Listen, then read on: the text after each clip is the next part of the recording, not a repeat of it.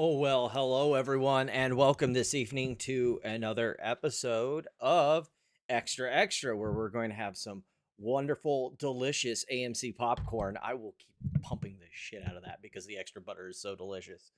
Movie theater, popcorn, yes. But the biggest thing from tonight is the absolute hilarity that was. I am so glad Rob managed to, without knowingly, set that slot directly over my lunch break so I could watch most of it. And boy, oh boy, Michael was in his purest unhinged form. I don't think he could have performed any better, guys. Oh my goodness. But before we get started on that, just a brief aside from the big thing that everyone was talking about Tuesday night. This this right here, I believe, is a problem for Republicans in the future. Just gonna throw that out there. This is the polling that came out of the primaries here, and this polling looks almost identical to the same kind of polling that you're getting when it comes to the R&D split generationally. And you notice that most, even young Republicans, because this is like primary polling. This isn't no Dems here. Kentucky is a close primary state. These are Republicans. Ain't got time for Trump shit. They're kind of hot and hip to the fact that he's basically pillaging the rest of the country for the boomers, and like Gen X is the ones that's closest to a 50-50 split, but Gen Z and millennials ain't got time for this shit.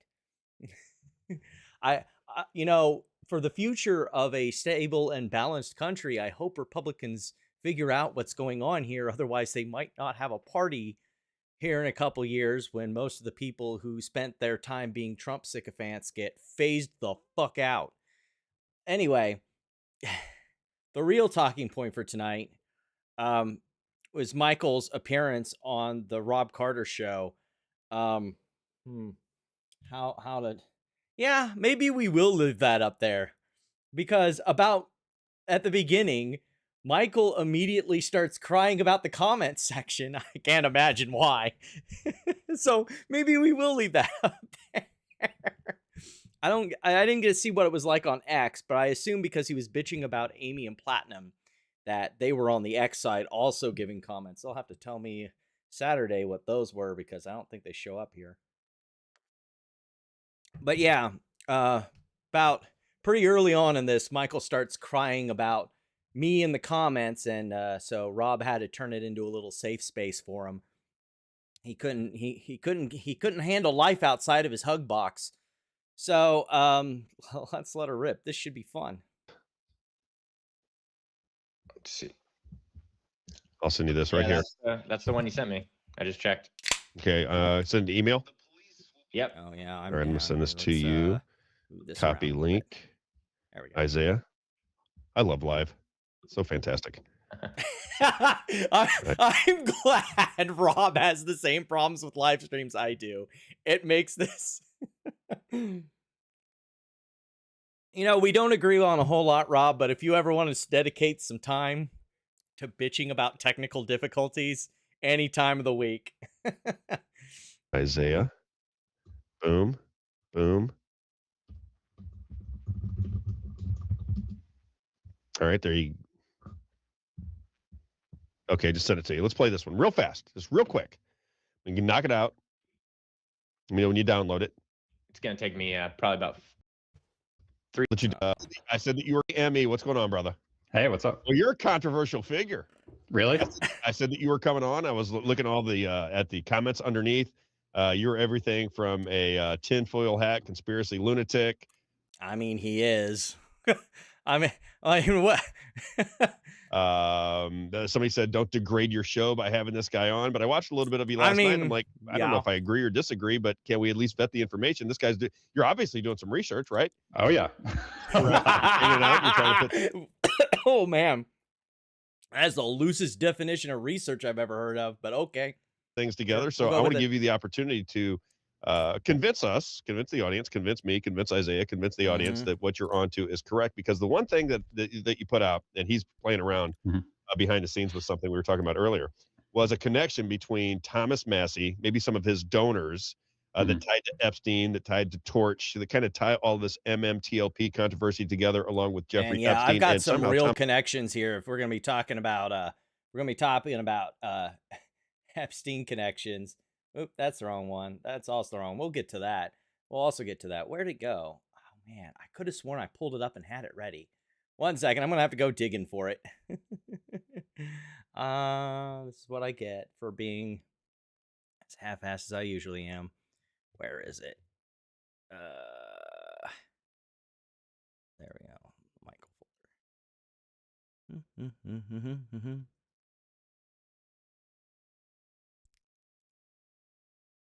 Open with Brave. Yeah. How about those Epstein connections? Just saying. I mean, you could even, you don't even have to put, Bill's stepbrother in there. You can just put Bill. Seeing as they've been also together live on stage, but like this is the complete breakdown of Michael in a nutshell. He likes to talk big about Epstein connections and everything like that. But if you play the same game with Michael that he plays with everyone else, you literally could say Michael is, a super secret financial pedophile, just like he tries to do with everyone else. And it's really fucking hilarious. Thomas Massie fits in that equation. So can we start there? Because I know you got a lot of stuff. I was kind of looking through your stuff again today, but just let's start with the Thomas Massie scenario. You believe that Thomas Massie is caught up in big donors that are caught up in malfeasance, if you will. Can you walk us through that? And even if you want to share the screen with things, I'd love to hear what you have to say. For the record, he doesn't even allege that the donors did anything malfeasant. He just is saying these people are tied to these people are tied to these people who are the ones doing stuff, and never explains how the connections in between relate to anything the fuck else. Sadly, I think it even goes further back than that, all the way from his time at MIT, right? So his main advisor at MIT, so he was there for his bachelor's and his master's. And mind you, MIT was... Yeah, we call that postgraduate work. I mean, Epstein had an office at Harvard, but a lot of the things he was really doing were at MIT because they were... See, we're already off to a great start with how loose this is. Never mind the fact that on average, about anywhere from 1,200 to 1,400 students pass through the gates at MIT every year. Are all of those people part of the Epstein conspiracy, or is it just, when it's convenient for Michael that they're part of the conspiracy?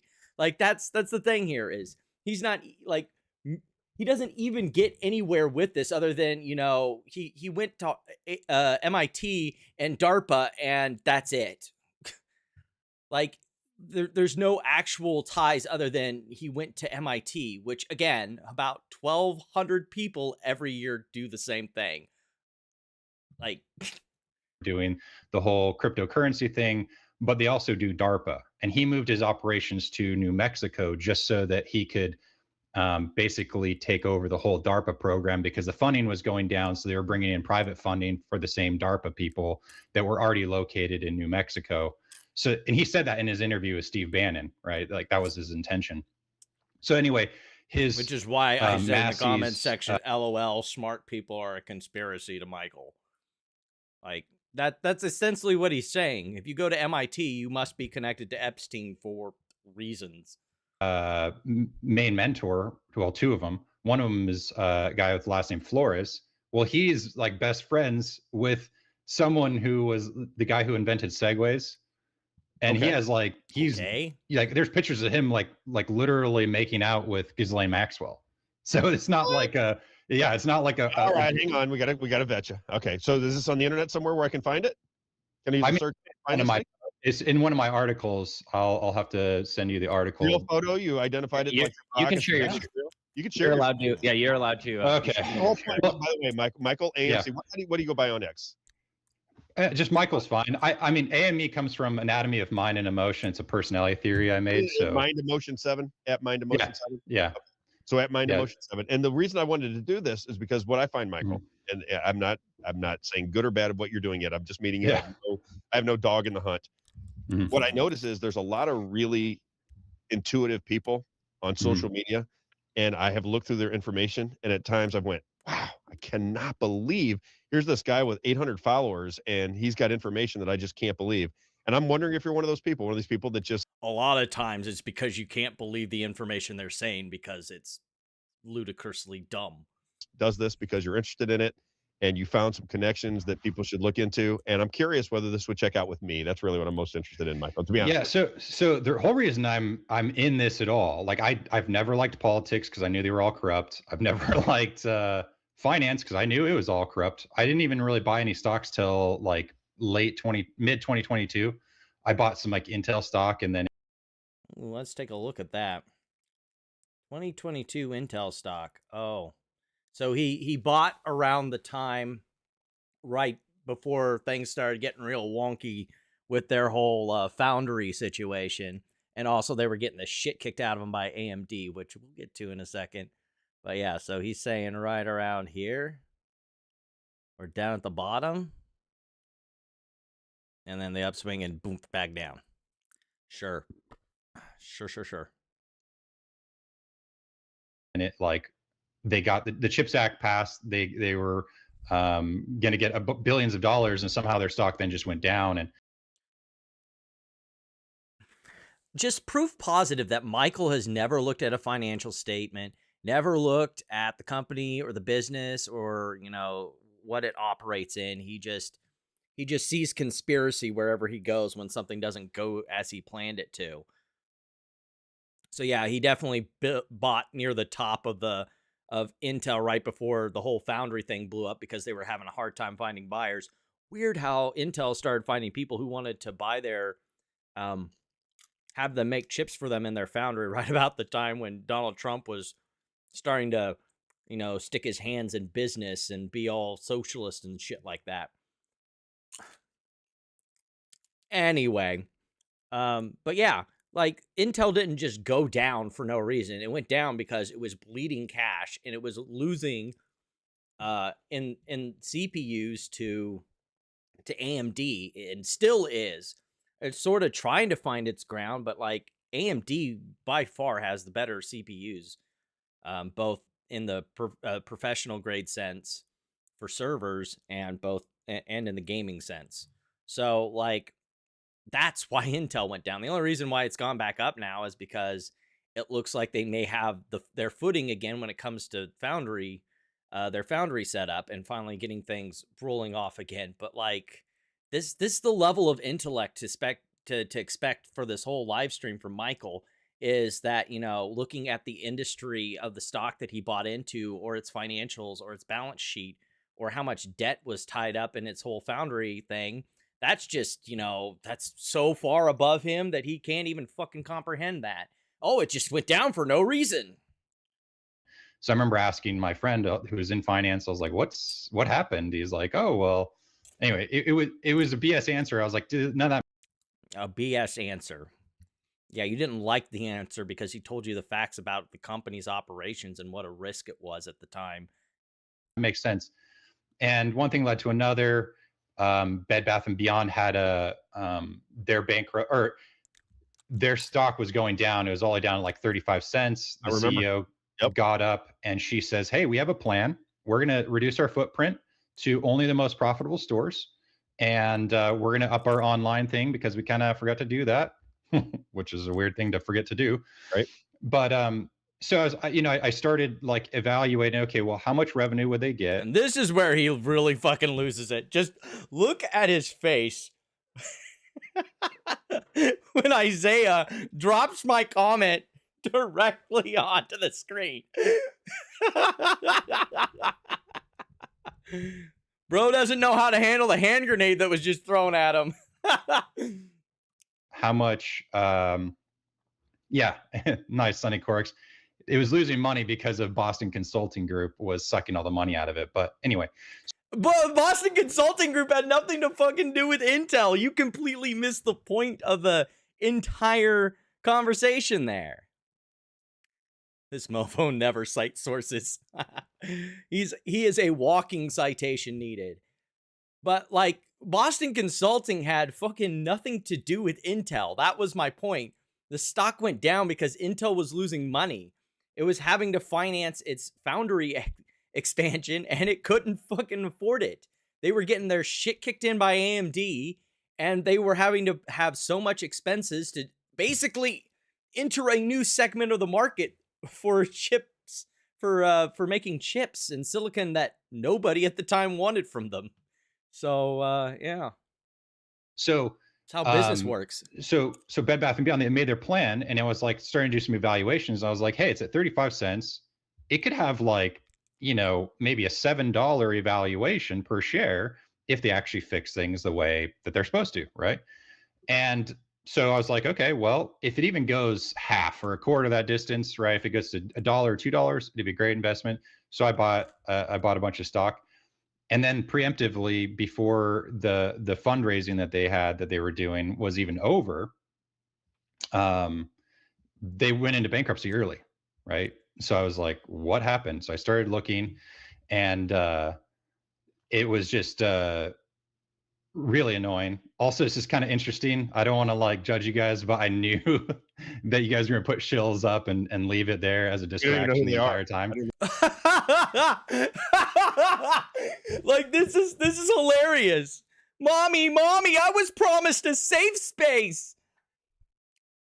I knew that you were going to put shills up there to like Robb goes 9 miles out of his way during this interview to kiss Michael's ass.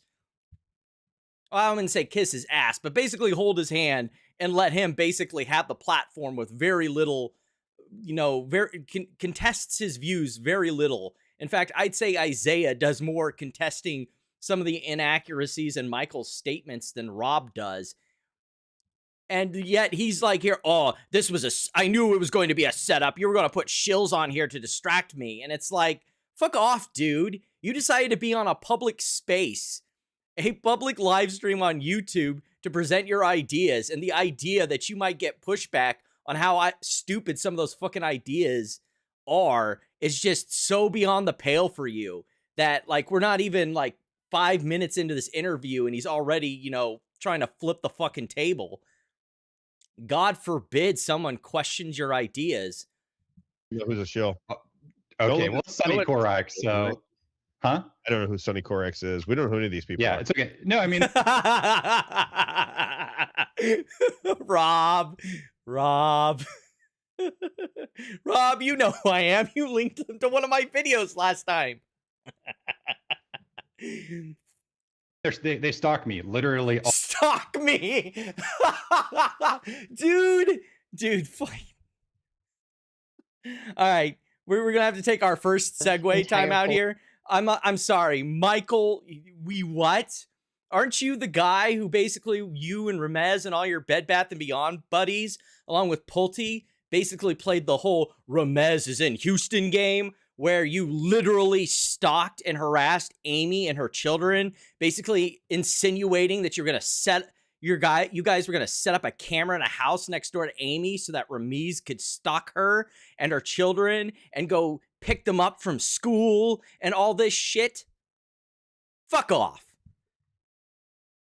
Or is it the guy who basically stalked me across my social media accounts to find my Etsy page so he could then rifle through the stores I liked, not the stores that I had bought from, not the stores I had any interactions with whatsoever, other than hitting a like button for an account that I haven't used in 8 years and that I made in didn't even use since probably 2016 or 17 to try and make an insinuation that I talked to minors, which you're the one who dug up their Twitter account to figure out they were a minor in the first place, something everyone else was pretty much fucking oblivious to. So who's the real creeper here? The person basically just liking random Etsy accounts or the guy who went trolling through social media to find minors? But yeah. We're the stalkers. You over here Facebook stalking Amy so you could basically make fun that one of her hair salon suppliers was gay. Yeah, that's a real big one. Them gays, they're so fucking evil. All day. They spend all day, every day, mostly. The level of projection is fucking astounding. Stalking me. I get so, Michael. I get stalked on the internet. I get stalked on social it's media. fine. I'm just saying. Thank you, Rob. Rob showing that unlike Michael, he actually has a set between his legs.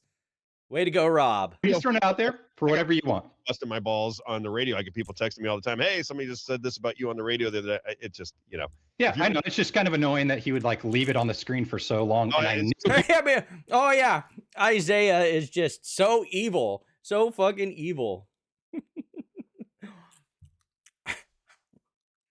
The idea that Isaiah puts contravening opinions on the screen, it's just so fucking evil. Little do you know that Isaiah is our secret shill plant on the Rob Carter show to make sure things don't get too off message. He was going to do that, but it's okay. Yeah, maybe we'll be better. So anyway, don't take it personal. It's Amy. It's we will be better.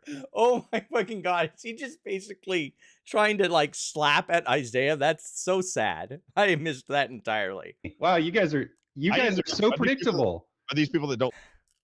This is a guy who makes up fake conspiracies about me. Yeah. Yeah, I'm still waiting for like Michael's evidence about me, you know, going to Harvard and working for Michael Bloomberg and being a part of, you know, Everytown for Gun Safety. All three of those allegations for which he is yet to fucking substantiate. Yeah. Isaiah is really finding the clapper there. Don't like you? Yeah, and they're obviously shills. Obviously shills. Oh shit! What the fuck? Why did it send that all the way back there? I hate when it does this. It's so dumb.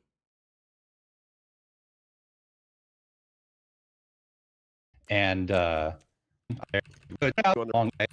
these people that don't like you? Yeah, and they're obviously shills. They obviously work for Virtue Financial, which is obviously work for Virtue Financial. Yet another unsubstantiated conspiracy theory. Dude, you guys have already doxed me. You know where I fucking work. Why are you even starting with this shit? It's so funny. It's so funny that he just cannot handle even the most basic level of criticism. corrupt. Oh, and you got platinum. Dude. So these are people that are coming in to see you. Yeah, they are.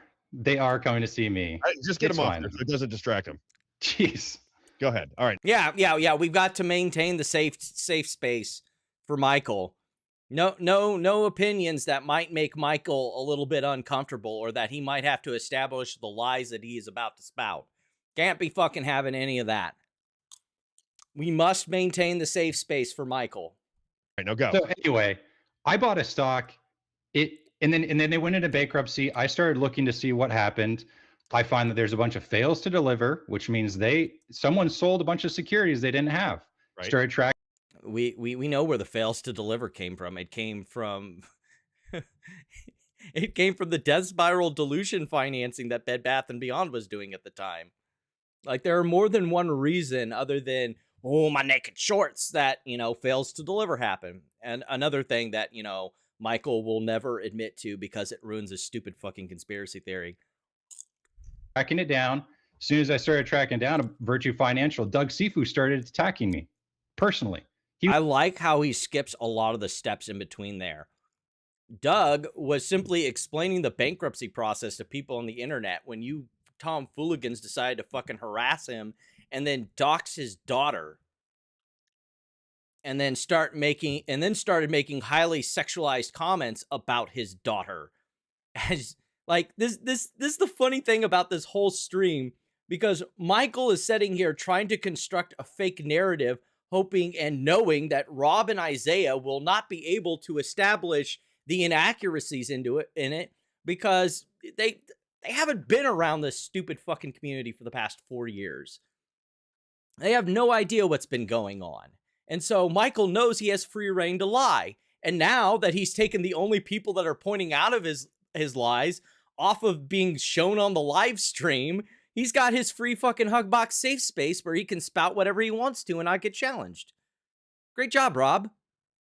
He's the one of the minority owners of the Florida Panthers, right? And he while they're in the World Series Cup or whatever, the Stanley Cup, and it's called the Stanley Cup, dipshit. Yep, he was tweeting at me. Right, that's how bothered he was by me, and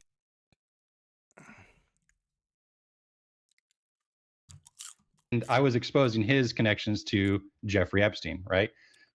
Yeah, the mythical 6 degrees of separation game that Michael always does. Again, reminder, like, if you want to play the 6 degrees of separation game that Michael likes to play, where to fucking go? Oh yeah, there we go. Michael, 2 steps removed from Epstein.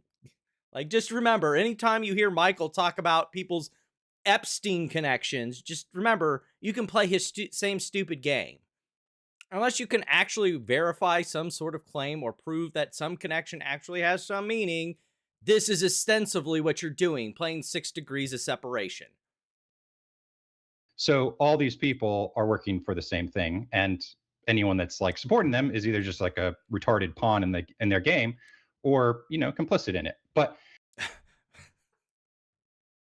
he says, while proving not an inch of what he said. Again, I offered up, prove, Michael, that we work for Virtu. Any of the 3 of us, Platinum, Amy, or myself. None of us do. Prove that I went to Harvard, that I even have been to Harvard, let alone went to school there.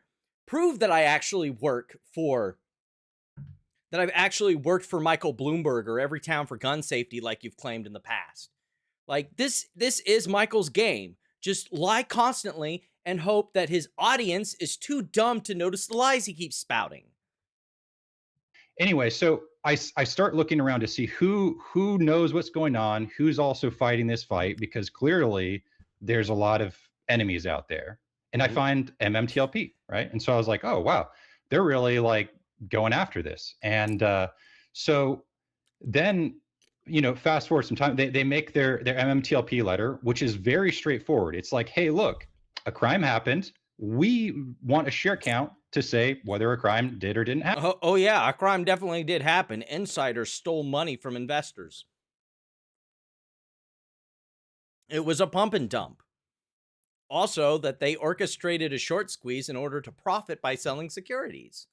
The insiders are the literal people who are the criminals Michael's complaining about. But of course, that's not the story they want to believe. Reality is a little, too facty for them. Happen. So when I saw the picture of Cynthia and Massi, I mean, I don't really care what an adult does with another adult, right? But the question also was like, wow, I mean, there's very few people more vocal about MMTLP than her. Like, very few people that were like boots on the ground vocal about MMTLP than her. And so I was like, if they dated, there's no way that they didn't, that he didn't sign the MMTLP letter, right? Because it cost. Anna Trades was on, and she said that the letter was before they started dating. That was her. Right. That's worse. That makes it. How's it worse that the letter was before they started dating? That means that he wouldn't have known. Like, Michael, hello. The letter was before they started dating. So they wouldn't have known. And again, if Massi was never told by his constituents, like, why should he care? And even if he was dating her at the time, why should he care? His job is to help his constituents. If his constituents don't give a rat's fucking ass, why is this a concern to him? Worse. So the thing is that how's it worse? Again, like, if the letter happened before they were in a relationship, then he'd have no fucking clue. And even then, it shouldn't matter because he's supposed to represent his constituents, not the person he's banging. That the other congresswoman, right, Victoria Sparks, signed it in December of 2023, right when it came out, which anyone with anyone would do it, because either A, it's like saying, hey, my constituents want to know whether there's a crime. And there is the chief conceit right there. If their constituents don't care, because Rob here is going to bring up something key in a second, but like, if his constituents don't care, if his constituents aren't affected, then why does it fucking matter? I support that, right? And, you know, my constituents, you know, maybe they want to be vindicated that there wasn't a crime. Okay. So either way, a share count benefits both sides, you know, and he could post it and just say, hey, I'm not partial on which direction this is. I'm partial in. And they ended up getting information from the SEC, and most of the congressmen and senators that got information about it afterwards, after this letter, was like, yeah, we're pretty okay with what the SEC is doing. After all, they're by, what was it? Because shortly after the letter, that's when they sued Berta, or had they already sued Berta and Pallet Karras by that point? Anyway, like, if there was an ongoing investigation and they knew already what the SEC was going to do, like, the problem's already resolved itself. Truth. That would have been a great move. He didn't do it. And so I'm like, that's what raised your suspicion, I assume. All of a sudden, I went from like being like, hey, Matt. This has been a thing that's been known for quite some time, but it's only now that it's starting to raise his suspicion. Now that he can, Massi and his primary was such a big news topic. And now that, he lost, and now that there's this big hoopla about him possibly running for president in 2028. Now he's like, suddenly, Massi was an Epstein person all along. Dude, you've been setting on this supposedly for how long now? And you just had your fucking aha moment? Dude, bro. This is how transparent Michael is. He didn't have his fucking aha moment all of a sudden out of nowhere. He had his aha moment because Massi was in the fucking headlines, and it looked like the greatest grift for him to do to get more popular. That's the only reason Michael is doing this. It has nothing to do with whether he signed a fucking letter or not. Something that people have known for a long time now. It's Massey's in the news, so better capitalize on that while the steel's still hot. Massi is kind of cool. He says some cool things. Yeah, big government's bad, whatever. So I love that the dude who has this like Epstein hard-on, like Massi was one of the big people who got those files released that he basically jerks off to in his bedroom. And he just kind of brushes over that fact because it's really, really bad for his narrative to basically be like, the evil Epstein pedo finance empire, we must crush it, but never mind this guy who spent, literal months taking heat from his own party for trying to get that released to the public. This is Michael in a nutshell. He makes up whatever fucking narrative suits his motives at the time, and he will change on a dime and not care about the, hypocrisy of doing such, or if it conflicts with previous things he said, because he's a disingenuous piece of shit. So I went from like that, maybe he's controlled opposition for Trump and really like they're buddies or whatever. And then all of a sudden, I was like, okay, he didn't sign it. What the fuck? I don't even what controlled opposition for Trump. All right, sure. Wild imagination. Might want to cut off the There's LSD. no reason for any senator or any congressperson not to sign it, because it's just saying, hey, we support truth. It's not committing any funds. It's not committing. It's literally just saying we support truth. I agree with you there, because we talked about it on the show. We were trying to, Ann Wagner was involved in it from Missouri. We said, Ann, just tell us what's going on here. And she said, and we were told from her staff that she was going to give us a statement. I guess when she found out about it, the statement was it's under investigation. Yeah. I'm like, well, then that's sweet. I guess it's under investigation forever. But even if it's under an investigation, they would want to be like, hey, yeah, I supported it before it was cool, before we found out what the results were. And so I look up and it was like, okay, well, who are his major donors? And then the first one that comes up is Jeff Yass, who owns Susquehanna. And Look so him I up, looked, Isaiah. and so I Jeff, was like, is it YESS boy. or YAS? Digging for the old meme stock truther memes of Susquehanna. Oh boy, I haven't heard about Susquehanna since Clown from Boston brought it up. Let's see where this goes. SS. YASS. Yeah, YAS. You look him up and see if he comes up on Wikipedia, Isaiah. I'd be curious. Oh, he definitely does. He's Oh, very he definitely good. does. Very And so Isaiah comes back he with the started deets. Susquehanna, and Susquehanna is hedge fund / market maker, does like everything, right? They're big. And what do you know? He was the market maker for Torchlight, which turned into That's not how that works at fucking all. What's going to be hilarious is when we get later down the line in this, he admits that this whole setup of Susquehanna as Torchlight's market maker is fucking horseshit. There is no market maker for a particular company. They have inflows and outflows based on what clients need at the time. That's how a market maker works. Duh. And he's going to talk about how you can look up their, SEC filings and their reports that they make, and how the inflows and outflows change to determine who is their prime market maker, which again doesn't fucking exist because that changes depending on their position and depending on their risk allocation and depending if their customers are actually trading in the security or not. It could be one company one day and another company another day. Oh, you stupid Twitch bots. You stupid, silly little Twitch bots. Be gone. I hereby ban you from my stream. Anyway, so, like, the whole idea that there's some, like, prime broker, like a prime market maker for a particular company is absolutely fucking silly. Because he admits anyone can be a market maker, and at any time it could change based on inflows and outflows. And any of those inflows and outflows is a snapshot in time. Like, there's a great video, let me see if I can find it, by Benjamin, where he explains, like, I know he's explaining the, like, flash crash of 2012, but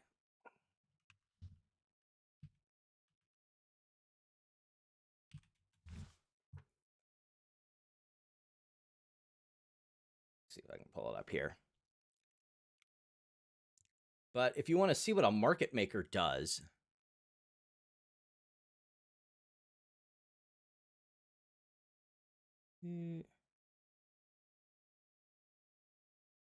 that's the Ben lost everything video. That's not what I'm looking for.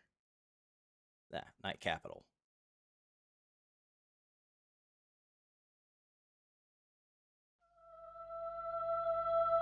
But unfortunately, the market gods love a cruel joke. Night speed nuclear feedback loop that not even Satan himself could have designed. The algorithm will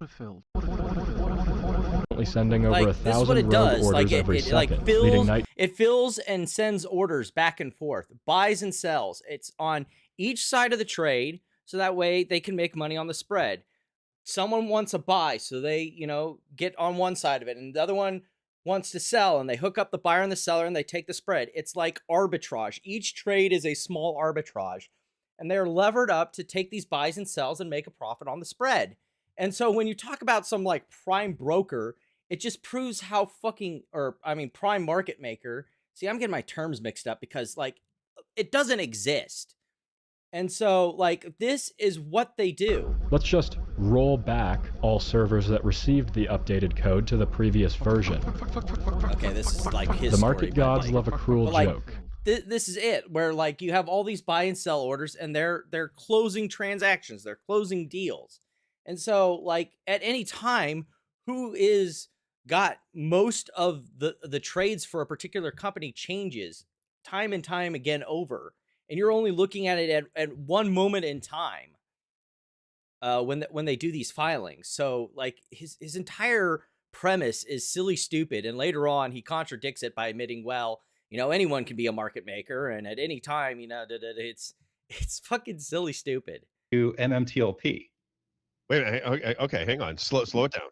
So Jeff Yass, Mhm. key contributor to the Massi campaign, Yeah. was a market maker for Torch, which was the reverse merge. Yeah, so were a bunch of other companies. And speaking of which, you want to know who's the biggest primary market maker for any company? A broker. Because most trades, like you see, like these people get all crazy about, oh, all the trades that go to the dark pool.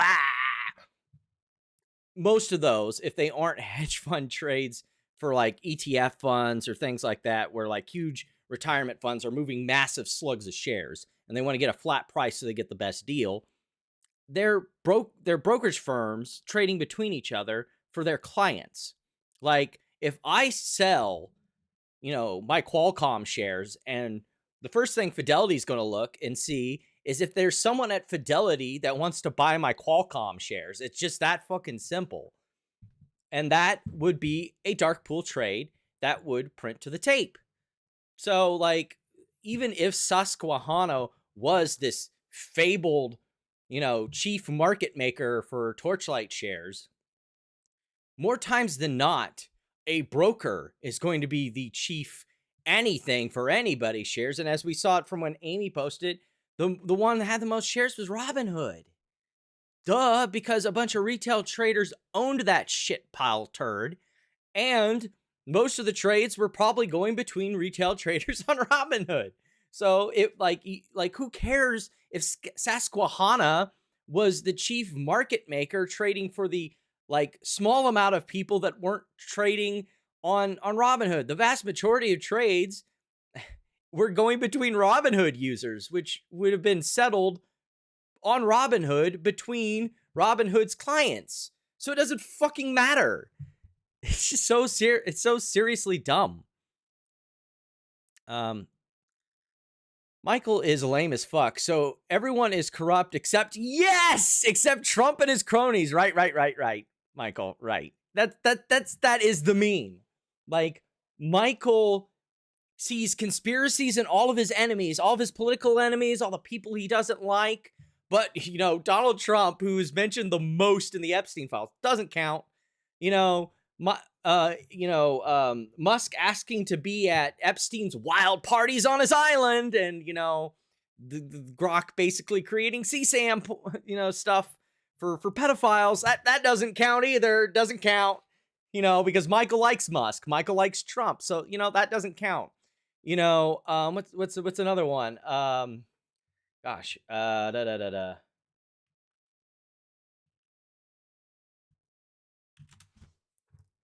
Commerce Secretary Howard Lutnick, had relationships that he lied about with Epstein. But, that also doesn't count because he likes Lutnick because he's part of the Trump administration. Michael Pulte hanging out with, Musk, who wanted to have wild parties at Epstein Island. It doesn't count because he likes Pulte. That's how he plays this stupid fucking game. It counts until it doesn't count. Partner with MMTLP. Yeah. That's what you're telling me? Yeah. So they were the dedicated. No matter what, if that's true, that's very interesting. They were the dedicated market maker, right? So basically, there's no such thing. There's no such thing as a dedicated market maker. It does not fucking exist. Certain exchanges might have preferred market makers. And, maybe a particular exchange might do most of their, on exchange trades with a particular market maker. But the idea that there's some, primary or main market maker for a particular security is just something Michael made the fuck up. Source? My source is that I made it the fuck up. Position in Torchlight, and then they were using that position to it's kind of like there's several market makers, Virtu Financial, Citadel, all that, right? But they'll kind of like, maybe, I don't know if it's industry specific. I don't know how they necessarily pick who's going to be the market maker for which one. They don't. But they'll take it's all about risk allocation. A lot of these tiny companies, low liquidity, huge spreads, big profits, a lot of risk because the price moves a lot. So a lot of these bigger funds, like, when Amy got on Rob show to talk about the list of who held the shares. You know, Virtu didn't have that many. Citadel didn't have that many, because while the spreads are nice and fat, you can make a lot of money off of settling those trades. It didn't fit their risk portfolio. Why would you trade in this illiquid shitco? Makes no fucking sense. It trades on the OTC. That's a huge risk. You know, let brokers settle it on their own. Let the OTC markets settle it. Let, some of these small fish that want to, chase yield do that, but we sure as fuck ain't touching it. That's a lot of risk. That's a lot of risk. And, the game of being a market maker is picking up pennies in front of a steamroller. And the best way to not get steamrolled is to not be in front of the biggest steamrollers. But, again, that takes some understanding of the markets that Robb doesn't have, so he doesn't know to question him. And Michael never wants to have, because it would destroy his stupid fucking conspiracy theories. It would vaporize him in an instant. So he's so uninterested in learning actual finance because it would ruin his fucking grift. It's like, oh my goodness. What's his name? This is what I get for, opening a bottle of whiskey. So yeah, Charlie Munger. So what Charlie Munger said, show me the incentives and I'll show you the outcomes. Michael has no incentive to learn the truth. That would ruin his grift. So there's your outcome. He will never look for actual answers. That would ruin his fucking grift.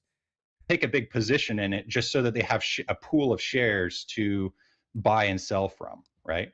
So I'm like looking at that and I'm like, well, that's really, really weird, because they would have the most you to can gain find you can from find a lot of really weird things if you just make shit up. counterfeiting MMTLP shares, right? And then not having to pay those obligations back. Again, you can find some really interesting things when you just make shit up.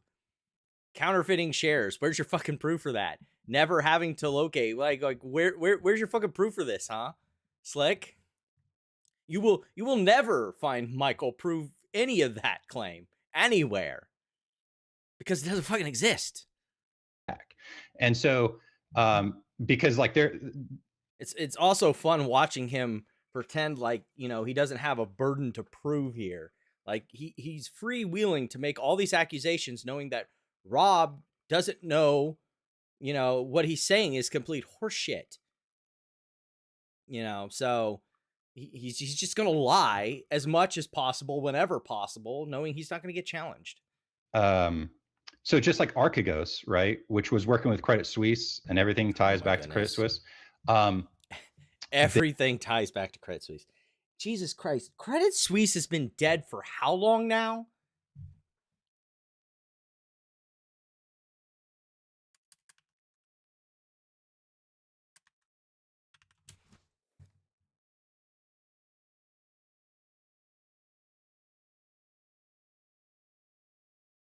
$2024. May of 2024 it went under. It's been 2 fucking years, Michael. What do you mean everything ties back to fucking Credit Suisse?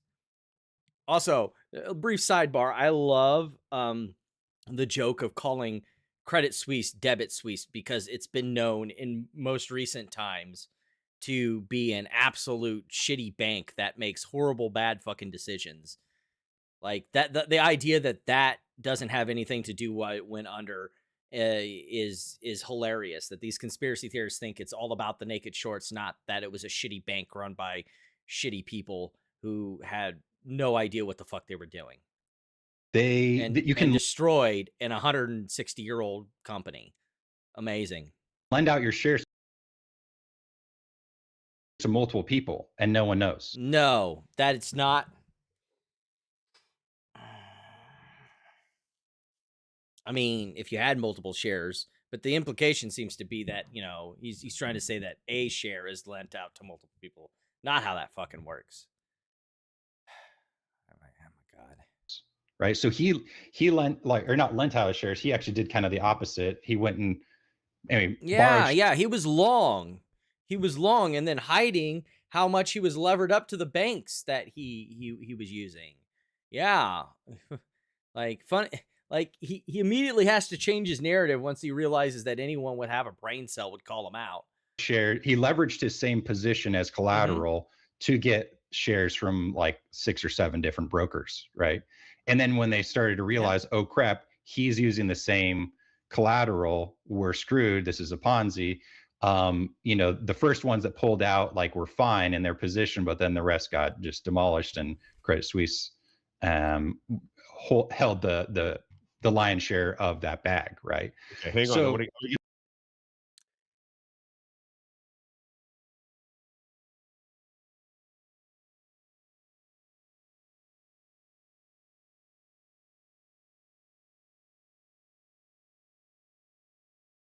I mean, like Archegos like was long after that, and it's not even listed as one of the reasons why it collapsed. It's so silly. Also, it had a bit of a funding snafu when what was it here?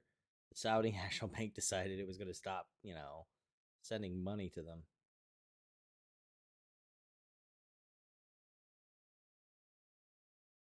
Yeah, there was a lot more things than Archegos that was the reason.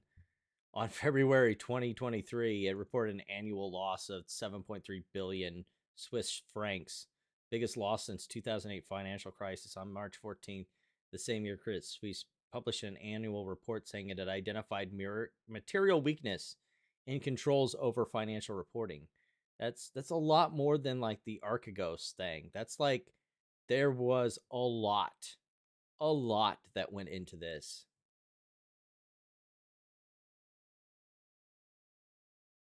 Like, and then again, this is like Michael rounding off the edges. Like looking at the nuance, looking at the actual facts makes his conspiracy theory harder to prove. And so he has to round off the edges and, lie or tell little white lies because like the truth is just like his fucking kryptonite. Get back to Jeff, yes, before you continue the story. Okay. I'm not so sure. And again, I warned Rob about this, that, Michael loves to gish gallop. He loves to go on fucking tangents and talk about shit that has nothing to do with the fucking Constitution in China. Like, this is his game. Like, he'll go off on these random tangents to distract you from fucking shit. Because, like, trying to nail him down on one fact causes him to divulge into other fucking things that have nothing to do with anything. And he keeps going and spewing shit, hoping you never catch up with it. And I'm sure that's what he's going to do at the end of this interview, is claim victory because Robb is going to go talk to Thomas Massie about his utter conspiracy theory tripe that he let be presented on his live stream without any critical contestation, except from occasionally from Isaiah, about this stuff. And that's exactly what Michael does. He goes on 14 different tangents. And by the time you've like untangled the rat's nest, you clearly haven't dealt with everything. You can't. He's like the cat that hacks up the fur ball, and you have to like deal with that mess. And then when you don't deal with every little thing, he can claim victory because you didn't disprove the whole thing. That is the whole cheat of his little fucking gish gallop strategy. He'll make this long ass fucking too long didn't read that they even admit that they didn't read the whole fucking thing. I didn't read the whole fucking thing because I knew his exact game plan. Make up a bunch of fucking horse shit and then, make a pretend victory dance when no one has the time of fucking day to read his like his fucking light novel of bullshit. It's his job to prove his shit. He doesn't get to go around taking shits all over the lawn and expect everyone else to clean it up and then claim victory when no one cleans up every turd behind him. I'm looking at it. I'm not sure. I'm really necessarily, I guess, convinced about it because reading here. I mean, I'll just throw it up here for everyone to see. Yeah. Here comes Isaiah with facts. Tons of people. He donates. Bingo! Another thing that Michael loves to do, where he'll fucking cherry pick, like look at all these contributions, and then he'll cherry pick the ones that were like for Massi or whatever. That makes his argument. Yas donated $16 million to MAGA Inc., a super PAC for Donald Trump, in 2025, just the first half of 2025, and then donated 10 million to Vivek. Like, but he doesn't, like, again, he's shaving off the nuance. He has to round the edges for his conspiracy theory to work. The minute you do something like what Isaiah did, his whole fucking story falls apart because it's bullshit. It's fucking bullshit. Donates to Rand Paul. He donates to the MAGA Inc. Yep. Yeah. He donated to get the elections overturned in 2020. Yeah. And then look at Michael's face over there. He's so uncomfortable because he's getting destroyed in real time. Oh, I'm sorry. You can't see him quite over there. Let's move it in a little bit like this. In fact, we'll move me back down here. 1 second. Let's just move this over here so he can do that. And we'll just move me back down there. Boop. But yeah, look at him. He is extra uncomfortable in real time because his lies are getting destroyed in real time. So I'm just confused about the significance. I'm too. What's the resume? Yeah, so a lot of people have kind of a hard time, there's different reasons why people donate money. One is because they support people, and you can see who they support by who they align with. And another one is, in the case of Trump, in my opinion, Trump's like, hey, you're in big trouble. And so I think that having Jeff Yass donate was terrifying to all of Jeff Yass's friends who were. What proof do you fucking have of this, dipshit? Like, this is him trying to lie and make shit up in real time. He got caught in one of his lies, little cherry picking games, and now he's trying to make up another lie to escape, or like a story to give him a reason to escape. It's like, well, you can't just look at it. You have to look at all the, like, now he wants to add some of that complexity back in there. Just not the actual complexity that matters. We're anti-Trump, right? Is because they're like, oh, crap. He capitulated, and he's so scared that he... Again, he's trying to ascribe motives to someone he doesn't even fucking know. It's so fucking hilarious. This is what Michael does every time he gets caught in one of his stupid fucking lies. He put up that money publicly, and because, like, if you look at everything about it, right? This is the other thing. The dichotomy is there's the globalists and the nationalists. Nope, we gotta fucking change the subject in a fucking hurry. Everything that Trump's doing, from tariffs to pulling out of all these global organizations like NATO and World Health Organization, are all nationalist, and all the globalists. Not necessarily. Like, a lot of libertarians would like it if we got out of some of these global organizations. Again, Michael is ruined by nuance. These aren't they are nationalist positions, but they aren't necessarily not libertarian ones either, which Massi, like a lot of his base is libertarian. And like, clearly Yates is too. I mean, he's we got Cato in there. Yep, Cato Institute and a couple other things. Like he refuses to acknowledge the overlap on certain ideological points that a lot of libertarians are not internationalists. I mean, they believe in free trade, they believe in cooperation, but they also believe in the sovereign entity of each national organization, and being like a nation like the United States, like if you are a American libertarian, being beholden to other nations is kind of silly in at least some parts of the libertarian community. But again, that nuance, a little too scary for Michael, a little too fucking scary. Like a big thing about the libertarian movement is being anti-interventionalism. So like, it's just so silly. Hate him. And so if you also look at all of Thomas Massie's friends and his big donors, they are clearly globalists. On what issues? Because like libertarians are definitely globalists when it comes to free trade. But when it comes to other, foreign issues, they definitely lean more to some of the ideas that would be considered traditionally nationalist. Like I said, foreign entanglement, getting involved in foreign wars, foreign alliances, things like that. But it's got to be black and white, good and evil with Michael. He can't, acknowledge any of that fucking nuance. So Jeff, yes, he owns the most influential company, I mean, possibly in the world, but definitely in China, right? Which is ByteDance, does TikTok, right? So why on earth would ByteDance be the most influential?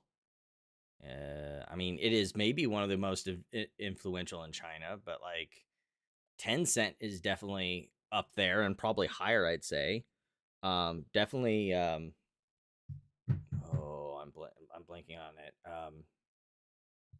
It'll come back to me eventually. But like, yeah, sure. You could say ByteDance is influential, but it's like there are others that are definitely probably higher than it. But sure. Would China allow an American to own their most important company? Like, that doesn't make sense, right? So there's obviously. Well, the thing is that like major investor in TikTok, but you forget that the American version of TikTok was, for national security reasons, severed from ByteDance. So those things aren't the same company anymore. Again, Michael just not being able to follow the plot there, or willfully isn't, so he can keep his narrative intact. Because and then you, after Massi and President Trump met in March 2024, Trump went from supporting a ban on TikTok to opposing a ban and joined the So yeah, and then TikTok ended up getting bought out. So you look at people like Carrie Welsh, which is possibly Thomas Massie's boyfriend, according. What? The fuck? Oh man, I cannot take this shit seriously. Oh my goodness. What? According to some of his Instagram tweets, and according to his Instagram tweets, not the guy himself, just how I interpret him. And again, even if he was his boyfriend, who the fuck cares? Like, I thought you didn't care about what people did in their own bedrooms with each other. Consenting adults do in their own bedroom. Apparently, you care when it's two dudes getting it on. Weird how that works. Right up there with Michael's weird obsession with pedophiles is his weird obsession with guys getting it on. Your homophobia is really showing there, Michael. Instagram posts. He did all his manufacturing in China. He's writing all these pro-China things. And the thing is that like, it's like, you think about Donald Trump just writing all these pro-China things that he cannot cite nor show. Like, if I was going to do a live stream with Robb and I was going to make an accusation like that, I would immediately follow it up with asking if I could screen share or send a link to Isaiah to to back up my claims. But Michael is the king of citation needed, and he'll make this accusation and then provide zero fucking evidence for it, as per usual. saying that just on the globalist thing, I want to check you on that, what your take is on it. So Donald Trump just recently came out. Now, he campaigned on the idea that he was going to stop Chinese businesses and citizens from buying land in the United States. It was a big story here in Missouri because in Missouri, he was buying land next to one of our military bases. He went on to Dr. Phil. Dr. Phil pointed out, he said, look here in Missouri, Mr. Trump. He goes, all this red circle right here is around one of the military bases in the state of Missouri. And Trump goes, yeah, that's really bad. And then he campaigned on the idea that he was not going to allow it to happen when he became president in 2024. And within the last week, he said, well, what do you want, the property values to go down? I mean, we have to let the Chinese buy the land. And I'm like, wait a minute. You just campaigned on the idea that you weren't going to allow it to happen, and now you're telling everybody it's okay. Same with the 500,000 Chinese students when they said that they're basically buying out our universities with Chinese money. Now he's got 500,000 students coming from China into the United States and then constantly calls them our enemy. Doesn't seem like you would want your enemy. Yeah, because, Trump Trump just kind of does things like spur of the moment. The last person, like the biggest problem with Trump is the last person to whisper sweet nothings into Trump's ear is what gets done. And it leads to very contradictory policy. Not sure if it's true. But I heard Michael is putting money on Houston's canteen account. I know, that's about as verified as anything Michael has said so far. That's the funny thing here is that also like that Michael plays this game of 6 degrees of separation with Jeffrey Epstein, yet shared a couch with a fucking soon to be convicted pedophile. Like last we heard from Houston Wade, he was trying to cut a deal with the Kitsap County DA's office. So like, only the young, am I right? Enemy buying land to run your military bases or bringing in their students to buy up your education system. And it looks like that's what that to me looks like more globalism than anything Massey's doing. What's your take on that? And funny enough, I will say this too, is Michael, I didn't notice that Jeff Yass convinced Trump to flip his opinion on TikTok, it looks like too. And then he went back on it, and then Trump went back on it. Yeah, so I think the thing is you have to look not what like the company got someone says, but the end result. And sometimes the end result takes a little while, right? Like right now, it's like, and here's the other thing that really just blows my mind is people are like, oh yeah, maybe they're libertarian. They're like, oh yeah, I don't like Obama, even though Obama is, if you look at who supports the ACLU, right? It's Obama, right? Yeah. He's. I like how he like starts a sentence, but then doesn't fucking finish it is the thought. Like a lot of libertarians say that they don't like Obama. Yeah. True facts. Can attest.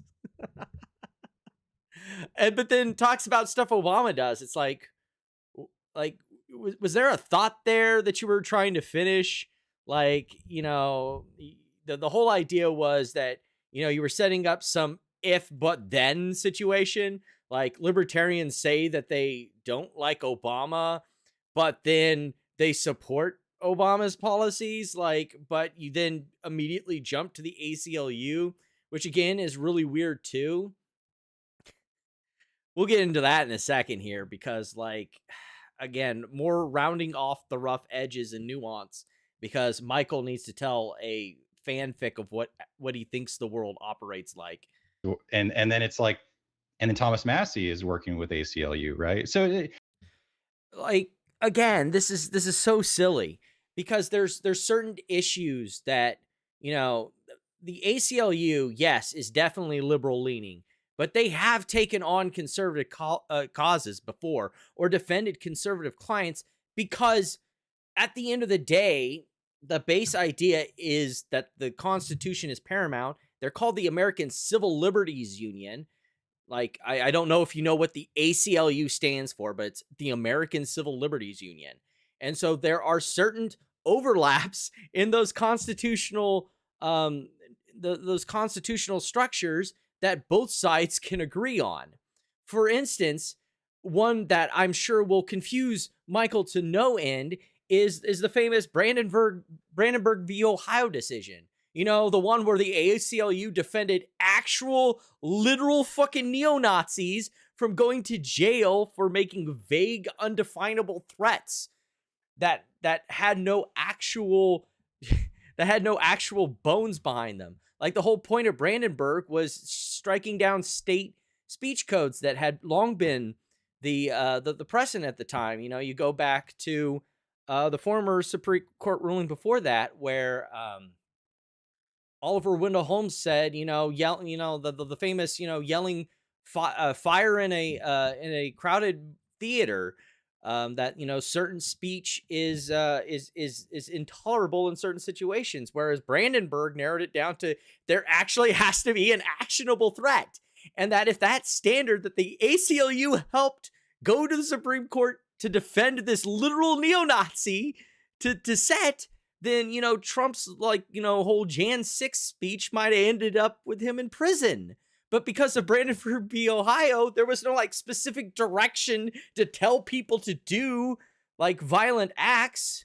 So like, you know, like this is the weird thing in Michael's world where there is no like nuance. There is no gray. It is black and white. Either you're evil or you're not evil. And the idea that the ACLU, you know, because it's left leaning, must be evil at all times is just.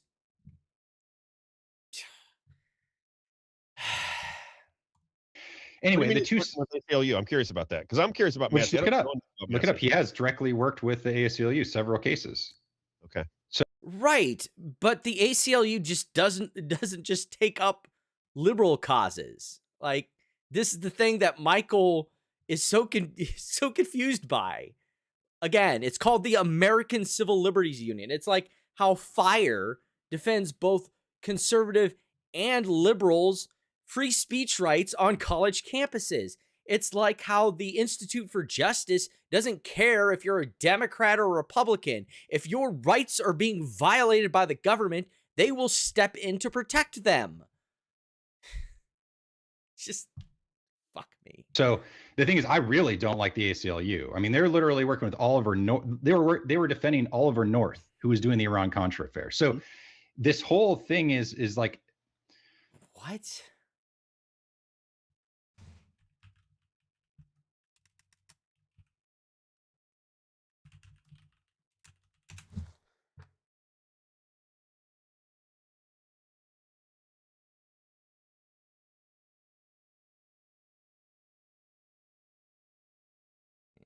I love that the Smithsonian magazine is like the third one on there. It's like,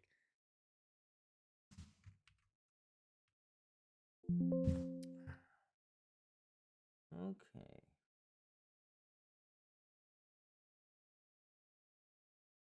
Civil Liberties Union asks court to quash Iran-Contra incident and indictment. Well, that's behind a fucking New York Times paywall.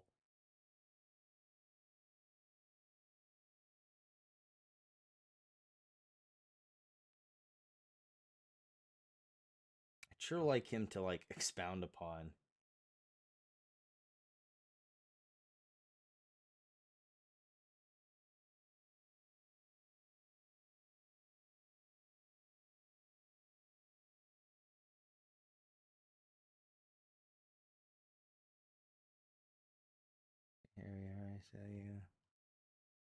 Many people. Well, here, let's pull this over here. We'll go over this stupid Oliver North thing because I get the feeling it's got a lot more nuance to it than he thinks.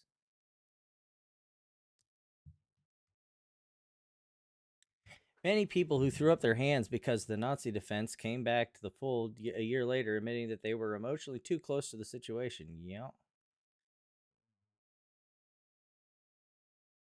Defense of Oliver North saying his Fifth Amendment rights against self-incrimination were violated by the Iran-Contra hearings. Okay, so yeah. Again, we're just gonna shave off the like the fact that yeah, defense against self-incrimination, and then they use the testimony from the hearings to charge him, even though he had a Fifth Amendment right to not self-incriminate. Like, how is this controversial? Like, he just says Oliver North and Iran-Contra in hopes that, you know, that'll get a hit and a buzz. But then you look at the reasons, it's like, well, dude's like even if you think what he did was criminal, which, I mean, yeah, he was basically funneling money from one enemy to send to the Contras because Congress wouldn't give money to the Contras for Reagan. Yeah, that is no fucking bueno, but that doesn't mean that he doesn't have constitutional rights as an American. Like, what? And like, this is like Michael, like tattling on himself that he's not a conservative. He's not a nationalist. He's an authoritarian piece of shit. Like the fact that the idea that someone would defend the constitutional rights of someone, no matter how guilty they are, is just proof that Michael's a fucking piece of shit. oh, well, see, you did something I don't like, so your constitutional rights are null and void. No, that's not how that fucking works, dipshit. China went through. Oh man, there's a lot. Okay, so Jeff Yass is everything- the starting point, though, yeah. right? Jeff Yass is where you start. You said, okay, Jeff Yass Thank you, Rob, for getting him back on topic. Jesus Christ, I was beginning to wonder. Yeah. is connected here. Can you get before you get too far off? Tell me Yeah. about the Epstein connection, right? So you've got Thomas Massie Mhm. connected to really through a donor through Torchlight, right? Where does Jeffrey Epstein come into this place? You said something about So Jeffrey Epstein held a big portion of Torchlight shares as well. Like, I love this. Thank you, Michael, for like the whole thing that like, congratulations. By Michael's own rules, every Torchlight shareholder is now part of the Jeffrey Epstein conspiracy. Yay! Yay! It's like by Michael's own logic, like Epstein was long. He was long Torchlight. That's the part they keep forgetting. So now they're basically saying that, you know, Torchlight must be part of Jeffrey Epstein's conspiracy, and that anyone who held Torchlight must be, you know, an evil financial conspiracy pedophile. Like, it's just so fucking dumb. So fucking dumb.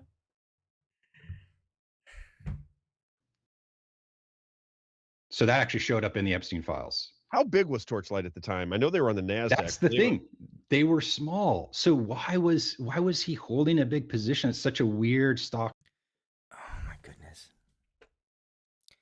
This is just proof that Michael has no understanding of finance. Just no fucking understanding. It was a small position for starters, and some, like, you know, one of the smaller accounts that he had. But on top of that, like, when you're rich, you know, so long as you have a certain portion of your wealth saved away in safe assets, how do you build more wealth? You take risks. You know, that's what my retirement portfolio is. It's part bonds, part the S&P 500, and part a collection of small to mid cap stocks who have the highest upside. Like, that's where you're going to have your growth, is going after these stocks that, and that's usually where you're going to find mispriced assets. People who don't, like, these stocks that don't have professional analysts following them, that no one's really looking at their financials. No one's really looking at the business or what they're doing. Those are the companies that most likely are going to go unnoticed by your average investor.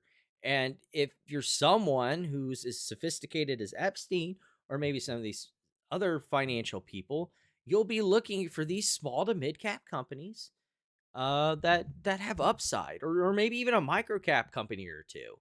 Because if they outperform, suddenly everyone's going to know about it. You're going to make your windfall and you can exit the position. And even if you were in it, you're not in it for a massive amount of your portfolio. So even if you take an L, so long as you don't take too many L's, you're fine. Like, this is like a complete misunderstanding of finance. That you can't understand that. You can't understand that concept. Like, the idea that, you know, he's in this random security is like, that is the strategy, to pick companies no one else is looking at. Like, it shouldn't even showed up on his radar at all. So that was like kind of a weird revelation, is that Torchlight, because a lot of people in MMTLP thought I was crazy, but I still think you're pretty fucking crazy. A lot of people think you're fucking crazy. Your own Bed Bath & Beyond people, a lot of them think you're fucking crazy. You know, join the club. Like, I got a cease and desist letter from Doug Sifu at Virtue Financial. Look, and here we are again. Off to the races with the Gish Gallop. He can't stay straight on one topic for 5 fucking seconds, because the minute you look at it and you break down what he's saying, it's a bunch of fucking nothing.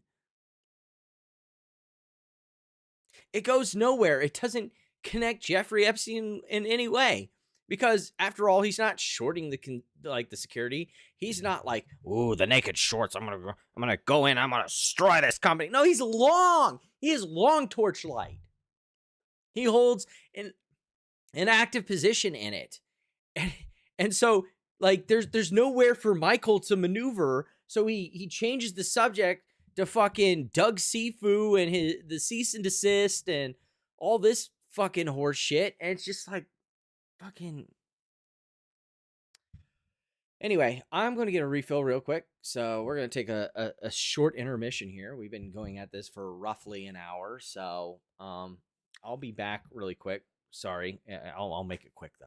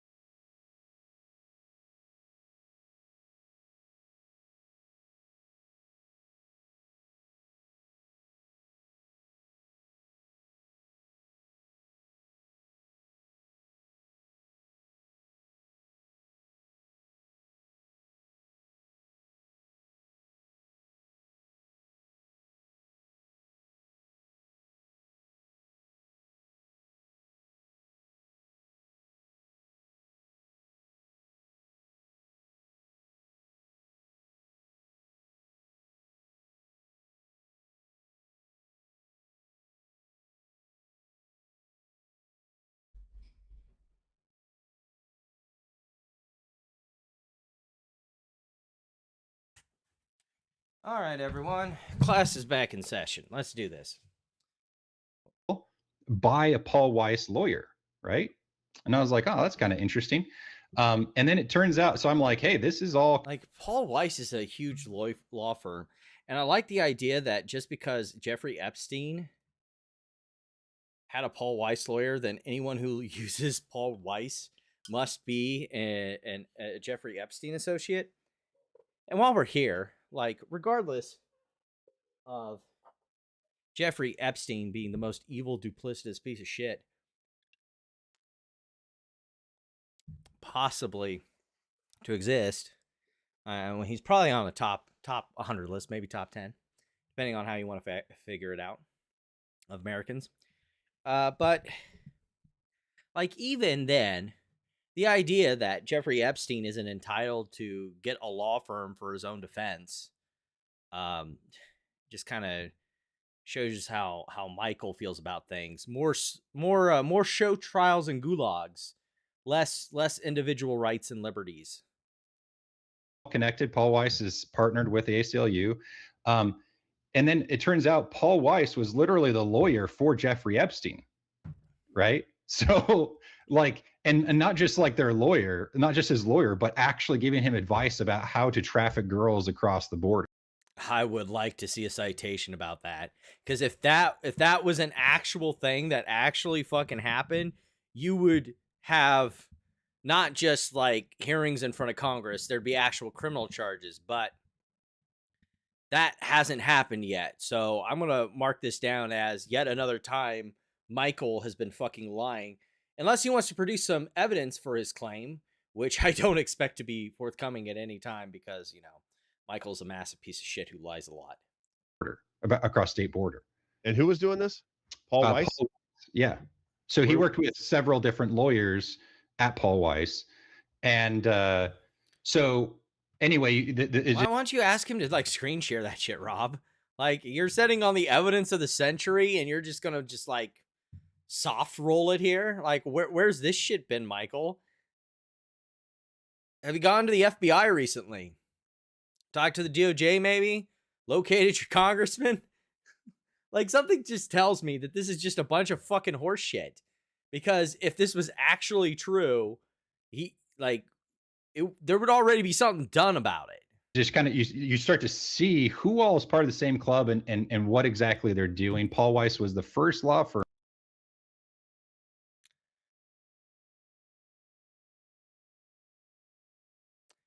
You start to see people who are part of the same club and what they're all doing. Again, I'll just keep repeating this till the cows come home. Play stupid games, win stupid prizes. If you want to make these like base level accusations of 6 degrees of separation, you're only 2 degrees separated from Jeffrey Epstein. So just, maybe keep that in mind next time. U.S. law firm to go into China, right? Who did Jeffrey Epstein work for? He worked for Henry Kissinger, right? And Henry Kissinger was the only person China would talk to. That's right. I want to interrupt you here, Michael, because I got a question. Because I'm not well versed in the MMTLP situation. I was introduced through Robb to MMTLP, so I'm still learning. Every single day I feel like I'm learning something about how the situation is going on. I see that he owns it in 2014. When was all this? When was it happening? That's what I don't know. When was all this? What did he own this before? During? What was the timing of all this? I guess. So it doesn't show in the files when he sold. Plus, he's not. I mean, he got arrested in 2019, and so the same people at his liquid funding, which is another thing that's super weird, right? So in my investigation, I found that all those. So I was looking. I was just looking for data, and I ended up finding that Bed Bath & Beyond IPO'd in Austria like 3 months before bankruptcy. Okay, no. What? Okay, first of all, it would have to be a depository receipt, not an IPO, because it's only.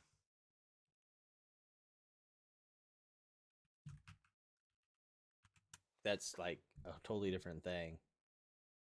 Yeah, there's no public listing. What are we talking about? Like an IPO? Like maybe there was a depository receipt where certain people in Austria wanted to own shares of Bed Bath & Beyond, and so they had their broker or go contact a bank located in the United States. That bank would buy shares in the American Bed Bath & Beyond, and then Austria, in my investigation, we know there's no real investigation going on. Austria, Henry Kissinger, what the fuck? Yeah, again, just gish galloping. Like, he'll just go from point to point to point and, just keep moving on, so you never have a chance to keep up. But, like, no, it didn't IPO in Austria. If anything, I would sure like to see the proof of it, the actual, showing on an exchange, but it's probably just a depository receipt, sort of like an ADR here in America, where either it's sponsored by the company or it's not. And what would happen was your broker would contact a bank in the foreign country where the issuance is. The bank would buy shares on your behalf that would then be transferred and would be held, beneficially in your brokerage account through that foreign bank. It's how a depository receipt works.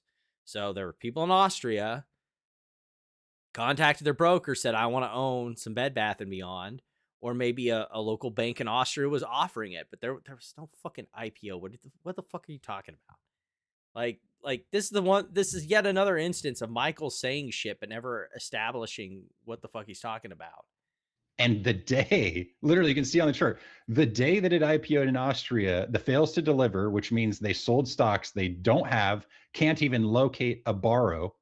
Of course, the original day that there was going to be an FTD because of the delay issue, dipshit. Again, we're talking about a depository receipt where a broker has to contact a bank in a foreign country to buy the shares and then prove they were delivered.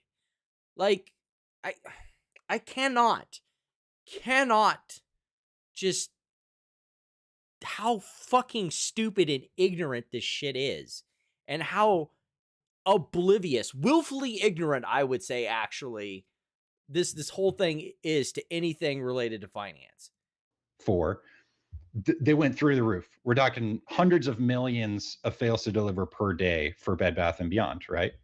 So that's because of the death spiral delusion, dipshit. Like, this is, again, the whole stupid fucking Gish Gallop thing. He's talking about, you know, an IPO in Austria that didn't fucking happen, that was probably a depository receipt. And then he bounces from that and then starts talking about the fails to deliver in America as if one has to fucking do with the other.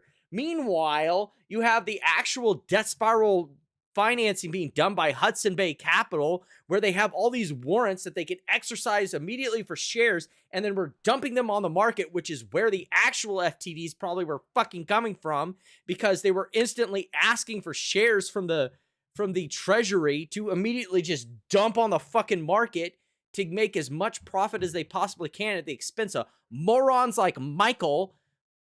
Just, again, more shaving and rounding off of the edges and nuance. Michael doesn't want the truth. He wants his safe, comfortable lies that he can hold on to like a security blanket in his Robb Carter safe space.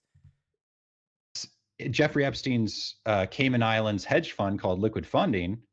Like, several of the main people there were Austrian bankers. It's like, oh, Jesus fucking Christ. Which, at the time of this entire endeavor, Jeffrey Epstein's already fucking dead.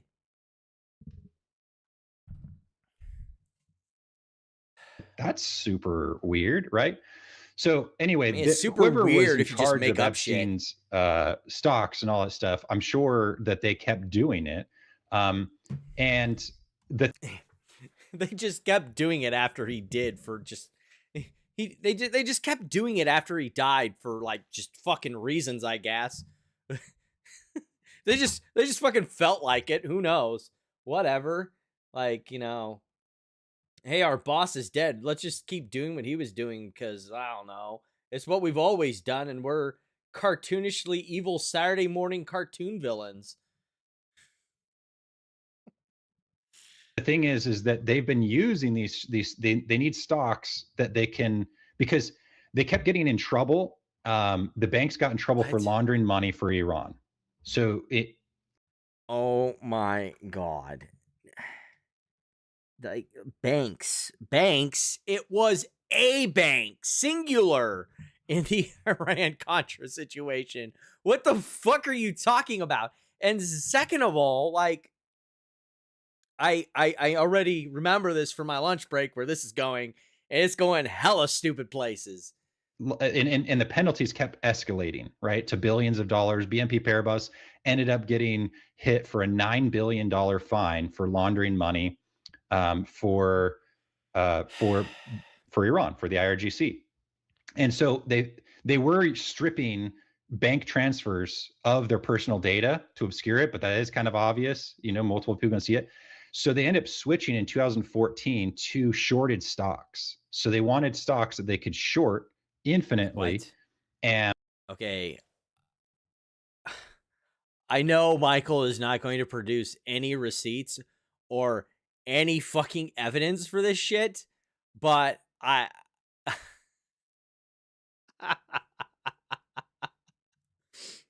shorted stocks that they can short infinitely. Well, technically, without naked shorting, you can short stocks infinitely. It's just not very fucking wise. Second of all, like, what? Like, so because shorted shares aren't traceable, or they weren't. No, yes, I remember this from my lunch break. That's fucking bullshit. That's so much fucking bullshit. I would know because I've been on both ends of that trade. I have an account with share lending, and I've shorted shares before. There is a traceable line. When I short a stock, a IOU is basically generated in the account I'm borrowing shares from. They lose the shareholder rights because their shares are now in my possession that I'm again going to sell into the market. So I now have a short position. They have an IOU in their account. They still are the technical owner of the shares. So at some point, I have to buy those shares back at the market and give it back to them. that creates a paper trail. His brokerage account of the person I'm borrowing the shares from now has an indicator, and trust me, I could go to my brokerage and prove that right now because I'm pretty sure someone is short some of the shares in my IRA. 1 second, please.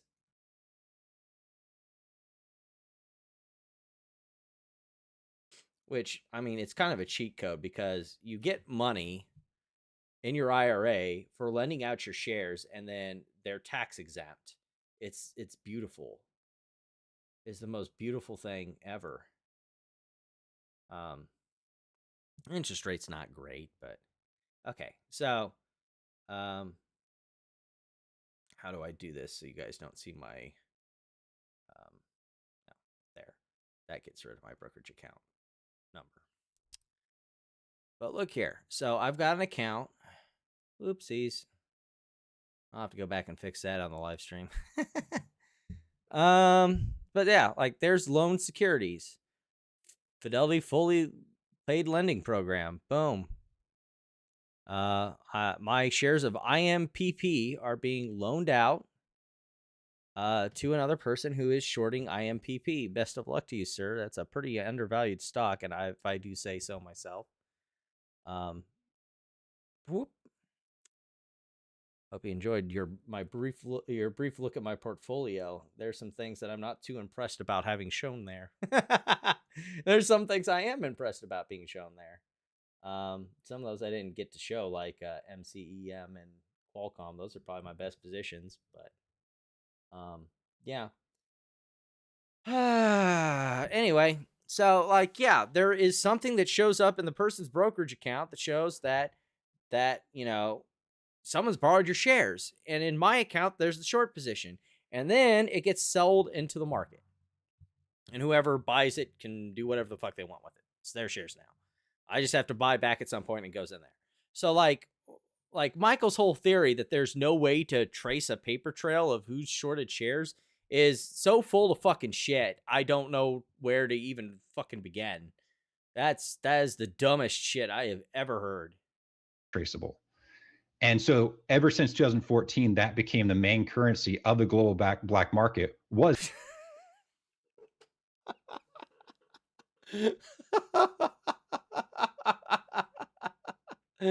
God, you are so fucking retarded. This. And so what a coincidence. At that time, when shorted stocks becomes the main way for the black market to move money around, both SIG with Jeff Yass and Jeffrey Epstein both buy this really obscure energy company. Wait, both? What proof do you have that Yass bought Torchlight? Again, another thing that Michael just made up out of the ether. My source is that I made it the fuck up again. This is what Michael does all the fucking time. He says shit that he can't prove and is probably verifiably untrue, but he just says it anyway, knowing that Robb here will not be able to to call him out on. And he'll say it with confidence because he's a fucking confidence huckster. And he knows he's not gonna get questioned on it. But that's a bunch of fucking horseshit. Show me where you can prove that Steve Yass owned shares. I get he's gonna say but it's Susquehanna. But Susquehanna doesn't own a position either. They're a market maker. Their job is to move shares between clients. They don't own a position. God, fuck me. This is so fucking stupid. And go all in on it. All in on it. Go all in on it. Yes. Like the screenshot that Isaiah just showed clearly shows that, you know, like Epstein wasn't all in on it. There was a bunch of different positions in there. I specifically saw AMD at least, and a bunch of other names I couldn't recognize, but he wasn't all in on it. And Susquehanna sure as fuck isn't. I'd sure like to see some proof on that one. Again, Michael just making up shit that he will never show evidence for. And in fact, I'm pretty sure later in this live stream, he talks about how, he's going to make a video condensing it all down. Well, I hate to be the person, it's like the bearer of bad news on that, but like, I'm pretty sure Michael made that same promise about fucking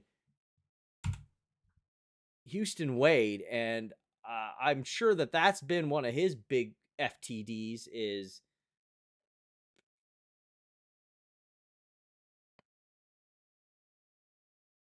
let's see if it's under the live stream. Yeah. Yeah, after his big space call about, oh my goodness, you know, all the connections between Houston Wade and all these people.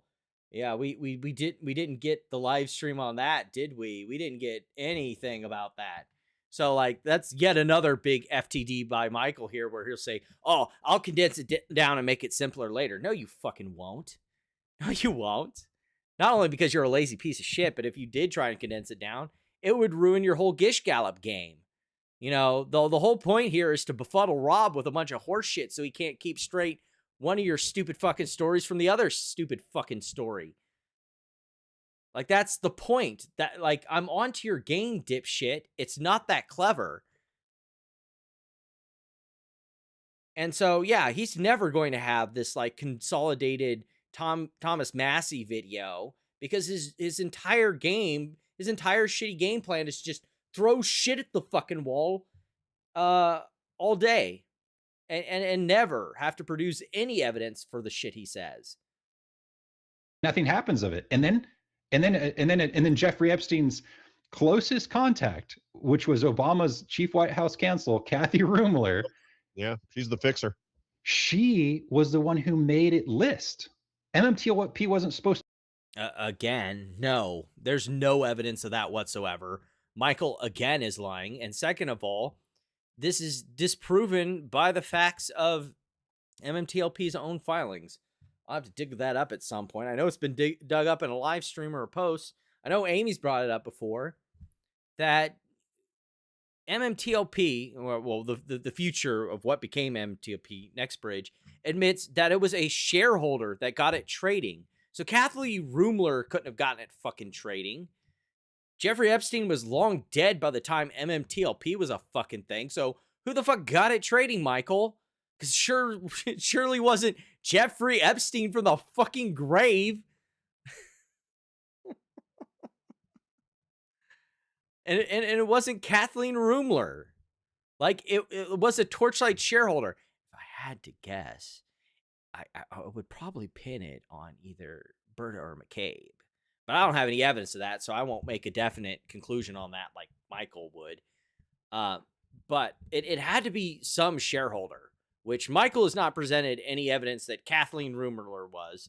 Hasn't produced any evidence that, you know, Jeffrey Epstein's dead fucking body is the one who got it trading.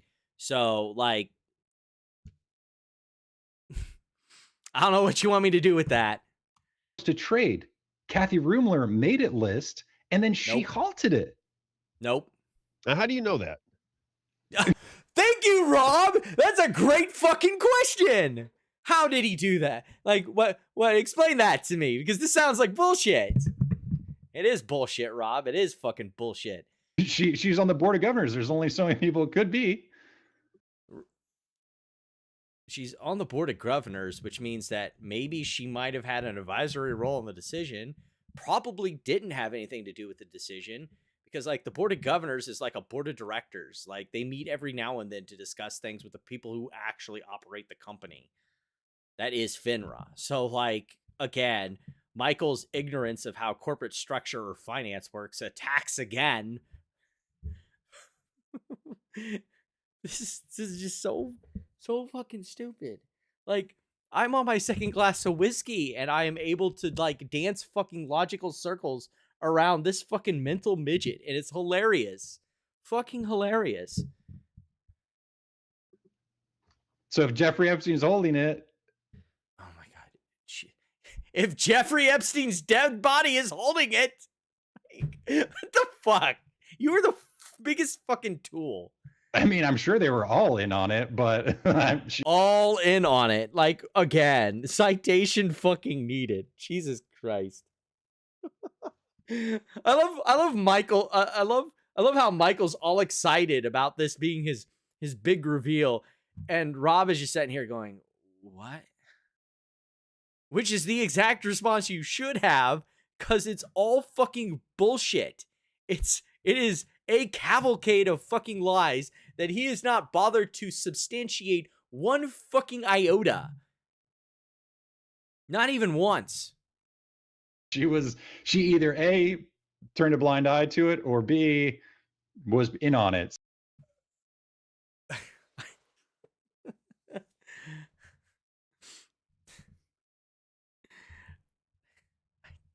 I don't even know what to say about that. It's just so dumb and ignorant. Like, she was either aware of it, or she turned a blind eye to it, or it was a security that shouldn't have been trading past T+2 because the economic value of the security went poof. Like Amy said on Robb's live stream when she was on. It's just, and Robb's expression just continues to be gold. Like, God, this guy is so fucking stupid. I don't even know what to say. So, I guess you can pick. He's so fucking lost because Michael just keeps spewing more horse shit and not backing any of it up.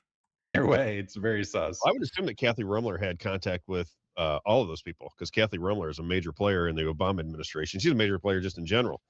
I think Obama and that whole the people surrounding him were tied to Epstein. People surrounding the government just in general, all the way back to Bill Clinton, were tied up with Epstein. So it doesn't surprise me what you're saying. I'm just trying to figure. I mean, so were a bunch of Republicans, including Trump. But I guess since we're just gonna play this game of like we're only going to notice the connections that make the conspiracy theory we're trying to draw, then just whatever. Figure out, because the main thing I'm trying to figure out is the connection to Massi, and that's primarily through you. Thank you. Robb would like if this discussion could fucking get back on subject, please. Through yes, that's where you see the major connection is through yes. And explain that one more time, because I want to do a little bit more research. So there's no reason why any politician shouldn't sign the MMTLP letter and want transparency. Off the bat, that gotcha. Off the bat, as soon as I figured that out, I was like, that's already just a bad sign, like a really bad sign. I mean, if none of his constituents were part of the letter campaign, then, and again, Michael has not substantiated that any were. Like they have a big argument over how many of the MMTLP shareholders were from Kentucky, but they never discussed how many of them were even from Massey's district. But this is the game Michael always plays. Like light on evidence, big on huge allegations that fucking mean nothing. And which politicians didn't sign besides Thomas Massie? 35 House reps, only 74 signed it. So that's the crazy thing is almost none of the Democrats signed. Did you not hear what he fucking said? There were 437 House representatives and only 72 signed. So most of the Republicans didn't fucking sign either. Like,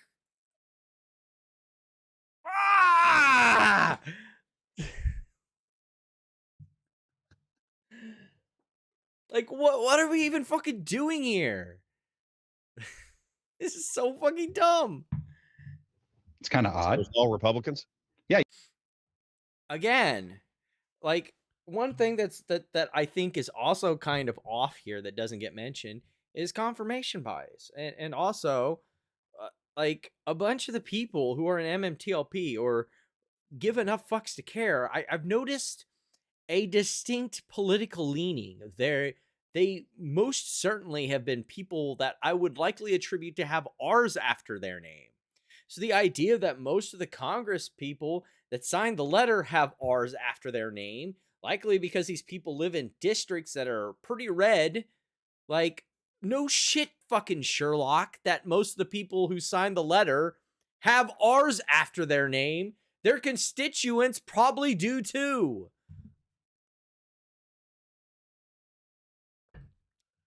But of course, Michael's not going to check for that because that would ruin his stupid fucking narrative.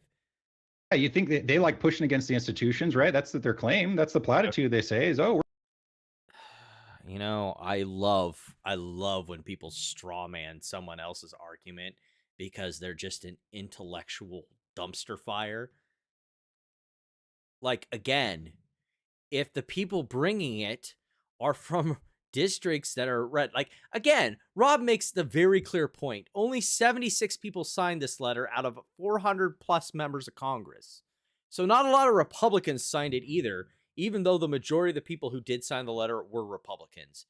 To most members of Congress, this was a non-fucking issue, probably because not a lot of shareholders or no shareholders were from their districts. You got to remember that this is an OTC security that very little people probably held. So yeah, no shit, Sherlock. But all this can't is just getting in the way of Michael's handcrafted narrative. So we're going to ignore the nuance. We're going to ignore the possibility that Republicans pushing their Republican representatives to do something in Congress might have something to do with the hard skew to the right. That just gets in the way of Michael's narrative. So let's just fucking ignore it. We're anti-establishment. Like, really? Well, why don't we get some transparency and find out? Nope. So I'm not the biggest fan of Democrats either, but I wouldn't strawman them like this because that would be a shitty fucking thing to do. But of course, Michael is interested more in being popular on the internet than, being intellectually honest. So here we are.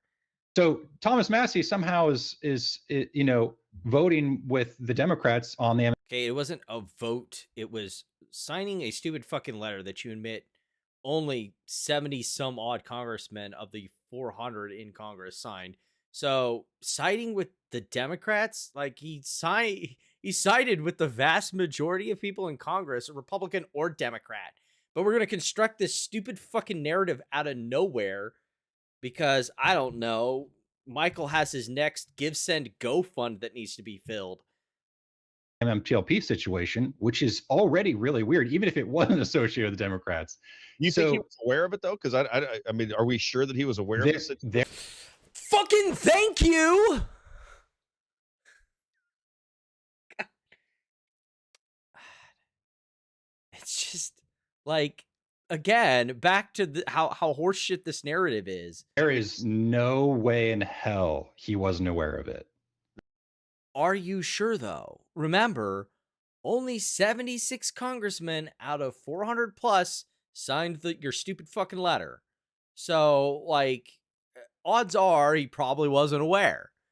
It's your burden of proof. You're the one making the accusation that he was aware to prove that he was aware. It is not my job to prove that he wasn't aware. You are making the accusation. I am not burdened by trying to prove a negative. So, where's your proof, Michael? Where's your fucking proof that Massi was not aware? I mean, that Massi was aware and refused his signature. Where the fuck is it, Michael? Are you going to produce it? Why do you say that? Where is it, Michael? The MMTLP where army, is it, Michael? They are really where's your evidence, Michael? Right? Are you just going to go on a rant and totally ignore it? Where's your evidence, Michael? I bet he had thousands of emails.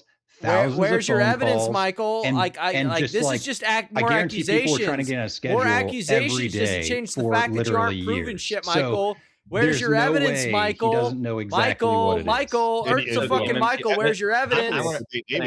Not Amy, Cynthia. Go ahead, Isaiah. Yeah, I was gonna say I just don't know the situation, and so I'm I don't know how the MMTLP army works. They were contacting, even if it wasn't their representative, they were just contacting all the representatives. Yeah, they have email forms where you put in your it's like automated. You say, oh, I'm from here, and then it will automatically put. Which again means that you were only the Congress letters and sending things to Congress are tailor made to where you have to pretty much be a constituent for them to give a shit. Especially if you're doing it online. If you're hand sending it in, I mean, maybe it gets round filed when when it shows that you aren't from, their actual constituent community. But like even Michael's example here is like, well, it goes to your congressman and it had a blank fill-in form to send to your congressman. Like, thank you for making my argument for me, dipshit. Moving along. Put up who your representative is and who your representative is. So again, if there was no one in Massie's district, he wouldn't have been fucking aware. Correct, Michael? Correct? already curate the letter and everything. Okay. Like, hey, I'd love to make an appointment, right? So, I mean, I could probably love it when Michael makes my fucking argument for me and I don't have to do anything. Get a list of all the people. I mean, I could just like ask some people, hey, who all is in it? I bet it would be really easy. The only reason I ask is because I heard, and you tell me, I don't know this, but that there's not that many people in Kentucky that actually held my goodness MMTLP. So. Isaiah coming in clutch with facts. Oh my goodness. It's Michael's kryptonite appearing again. Factual statements that disprove his argument. Oh boy, how does he handle this one, guys? There's two people, and so that's why I was asking is that so these MMTLP people, because there was no one that was really holding in Kentucky, the Army was writing to him, even though there was no really people that held it in Kentucky. They were just getting a hold of all the representatives and senators. So it's funny that you say it, right? So I actually so one, I know there's more than two, and I know that other. I love hearsay. Hearsay is really great. Hearsay is totally viable in court. It's amazing. You know this one little secret trick that judges hate? Hearsay arguments.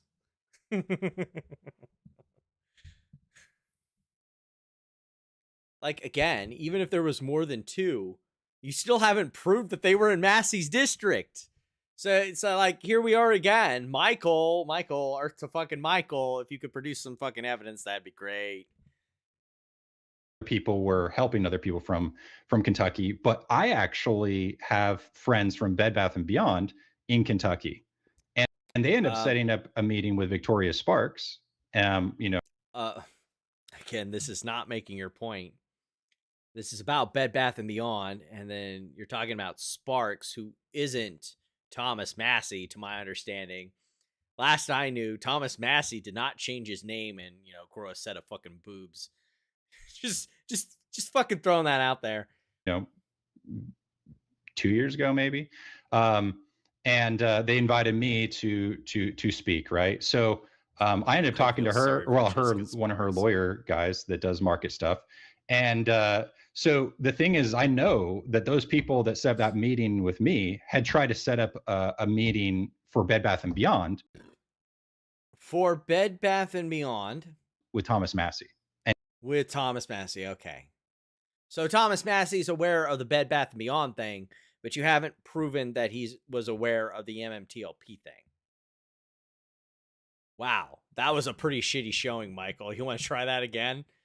And he didn't accept it. So, of course he didn't, because it was a bankrupt company that died because management was shit at running the company well before even COVID. Like, second here, let me pull up some information here.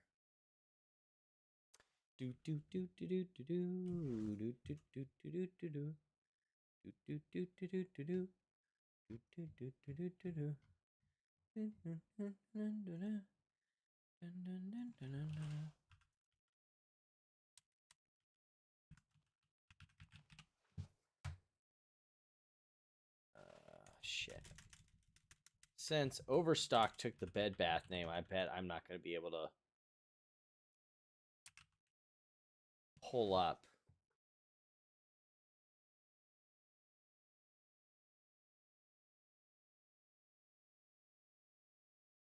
Yeah, they've been transferred over to Overstock.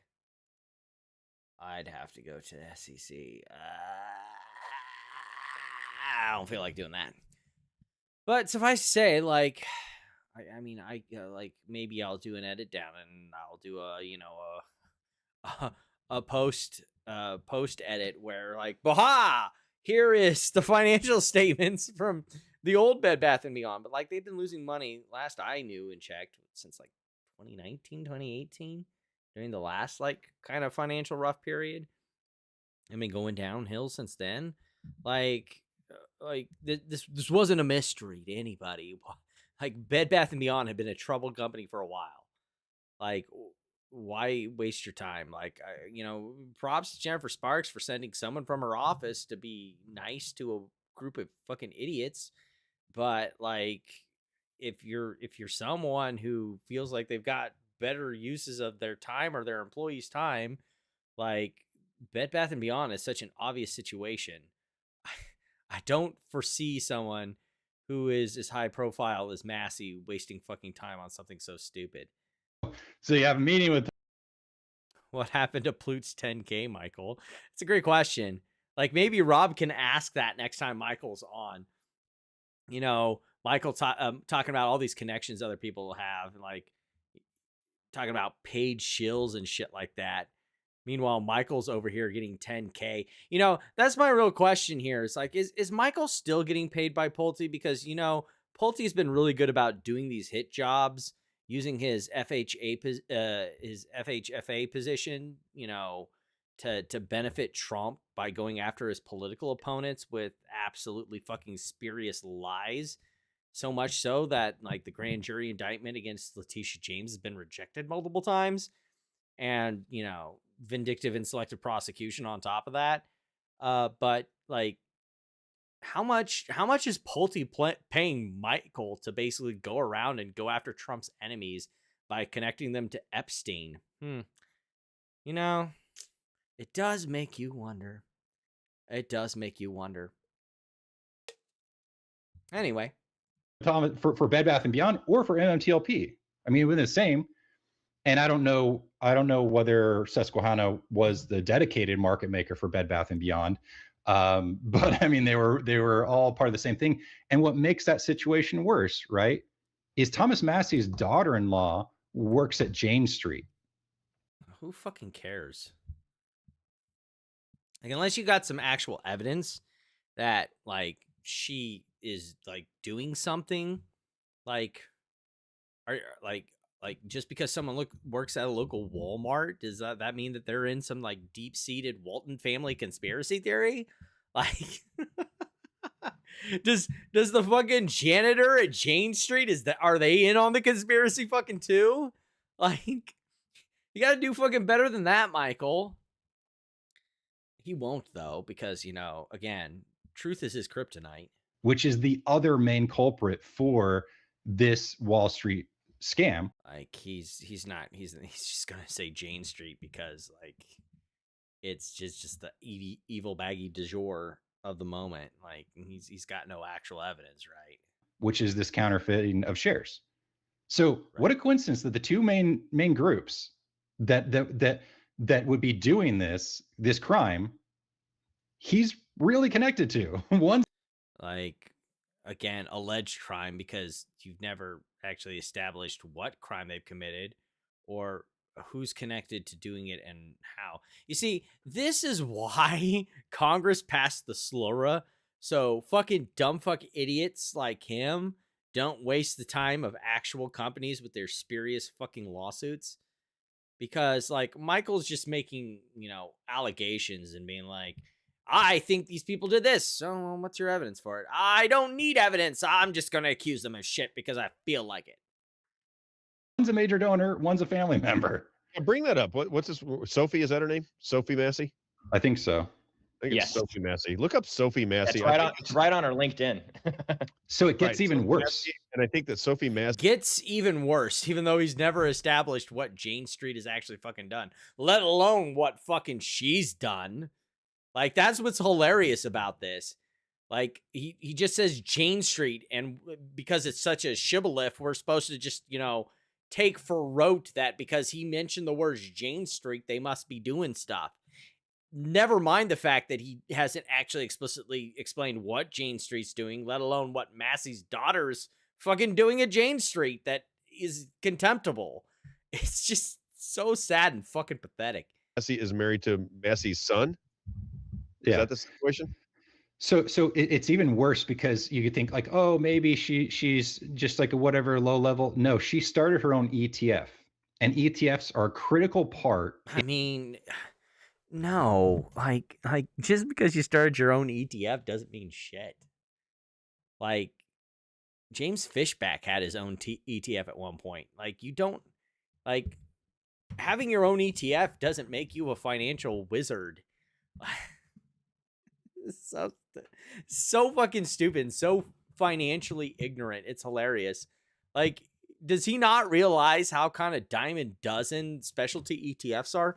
Like, fucking companies love ETFs. You want to know why they love ETFs? Let me help you out here, Rob, for the stuff that Michael isn't filling you in on about finance because he's a fucking ignorant moron. ETFs are great for companies, especially for these hedge fund types. You want to know why? Because these hedge funds are much like, these ETFs are much like hedge funds themselves. They usually underperform, but they still get to charge fat fees for them. Like there's a fee commission rate for these ETF funds. Like that's the game. You have these real cheap ones like, VOO or SPY that are not actively managed and they just track an index. Those are the best funds. They are the baseline. They are the risk-free rate for, the risk-free rate is actually, government treasuries. But for like security market, like these are your safest securities to be in. They generally go up and to the right over time. They're great investments. They have a very teeny tiny, fee that they charge because they're not actively managed. But like hedge funds are like, oh, fuck that noise. Why don't we have actively managed funds where we can pretend like our ETF outperforms the market somehow, even though most of them don't, just like our hedge fund. But we can charge these outrageous fucking fees because they're actively managed by someone who's specifically running it. And that's probably what she's doing. She's running an ETF that Jane Street is sponsoring that they get a huge cut on, and she gets probably a pretty decent cut of that ETF money, the fees, because she's actively managing it probably. Like ETFs are not that rare, and like these hedge fund types love them because they bring in so much fucking money. It's ridiculous. But, Michael's oblivious to basic fucking finance, so he would never tell you that. It doesn't mean that she's in charge of particularly anything. It just means that they get to make money by promoting her as this financial wizard, which, I don't know what ETF she runs, so I can't tell you if she is or she isn't.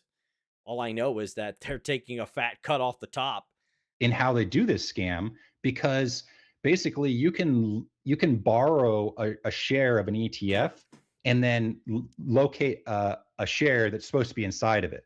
So an ETF is a basket of stocks, and you have, anyway, not all those stocks actually have to be there. They can put cash in there. So basically, it's not cash, it's like an IOU.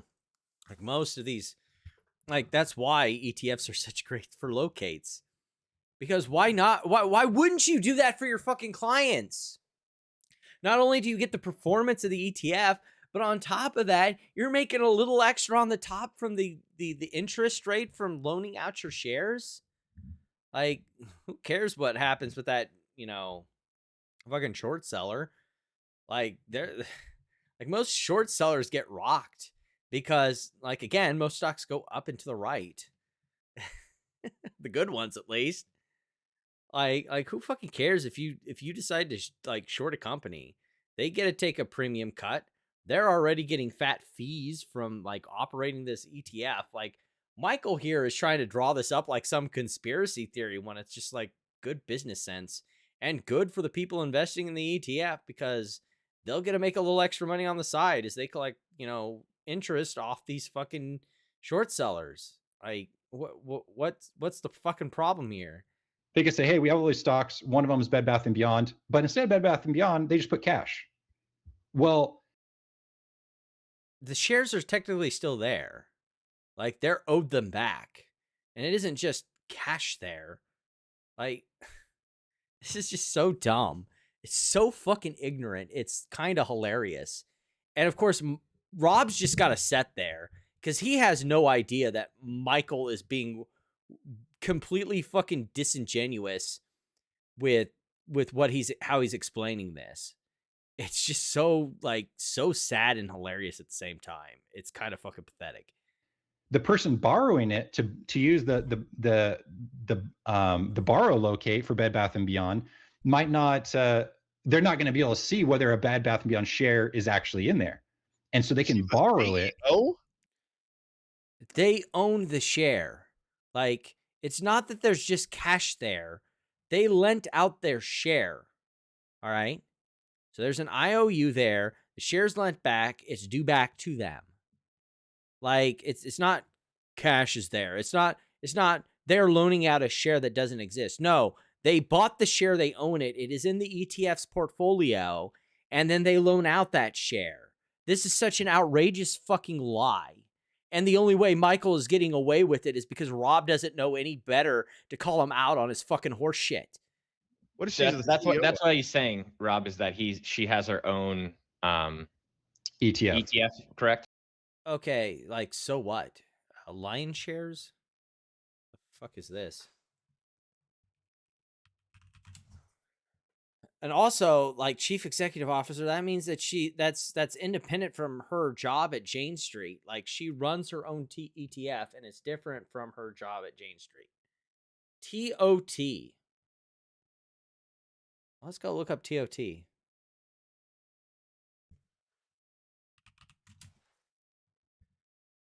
Like I said, stock that underperforms the market, but you get to collect fat fuck. Oh wait, that's wrong company. That's one of the shit codes I was looking at. I was hoping it would. Oh wow, that's actually doing pretty good, and it's not been around very long. Let's change it to daily. Yeah, this is actually a decent performer. I mean, I'm pretty sure it looks like it's pretty much tracking the market.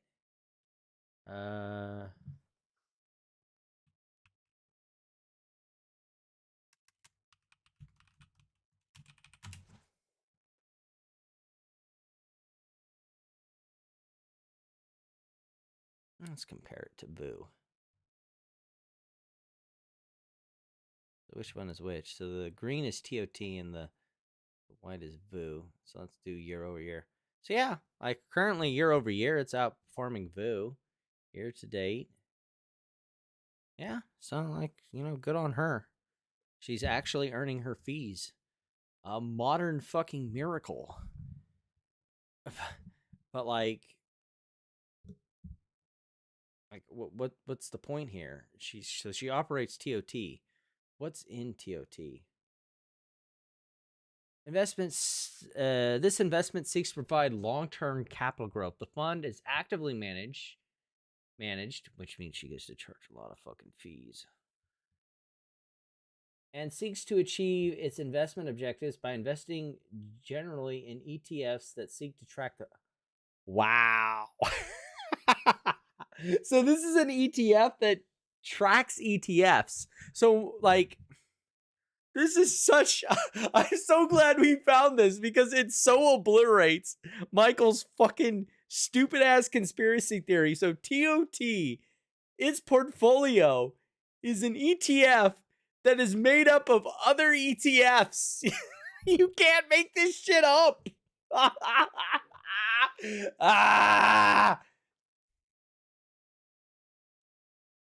Achieve investment objectives by investing generally in ETFs that seek to track the broad U.S. equity market. The fund invests in such ETFs in a manner intended to minimize the fund's need to make distributions. Under normal circumstances, the fund invests in at least 80% net assets, which means that they're invested 80% into equities at minimum and 20% into like cash or some other asset. U.S. equity securities and instruments with economic characteristics similar to such securities. Also, the custodian is U.S. Bank National Association. You might notice that it doesn't say fucking Jane Street. Sorry, I probably blew out some people's eardrums if they were listening via headphones. I apologize, but like seriously here. The custodian, so the advisor is Lion Shares. That's the company that she operates. And then the custodian is U.S. Bank. It's not Jane Street, in case that wasn't fucking clear. Like, this is basic fucking research I did with a broker account in 5 seconds. Michael couldn't be bothered to do that, could he? No, that would ruin his fucking narrative, wouldn't it? Fucking ridiculous. Yeah. Yeah. Her own ETF. So she's the CEO of this ETF, but and then she was working. She was working. And she's a quantitative trader. Yeah. I mean, it's not, you know. So like she was at Jane Street. She doesn't work at Jane Street anymore. Whoopsie daisies. Whoops. She doesn't work at Jane Street anymore. Whoopsies. Oh, that don't pan out so well for Michael's stupid fucking narrative, does it? And ExxonMobil. Oh, what a coincidence. MIT. Oh my God. I love how he just like name drops what's on her resume. That's an awesome fucking resume. Could she manage my portfolio? Fuck. Like Michael's sitting here pretending like the fact that she worked for these companies is something god awful, but like seriously, what's her going rate so she can manage my fucking portfolio? Please. I need help. Oh, interesting, right? So not really. You know, it's not hard to see who. All I see is someone who's fucking smart, who's excelling at life, and Michael here is envious that some chick who he probably thinks is lesser than him because she has boobies is doing way better than he is, a fucking unemployable loser who fucking is the bottom rung of society. And here is this person who is smarter than him being absolutely fucking successful and crushing it at life. That must really, really craw at him a whole lot at night. All the players are and how exactly they work. I mean, look at Doug Sifu. His daughter, you know, works at all of the major. She works at BlackRock, all these different things, right? So that's how when they're doing a massive crime, they have to have the whole, from the beginning to the end, they have to capture the entire system, right? Never mind that that's just like fucking impossible.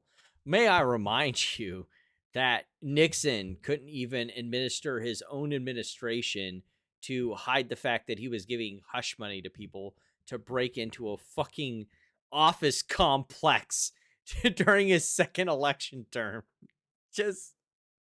But this dude thinks that the entire structure, from the brokers all the way up to the fucking regulators, are all in cahoots with each other, and we haven't heard a mumbling fuck about it. Get fucking real. And so from the broker to the market maker to the banks to the regulators, they have to capture the whole system. And so then to see how... I love how Michael just like in real time just proves how impractical his fucking dumbass conspiracy theory is. Like, they have to capture everybody in order to keep this a secret. That isn't your first hint that isn't what's happening? Just throwing it out there. Oh, it's captured, and it's like, oh, Gary Gensler, who is the SEC, he was the major. I mean, he's connected to Epstein, and he left the loopholes open. What connection to Epstein? Like, I like how he just throws it out there that, like, yeah, sure, Gary Gensler was connected to Epstein. Don't ask me to prove how, but like, sure, yeah, he definitely is. Sure. Gensler was connected to Epstein too? Oh yeah, and MIT. At MIT, okay.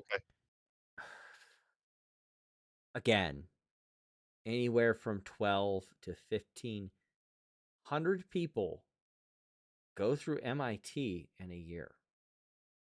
It is not like the idea that just because you go to MIT, that you're part of some Epstein conspiracy is the most ludicrously fucking stupid thing ever to fall out of someone's mouth. Yeah. And you mean you connected because they both went to MIT or because there was something bigger than that? Yeah. I mean, so that's the problem. I've done thousands and thousands of hours worth of research. Like, I mean, I could do a whole... You do a little bit of what I used to do, right? And you may take it to a different level than I do, but I look for how people can be connected. And I always say, listen, when you see 2 or 3 or 4 connections in something, that's what Dr. Shiva, he used to come on my show. And he said, Rob, all these people are connected through the schools, the same clubs, the same think tanks, the same everything. He goes, and they swim together. Oh my goodness, they are both so fucking stupid. He's connecting the dots. Thank you, rubbing my axe. He is indeed connecting the dots. Like, is it a conspiracy that people that I like and I generally agree with and that I find to be friends, that we all do the same things together? We generally work around each other. We live in the same area as each other. We have the same hobbies as each other. Is this a conspiracy theory, or is like the conspiracy that like I have a bunch of friends? Like, this is so fucking dumb. Most ludicrous so far. Oh my goodness. Like the conspiracy here is that Rob and Michael have no friends, and they're mad that people have friends at their job or place of business, and they just hang out with people. Wow, what a human thing to do. So crazy. I can't believe it. Human people doing human things. He described it as though they don't have to have some kind of formal conspiracy because they all work in the same game. You know what your family wants. You know what your interests are. He goes, when you see birds fly and they all turn in the same direction at the same time. This is really great. It's like, I can't prove that these people are working a conspiracy together. So I'm just going to say that the fact that they have interests that align must mean that there is a conspiracy.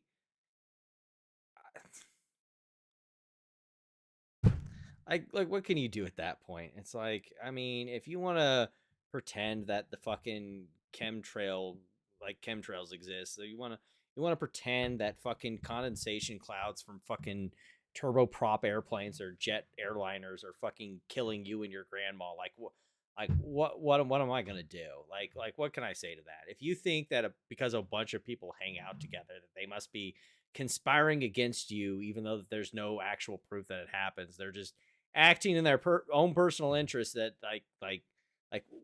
what can I fucking say at that point? Like, you are not going to actually listen to any evidence. You have already made up your mind. You already know what you want to believe. You've decided the earth is fucking flat. Like, what can I fucking say at this point? Like, really seriously, like, what am I doing here?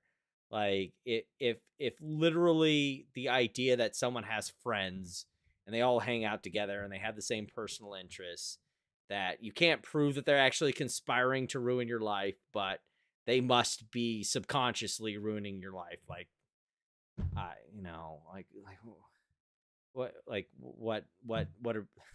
are we doing here? Like, seriously. I feel dumber for having heard that.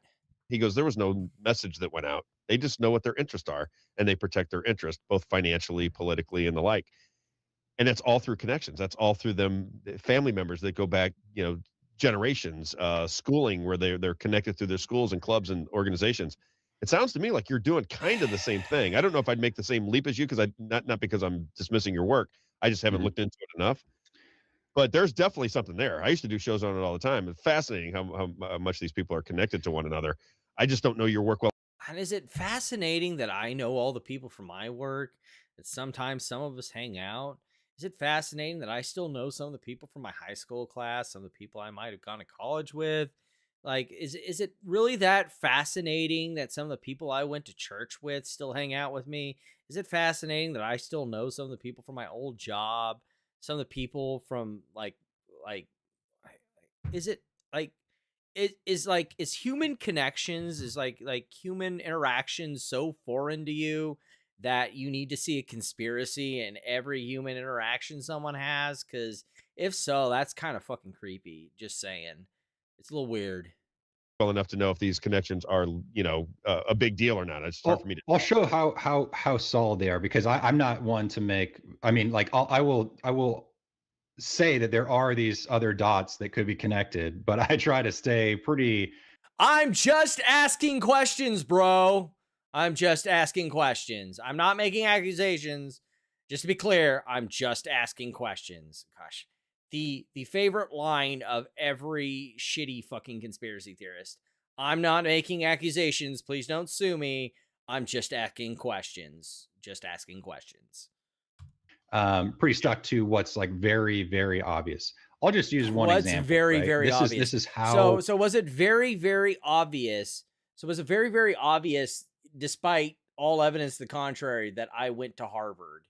Was that part of your very verified evidence that I worked at the law department at Harvard, that I went to school at Harvard, that I even stepped foot on Harvard campus? Because I'm going to tell you right now, that never fucking happened. Is it very fucking verified that Amy's dad worked at NASA, even though you had no evidence and she immediately refuted that? Like, is it weird that Amy has a friend who supplies her fucking hair salon that happens to be gay? Like, who are these people? Does she even know who these people are? Like, you know, what, like we're back to this again. We're back to this again at this point. Like, Michael loves making all of these make-believe fucking conspiracy connections that he can't possibly verify. And then, you know, now with a shrug, he's like, I'm just asking questions. You know, just asking questions.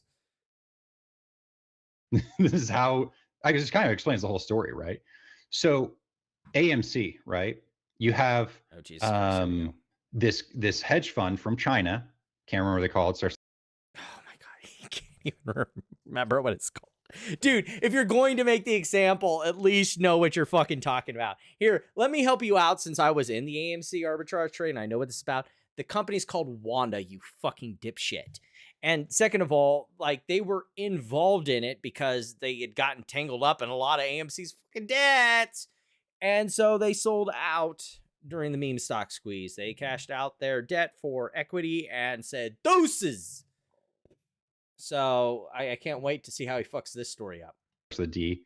They own like 80% of the shares. This is owned, as in past tense, as in they were completely out in 2021 during the big run up, or 2022, like, because it was a little delayed with AMC compared to GME, but like they were gone long before Adam Aaron's master dilution plan. Like, this is how little Michael knows, but he's going to pretend to know because, again, Robb doesn't know.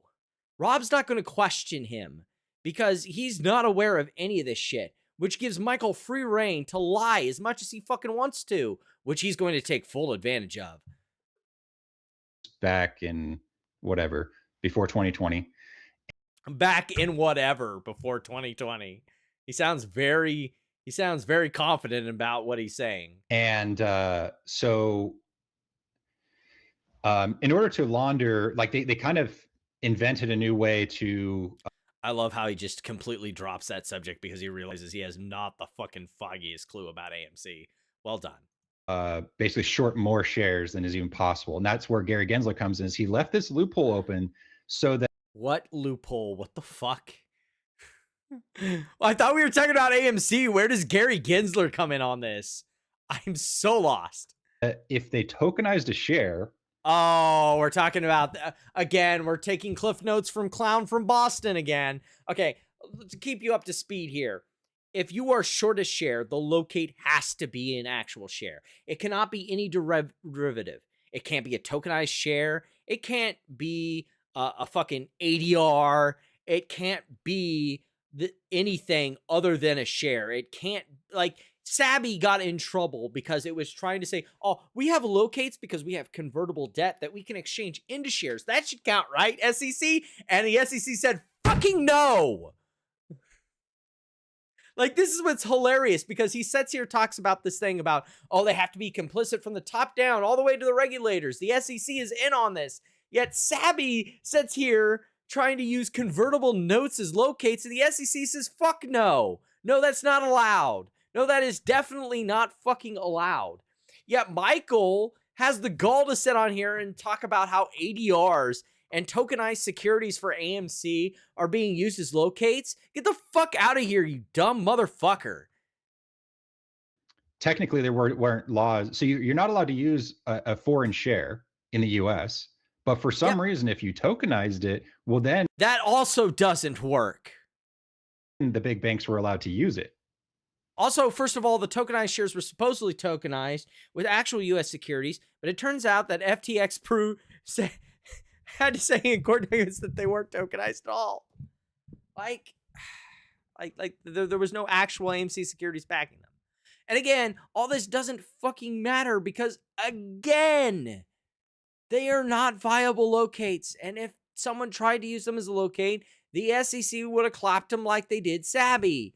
This is the fucking funny thing, is how they try and say that Sabby is proof about these evil naked shorts, yet the SEC found out what they were doing and called them out in the shit, and the brokers were the ones that ratted them out because they didn't want to be in the hot seat.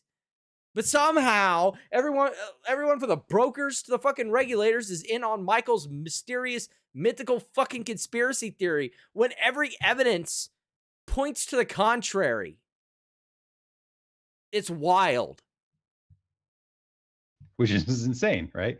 So anyway, they basically... I mean, a lot of things can be seen as insane if you just make shit up. Took these contract for different shares that exist outside of the country, tokenized them, and then ported them into the United States. Never fucking happened, but sure, whatever. Keep going. And so the main company that did that's called We.Trade and We. I would sure like to see the notes on that one. Citation needed, please.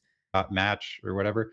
And when you look at who all did that, it was all the Epstein banks that literally Kathy... Again, citation needed. Epstein, Banks, and Kathleen Rumler. I'm gonna take a wild guess and file that under the source is that I made it the fuck up. Rumler ended up representing, and the Bank of China, right? So you have this. You have this. I'm sorry. What? What even? And there I am in the comment section. I know you can't see it, but it's basically pointing out that ADRs can't be used as locates, nor can tokenized securities because Michael's full of fucking shit. Jesus. And of course, Robb just like sits there like a bump on a log because this was Michael's plan all along. Get someone who doesn't know anything. And again, this is no fault of Robb on this point. Like even for the average investor, ADRs, tokenized shares, what the fuck are you talking about? But I've seen all these dumb conspiracy theories. I already know that he's full of horseshit. But Robb doesn't. And that's why Michael's there, because he knows he isn't, and he can exploit his show to run his fucking grift. His grift full of shitty fucking lies. Fund that owns 80% of AMC, right? Then they help create AMC tokenized shares that get ported into the US. Never happened. They start shorting it. Never happened. They petition the company to do share buybacks with AMC never did share buybacks. What the fuck are you talking about?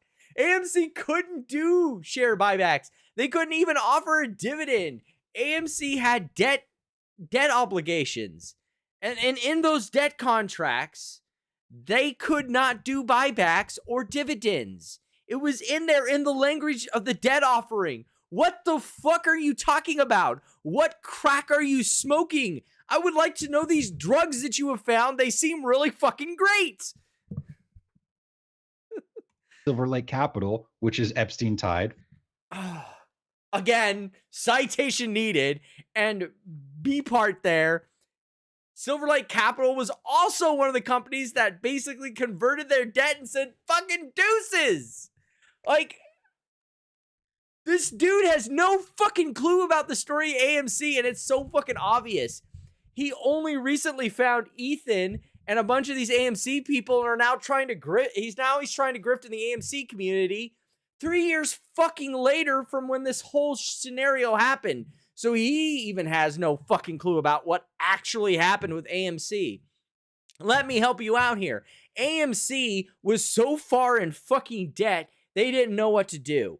They were not making money because no one was going to the theaters because of COVID. And now they're getting so like locked up in debt and money that they have to pay back that they're literally not spending any money on CapEx. There are theaters during the summer whose AC breaks down and they have to shut the theater because the theater is basically turned into a fucking sauna. That is how bad AMC is doing. BT dubs. Anyway, the meme stock thing happens.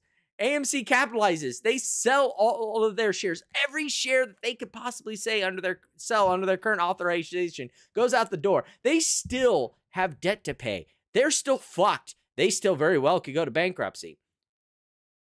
AMC decides to ask their shareholders for more shares, but Delaware has this weird quirk in their law that basically says that 51% of all shareholders have to approve a increase in shares, which means that, failing to vote, like most retailers do, they take a proxy statement and immediately throw it in the fucking trash, is as good as a no vote. So even if 70% of the voters that chose to vote approved it, therefore a majority, it doesn't matter if, that's not 51% of all shareholders.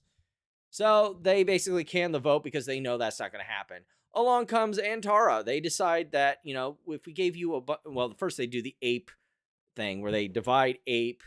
They basically give people a share dividend and split common shares into ape and common shares. So they have a preferred share that's a little higher on the capital stack, and they have the common shares.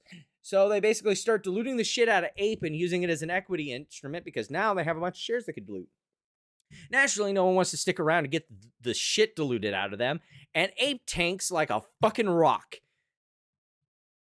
Once it hits about $1 a share, I think it even went under $1 a share. Antara comes around. AMC works out a deal with Antara where they buy a bunch of shares that allows them to get voting rights to basically do a reverse split, merge the two back together, and dilute the fuck out of everybody. This allows them to have shares that they can use to dilute again. And they proceed to do that and approve it. There's a lawsuit that happens. We can get into that later. That's not really important for our story. But all you need to really know is that this entire problem is brought about by the fact that AMC was a shitco, had a lot of fucking debt, needed to pay it off, and the only way to do that was to dilute the shit out of its common equity holders. And guess what? They found a way to fucking do it. Like, none of this has to do with naked shorts. None of this has to do with evil machinations of Jane Street and Citadel Capital and evil Thomas Massie and It has everything to do with AMC was a fucking shitco and needed cash now. Like, I could sit down and do this whole story on Robb's show about how the whole AMC thing went down. It's not a hard story to figure out. Adam Aaron sucks as a CEO. That's the one thing I'll agree on with fucking Project Popcorn Crew. My whole thing was the understanding that this dilution was going to go through. That's why I arbed the spread between AMC and Ape. Ape and AMC were the same fucking security, effectively. They had the same economic ties on the company. The only difference was Ape was a little higher on the capital stack because it was a preferred share. But at the end of the day, they both had the same economic value on the company. One was priced at near $1 a share. The other one was, for some fucking reason, priced way higher. It made no sense. You short the common shares and you buy Ape. And when the two converge, you make money. Like, I could talk circles around Michael's understanding of the whole AMC situation, and it's fucking hilarious. He has not the beginnings of the inklings of a fucking clue about how all that went down, and it is hilarious. Fucking hilarious. For sure, right? And so then they end up draining the coffers of AMC by doing this cash. There what? Like, no, there was no share buyback. There was no drain of the coffers. The coffers were already drained. They were way underwater in debt. Like, what the fuck are you talking about? Cash dividend. And there was no cash dividend. It was a share dividend, you dipshit. Oh my. So because they hold 80% of the shares, they got all that cash. No. They continued. No. Fuck no. This is so dumb. Jesus. To counterfeit the shares, and then they sold their main position, so they never had to pay back their short position. That never happened. That never fucking happened. Like, no. Like, most of the people who were short AMC were doing the arb trade that I was doing. I did it with puts because fuck having to pay for that cost to borrow on the common equity AMC. And yes, they did pay back their shares. Because remember, again, when the arbitrage happened, the cost, like AMC and Ape shares equivocally have the same control of the company. They are the same thing. And when conversion happens, they're going to be converted into common anyway. They are functionally the same thing. Ape was derived from AMC common. They were split. And then when conversion happened, they were reunited again. So being short AMC while long Ape cancels each other out, dipshits. Like, oh my fucking God, how can you be this clueless? How can you be this fucking clueless? So they short, like the people who were in this trade, they were arbitraging the spread between the two. They knew they were going to converge. That was the only way that Ape was going, like that AMC was going to continue as a going concern. So if you know that's going to happen, you short the shit out of the common shares. You buy Ape, and when the two converge, they cancel each other out. My locate is the Ape shares that I own. They cancel each other out, you close it, and it's done. So they did pay back their short position with the Ape shares that were then converted into common. Like, I know this is like financial wizardry for someone like Robb. And again, not insulting Robb. This is like financial wizardry for most like common people. But like this isn't hard. You just have to explain it. And then once you explain it, it's obvious how this worked.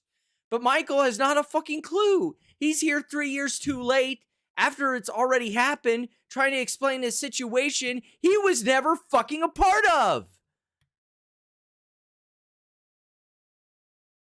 Twitter likes are a hell of a drug. Well, it's not even Twitter anymore. It's shitter. Or like Xitter or X or whatever. Like, I mean, though I am kind of in the camp of just calling it Twitter still, but like, Jesus Christ. Like this again is Michael playing off the ignorance and knowing that Robb will never, ever, ever know that Michael is so full of shit. So full of shit. And that's what's so disgusting about this. Michael's snap called at showing up for this interview because he knows that would be the perfect platform to spread his fucking lies without ever being questioned by Robb, because Robb's ignorant of this whole situation. He admits he's ignorant of this situation. And it's just so disgusting and so despicable. So their short position was probably 10x, 20x the size of the regular position. No. Right? No. That's not how that works, and that's not how you profit off the situation.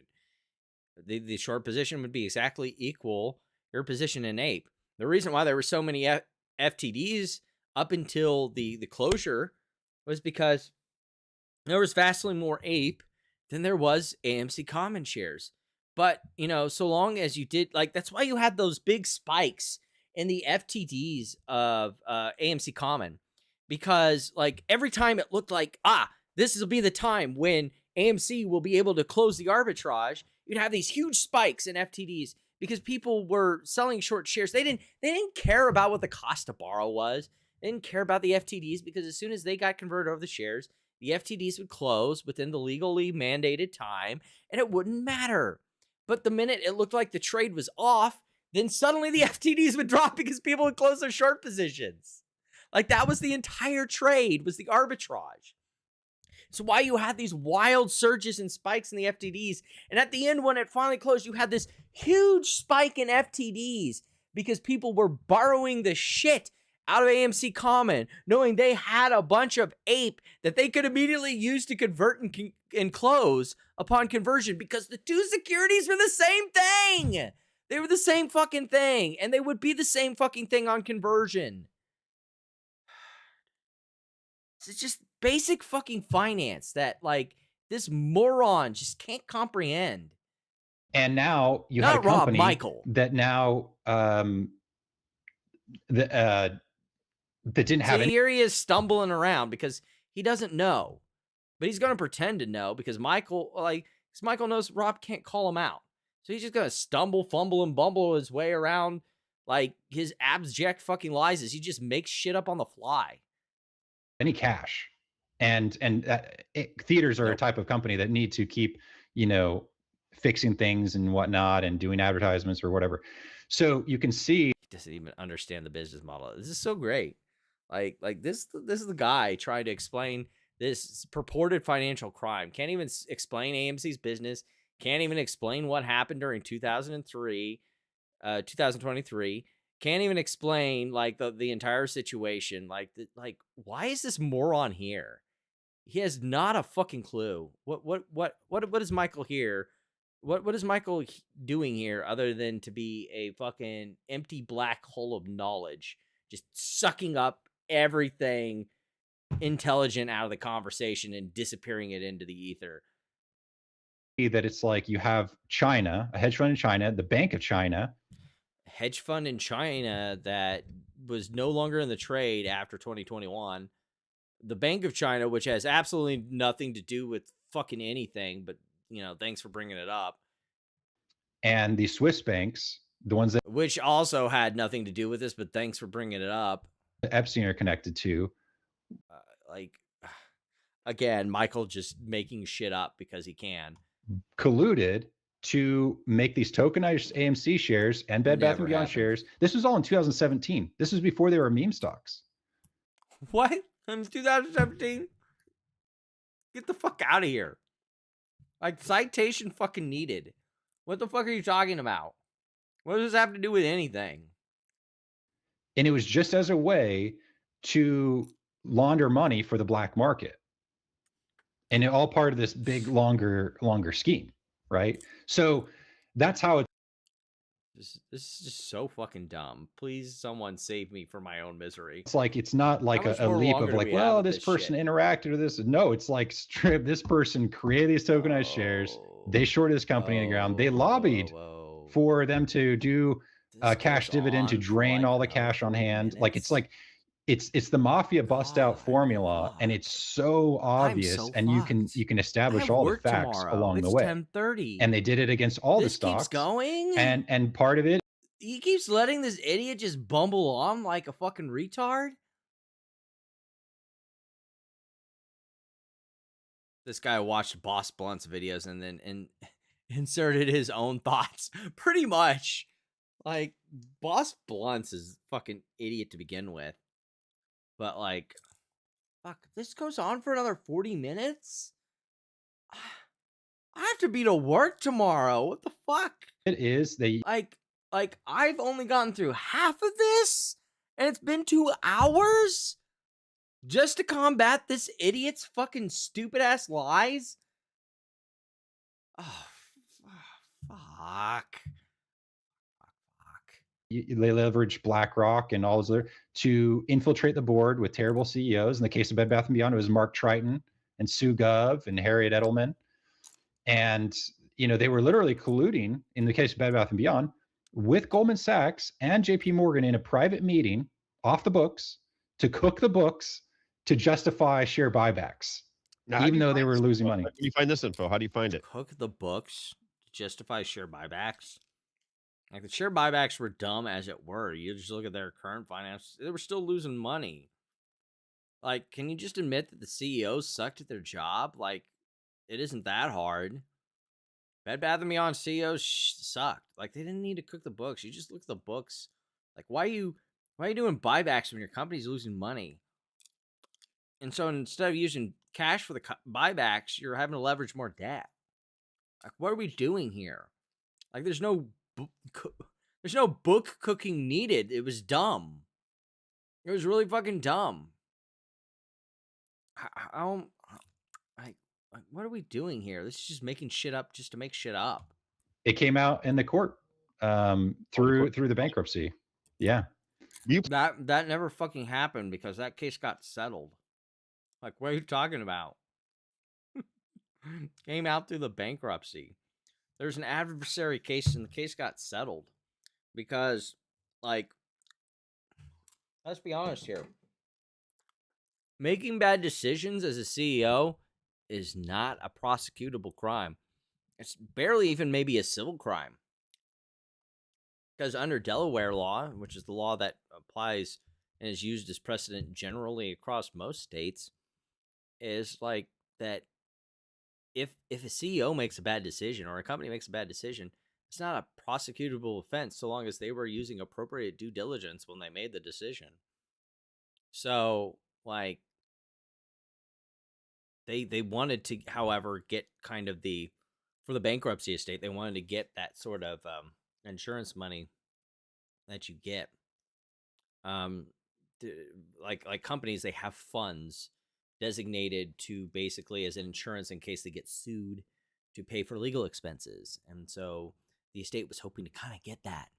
So they just kind of settled with the former executives so that they could get that money for the estate and not have to go through a huge legal battle. And, like the executives didn't want to really have to go through a long, arduous legal battle that would possibly tarnish their name or whatever. So they settled and agreed upon an amount to get back that, worked out for both parties.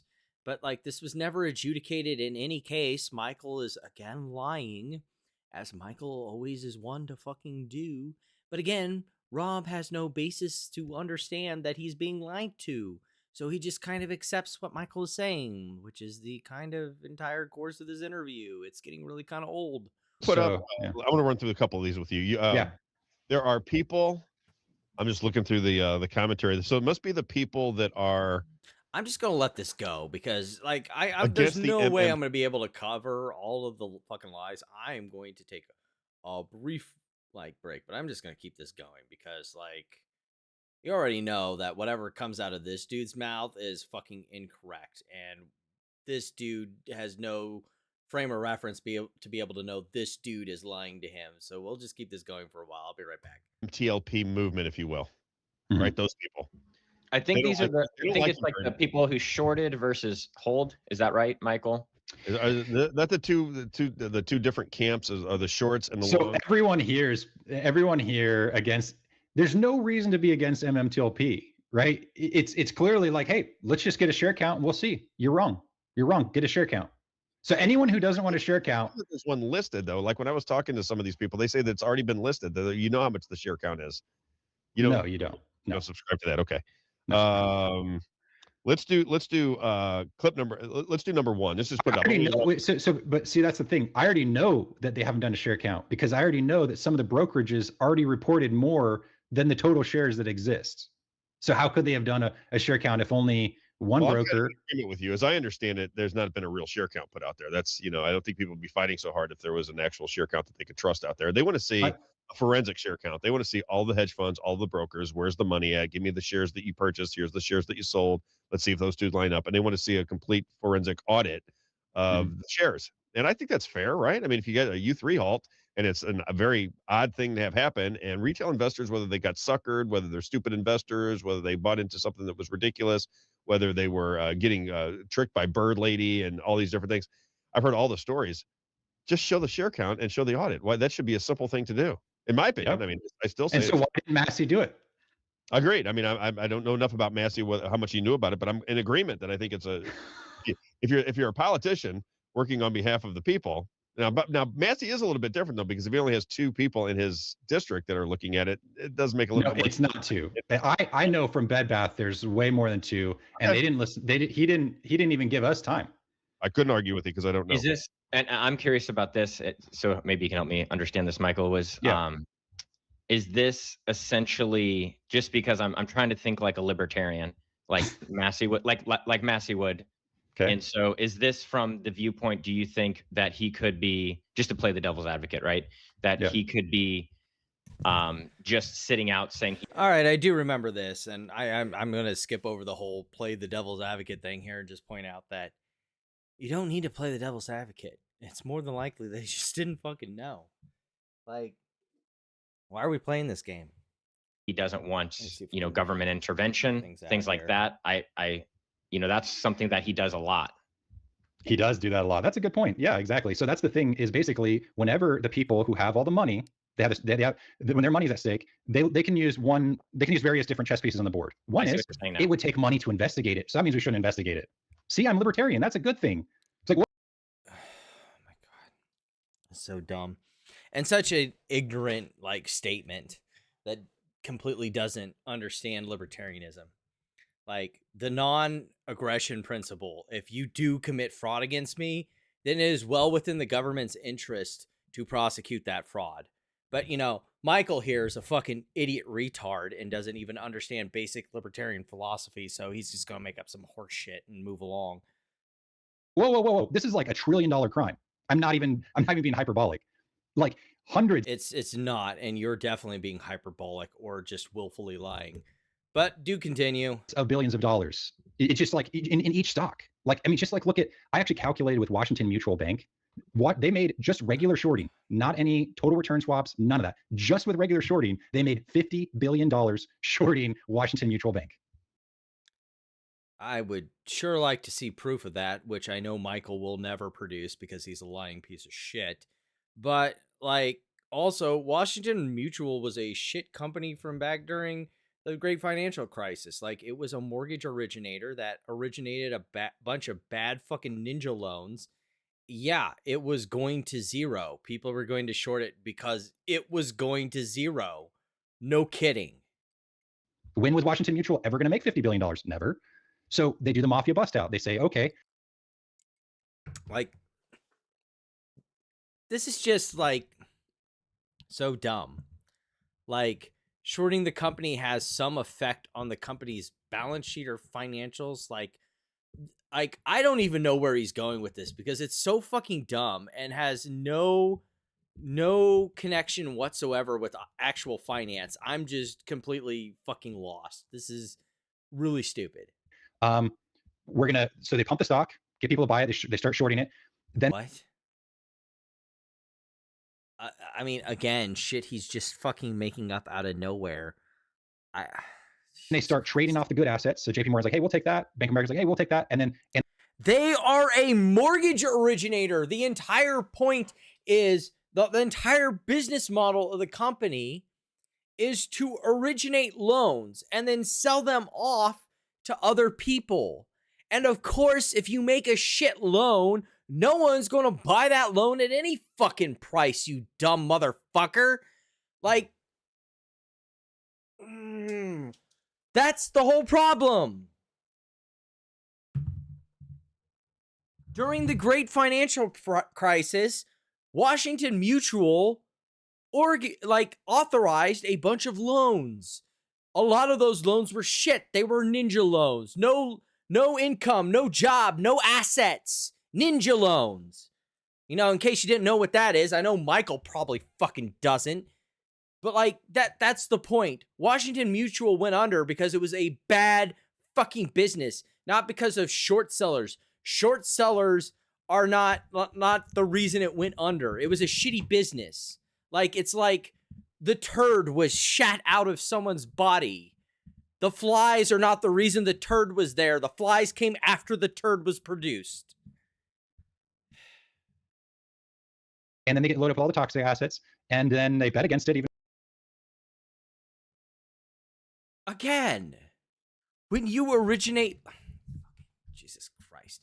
More, and then they bankrupt it. Oh yeah, it was run by the hedging funds, and they were on the board, and they were millions. Like, again, more shit that he's not going to prove. Like, what the fuck am I doing? And then if someone wants to investigate, like, oh, that's gonna take a lot of government money to investigate that.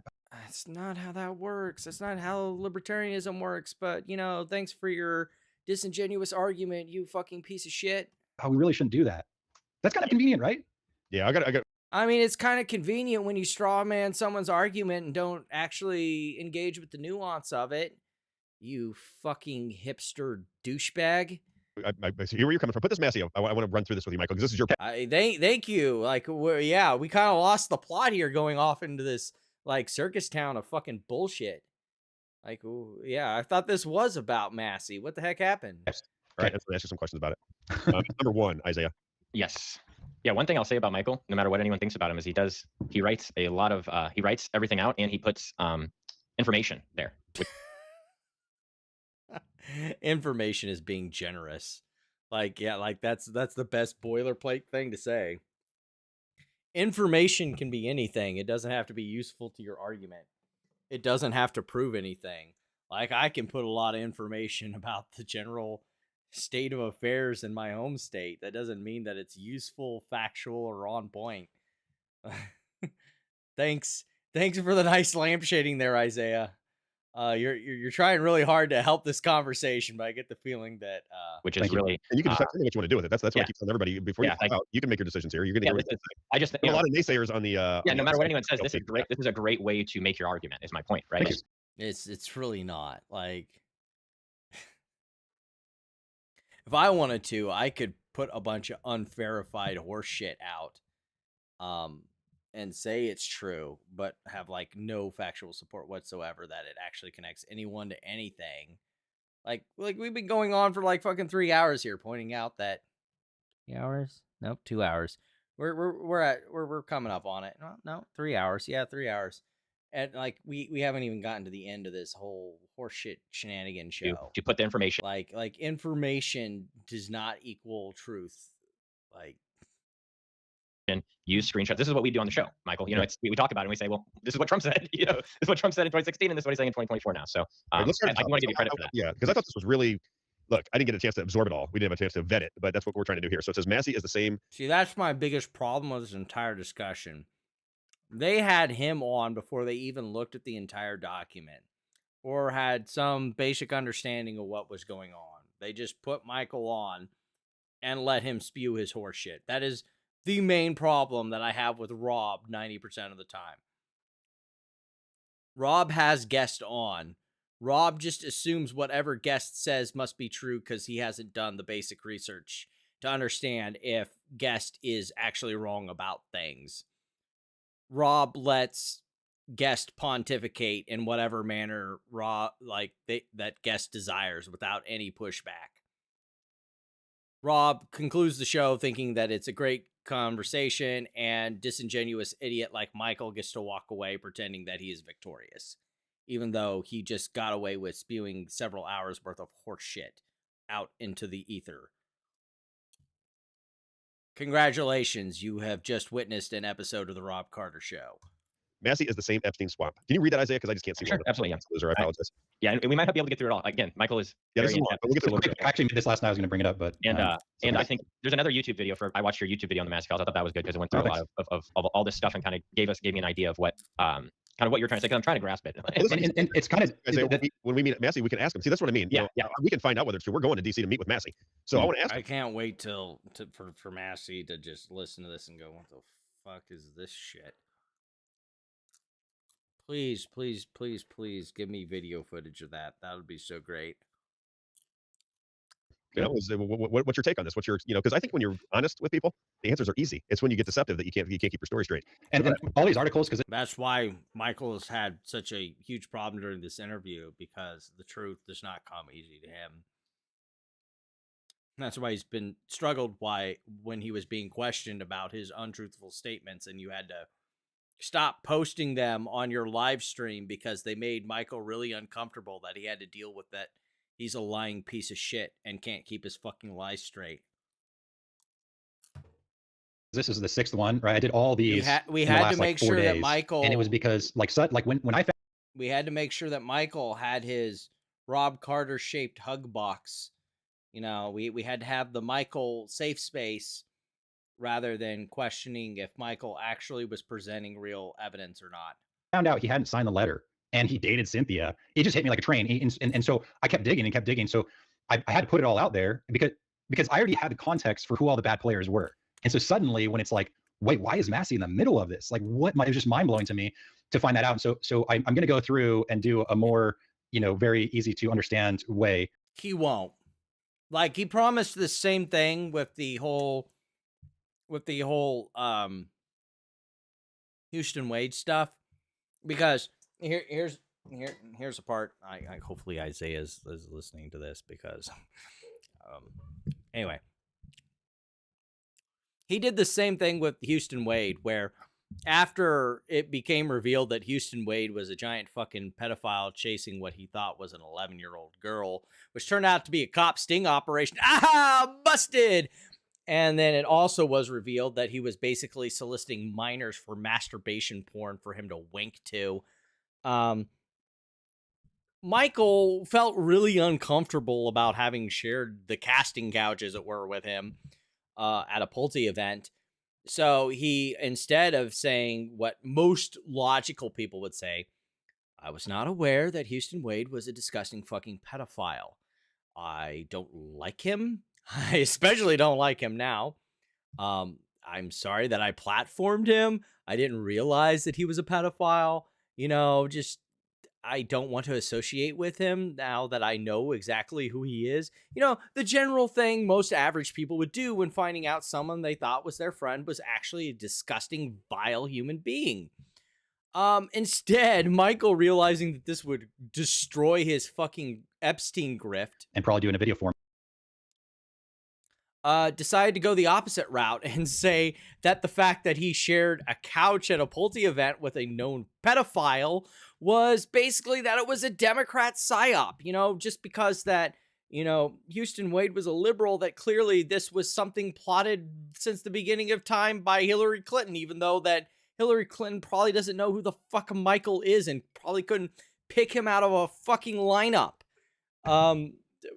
This is what Michael does. He's a disingenuous hack and a fucking loser. So like this whole game here, this whole shit stick that he likes playing, is just based around disingenuous lies. And he played this same card with that Houston Wade thing, like I said. And there's never been a video since of him explaining all the evil, duplicitous ties that Houston Wade has with the evil Epstein cult. And there won't be with Massi. Because, number one, that would take time and effort. And he'd actually have to prove real sources, which he doesn't have. And it would significantly disable his ability to just make shit up whenever he wants to, like he always does. And second of all, it would destroy his whole Gish Gallop. His entire point is to just spam and throw out, anecdotes and shit and force you to have to do the research that he never did and never will do. So yeah, there will never be any follow-up video on this or anything like that, because that would be work. And why do that work when he can force you to do that work and disprove the negative, even though the burden of proof is on him, not you? Yeah, that's how Michael operates. This video will never happen, and it will never come. Format, but so if it seems like it's not quite as concise as it should be, it's because I've been going at light speed to get it out. It's because that's the way he intended it to be, so that would be impenetrable, and you would spend eons of time trying to figure out what he's saying, let alone if there's any evidence for it. Meanwhile, he can do his victory dance saying, "No one has disproven my Epstein conspiracies. Isn't this so great? I must be telling the truth." Like everyone who has ever deployed the Gish Gallop. The point is to inundate you with horseshit that is knowingly and provingly false to waste your fucking time. There. Yeah. Go ahead, Isaiah. Sure. Massie is the same Epstein swamp. Read that first paragraph there. I haven't really looked very deeply into Thomas Massie until I found out that he didn't sign the MMTLP letter. That's for, I know everyone loves how Rob says it. So. For anyone who doesn't know, we skip this. Had two major sources of money. One was Les Wexner, and the other one was Leon Black from Apollo Global Management, right? So, and I could go into why even, Apollo Global bought up all the cruise lines, and then what do you know? The cruise lines are being leveraged to move cocaine around the world. I mean, citation needed. There's it goes on and on and on, and once you see it all, it's just all so painfully obvious what exactly they're doing. But go ahead. Because the shorts are pounding you on the chat. The reason I'm talking to you is primarily because of Anna Trades. Yeah, she's an MMTLP supporter big time. I mean, I talked to her for quite some time, and she's a big proponent of MMTLP. And she said she'd read some of your work about Massie because she was a Massie supporter. She likes Massie. And she said, but I did see something that he put out there. She goes, it did make me pause. And that's why I said, okay, let me check this out. And that's how we got into the conversation to begin with. Yeah. And I think a lot of people can't really wrap their head around why it is such a big deal for for Massie to not sign the letter when the designated market maker is his major sponsor. That is, and there's a huge. Again, we've never established that he even was aware of the letter, but whatever. Just keep going with this. Crime. So he doesn't want to investigate something that would. Facts are for fucking losers. Michael, let's just let Michael keep cooking. He should want to exonerate them, right? He should be like, hey, I know my donors are good. I'm going to get a share count and prove that they did nothing wrong. Wow, he should do that, but he won't. It's not his job to prove that his. I love how Michael and all these disingenuous hacks try and shift the burden of proof. It's not on Massie to prove that his donors are clean. It's on you to prove that they were dirty to begin with, which you still haven't fucking done. Like this is so fucking stupid. Like this is what Michael does all the time. He lies, makes disingenuous arguments, and he then tries to shift the burden of proof to make it your responsibility to prove the negative. No, it is your responsibility to prove your argument. And when you fail to prove it, I don't have to do fucking anything. Oh. And you assume at this point he would be making some hay about it because he was dating somebody who was behind MMTLP advocacy from the get-go, which was the Cynthia West. Yeah. You know her? I mean, I've interacted with her on Spaces a few times, and I invited a bunch of people to come on, MMTLP people to come on a podcast about GameStop and Bed Bath, and she came one time. So do either of these communities have communication with you, to like the MMTLP, the people that organize all the space calls and stuff? Do they communicate with you, or somebody on here said even the MMTL people think this guy is loony? I get that a lot too, so I'm not making anything up. Don't get your feelings hurt. I'm just telling you what. No, I at this point I only interact with a handful of people that I trust, because like over the last 3 years it's been kind of obvious like what everyone's intentions are, and so I know quite a few people in each community that are super solid, and I interact with them. So I don't typically go in Spaces, just I don't know, I've been busy just doing the research, trying to find all the smoking guns. But yeah, I was just in an MMTLP space yesterday, and lots of people DM me like, hey, thanks for coming, that was amazing and whatnot. So yeah. And the other side attacks you. Yeah, so it's mainly, oh man, it's so weird. What's his name? Drew. Motive, that's why. Drew Diligence. Yeah, he's been trying to reach out to me. Ever since the beginning, man. He was like, I'm like, bro, just block me, please. You obviously can't handle me being on. Like this is hilarious. Again, like I'm not a big fan of Drew Diligence. There's a reason why I call him Drew Dipshit.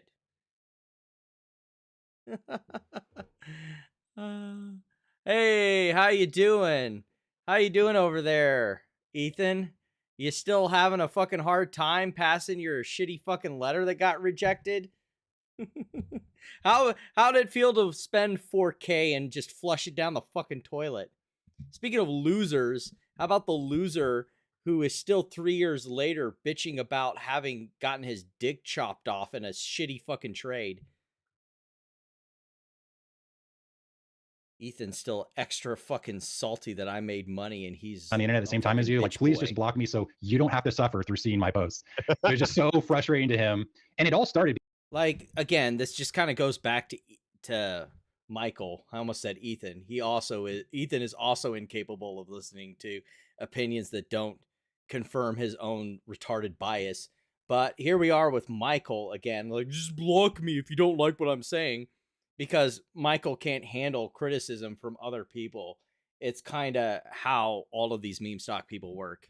Criticism is really hard. It destroys their fucking fragile fucking ego. It's really great.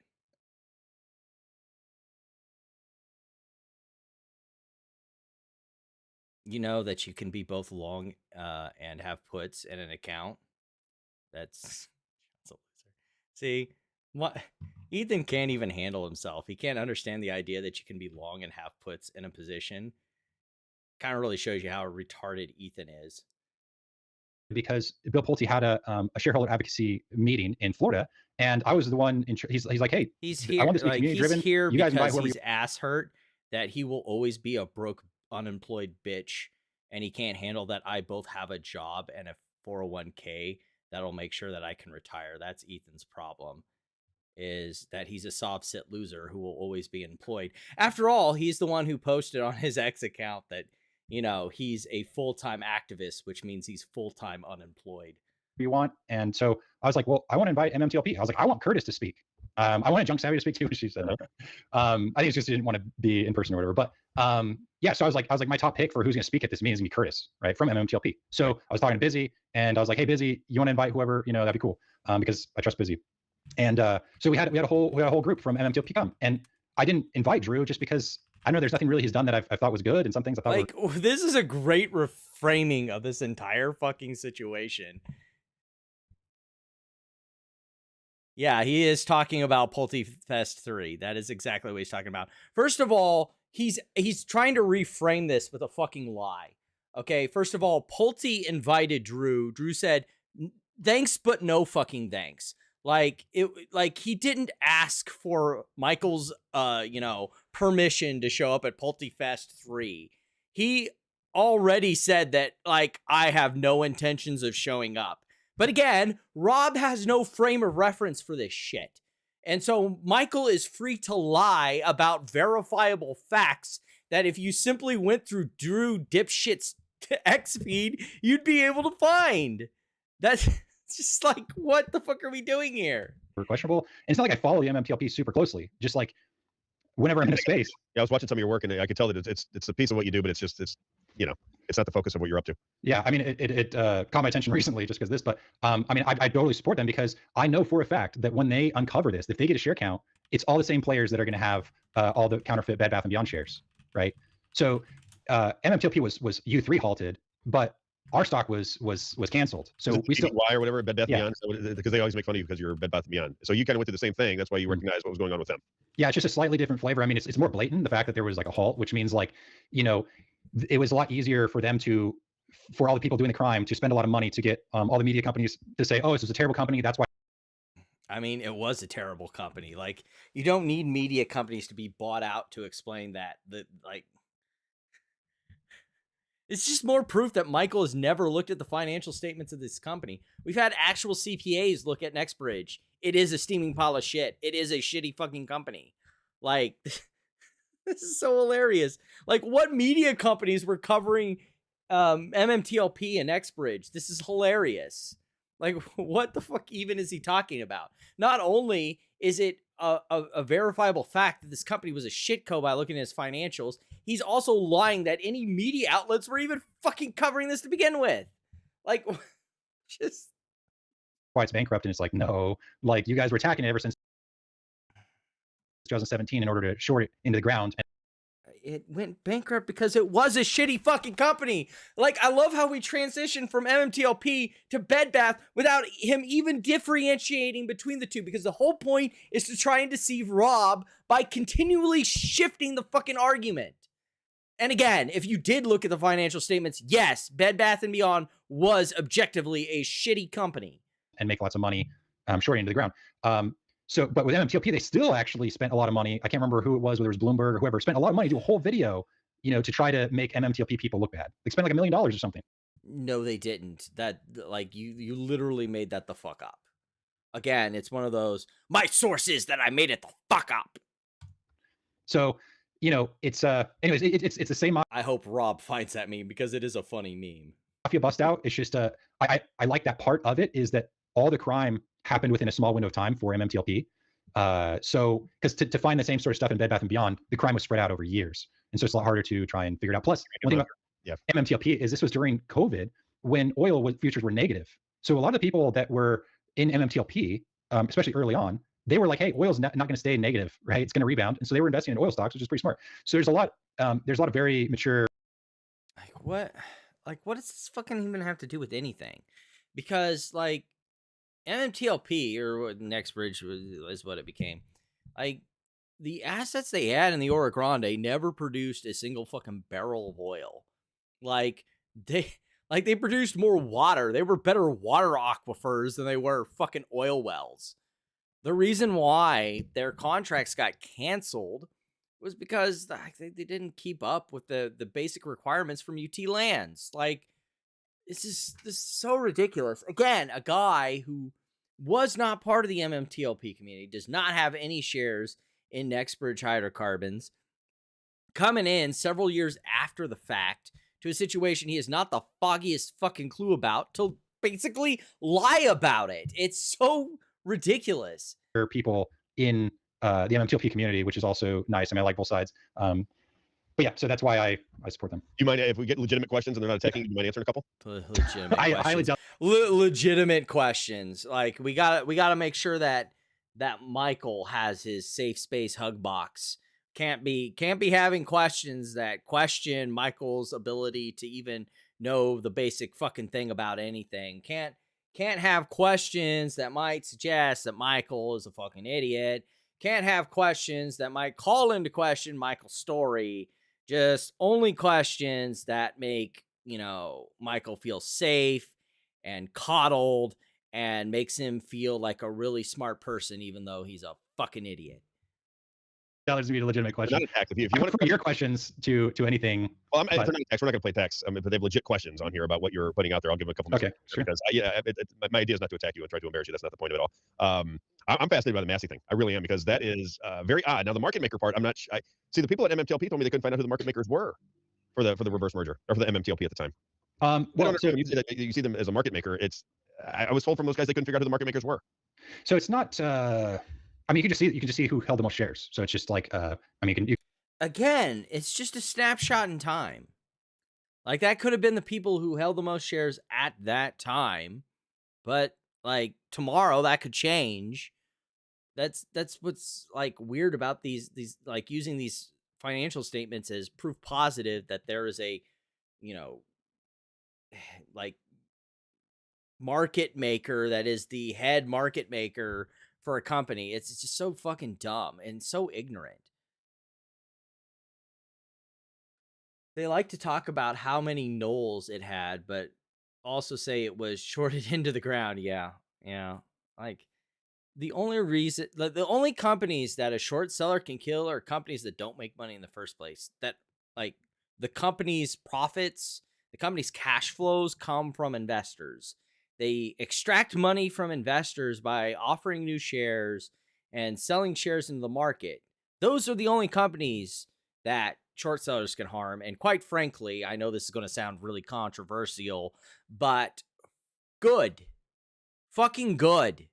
These are companies that provide no economic benefit to society, and the sooner they're dead and that cash can move to actual profitable companies to expand their business, to grow it, to make it better, good. Like, that's capitalism. And I know for like some MAGA heads, capitalism is just this dirty word. Go fuck yourself, because that's how America became as powerful as it is. But like, those are the only companies that short sellers can destroy, are companies that don't make any money anyway, and they have to steal money from investors to keep themselves on life support. The kind of companies that we call zombie companies, who constantly flip their debt around and then steal money from shareholders, investors through dilution. Yeah, fuck those companies. They should die. They should die so that money and equity can transfer to companies that provide real economic value to society. All the other companies that don't do that can get fucked, as far as I'm concerned. That fucking simple. I thought this was a pretty easy concept for people who understand economics, but apparently not. You can literally just ask AI, hey, who list the top 10 people who held shares in, of Torchlight in 2021 or whatever, and then it will just tell you, right?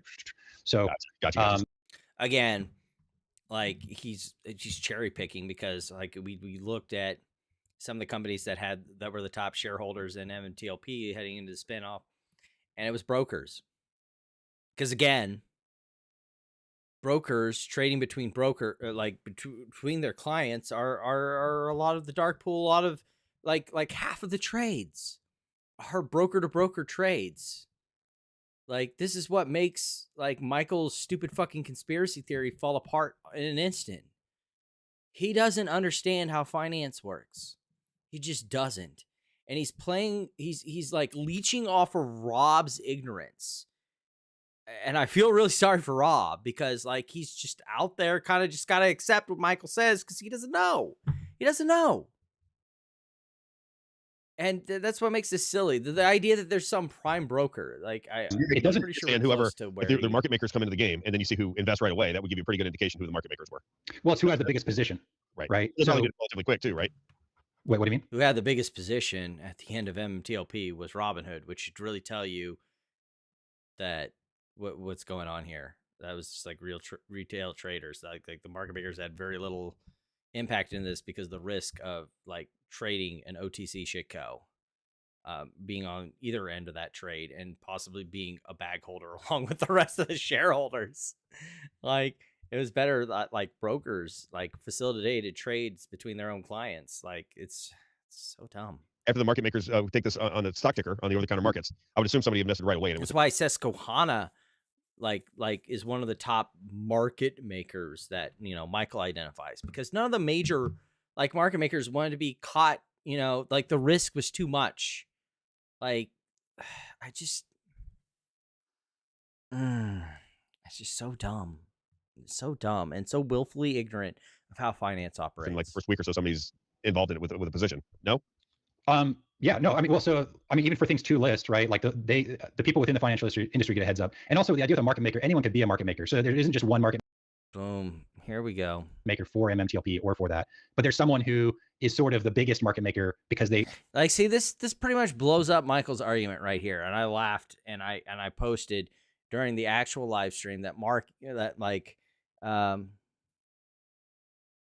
they bought a bunch of shares and then they start dealing them out. But all the like even the hedge funds can act as market makers, right? It's not like because Michael pretty much in real time disproves his own argument.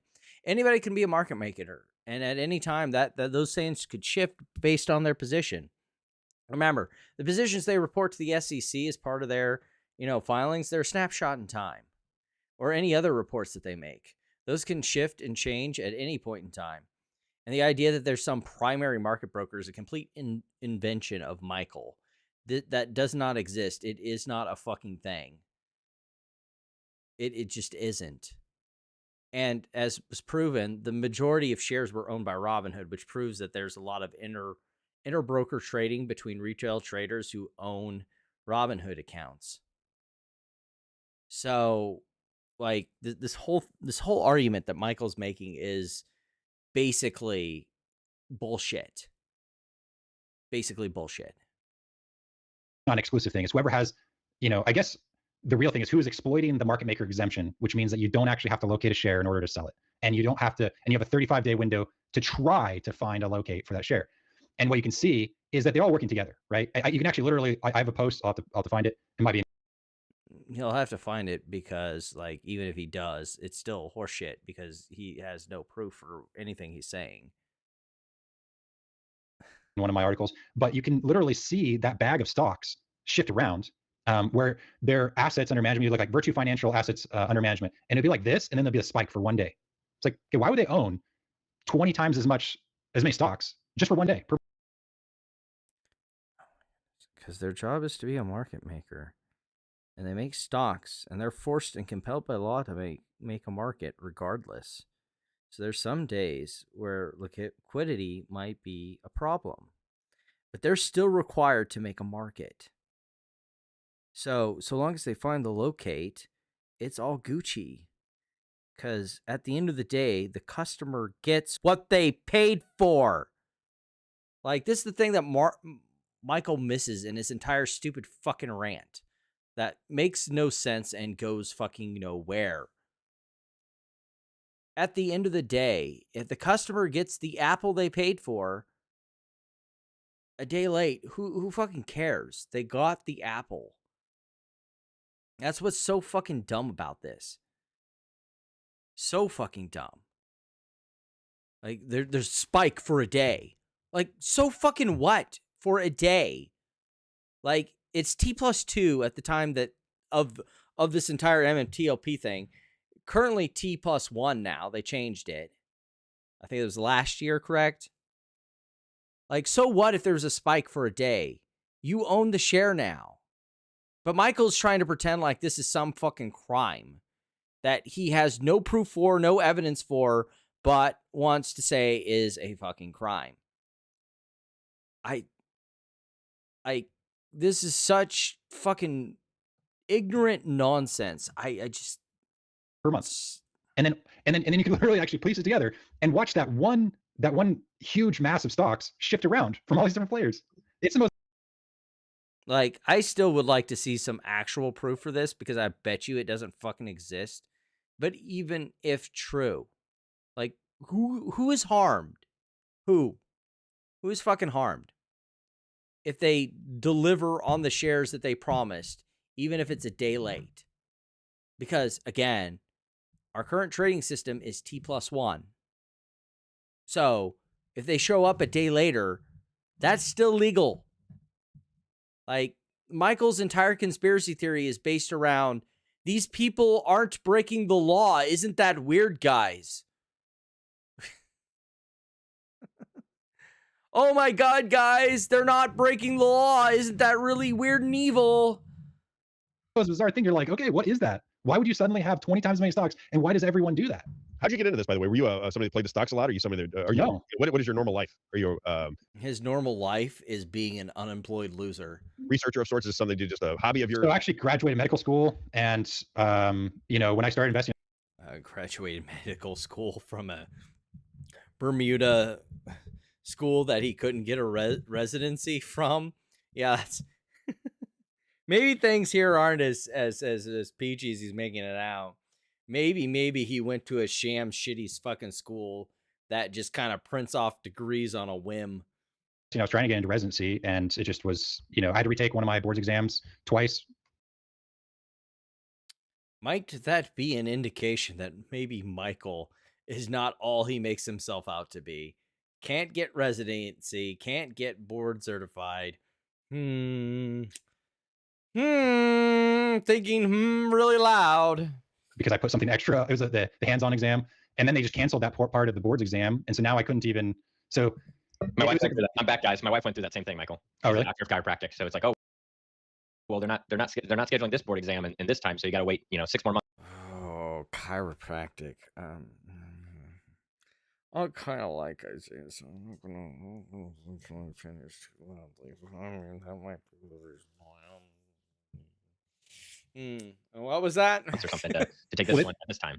They actually canceled it though. Like during COVID, they got rid of it. So right before I took the test, they like upped the bar or whatever, because basically it was just a language proficiency test, but it was really just a cash grab. So they're like forcing everyone to do it because it was a cash grab. So they're like, oh man, maybe if you had gone to medical school in the United States instead of Bermuda, you wouldn't have had to run into this bullshit. Wow, who knew that a graduate farm school that churns out degrees for profit would have cash grab schemes? Man, if only you had went to a legitimate university instead of some bullshit university in Bermuda, you wouldn't have had to deal with this shit. Oh, we should actually make it legitimate. So they raised the bar. I failed. I retook it. I failed all because I put not just pertinent positives, but I put justifications as well. And apparently they didn't want that. And I didn't know the second time I took it. And so then the third time I took it, I just left that off and I passed. And I was like, oh my gosh, this is so retarded. But that, and then I don't know. Maybe just go to school in America. Don't go to a bullshit school. It's really weird how that works sometimes. And then in COVID, they just got rid of that. So all the residency programs just can't even imagine someone failing this test. And then I have failed it twice. And so it just blackmarked me. I just couldn't get into residency. And so then yeah, because you went to a bullshit feeder fucking school from Bermuda. Of course, no actual medical, like no hospital, no medical institution was going to give you residency, you fucking dipshit. You're basically a fucking quack. Just, hey guys, I went to a bullshit Bermuda school. Well, why can't I get residency? That's really weird. On a life in medicine, and you're not going to be able to do it? Yeah, I mean, I'm writing. I have a book almost done about the physiology of stress, which is going to be amazing. But I mean, it's done. It's just I have to edit it. It's gonna be one of those self-published books. Oh, cool story, bro. Self-published? I don't know. We'll see. I mean, Rob almost, if I just let it go, Rob would have beat me to the punchline.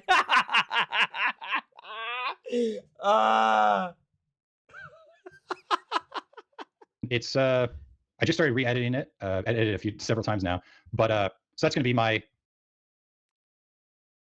I noticed first from Spy Art, Michael is Dr. Nick from The Simpsons. Oh, look, I'm not much of a Simpsons head. Someone's going to have to send me a clip of that. I noticed he didn't mention his dream readings and other nonsense and all that. Yeah, that might be an indicator. But yeah, I don't want to judge Isaiah too much. I know some people are into the whole into that, but maybe I've watched too much Penn and Teller, and I just no. Nope. My way into medicine, which I think is going to help more people anyway. But yes, I was in residency. Then I ended up teaching school. I did took over a vending machine business at the same time. So I've been doing a lot of stuff, and then it just kind of got caught up in this. And so just kept going deeper and deeper and deeper. I know how that works. Where are you located? What part of the country? You don't have to give me the state, but West Coast. You're on the West Coast. Okay. All right, my man. I'm gonna play. I'm gonna put your stuff up. So where do people find you? Because I want them to look into it. Because you posted two things I thought were very interesting. We had you had the Massi globalist one, and then you had the Massi as a part of the swamp, which we started to play. If people want to look into it, if people are because you got a lot of people that are in this community, they're on the chats right now. But if you have people outside of this that go, it's very interesting, and they want to look more, how do they find you? Yeah, mainly just that. I mean, I have my YouTube channel, which is you got a nice audience on YouTube. You had 27,000 followers on YouTube. Is what the 2,000. 2,000. Okay. Yeah. 27,000 on X or something, right? Yeah. You got a big. Yeah. So yeah. So yeah, I mean, paying for engagement, from fucking Michael Flynn really helps for that. I bet 100%. Mainly X, but I mean my YouTube. Let's see, I could. I got it right here. Oh, okay, cool. Yeah. So yeah, I mean I mainly post on X, but I'm going to be doing a whole series. It's actually going to be like the Candace and Massi files because I didn't realize Candace Owens did a whole documentary with Thomas Massie, and so it's like all of a sudden I'm seeing all these people coming out, and it's like I guess here's one of the weirdest things to me about like just a pretty brief point here that like maybe I am kind of a libertarian, but like Thomas Massie ain't the greatest like guy. Just want to put that out there. There are definitely things I disagree with. Mostly his conspiratorial shit. Like let's be honest here. Like even though he is the reason why a lot of the Epstein files got released, he just seems to think that just because you're in the Epstein files, you must be as like Michael level must be, a super secret pedophile. So that's not cool. Of course, like, hanging out with Candace Owens, not a great look because she's kind of, how shall we say it, fucking crazy. So like, I don't want to pretend like Thomas Massie is some divine angel from God brought to us by, fucking Thomas Jefferson himself, but like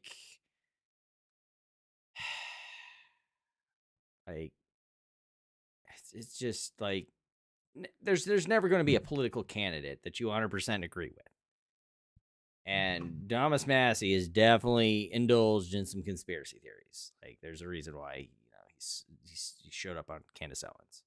But that doesn't mean what Michael is saying about him is in any way factual. Like I am forever going to be a person without a political home because I'm too independent-minded for most people, but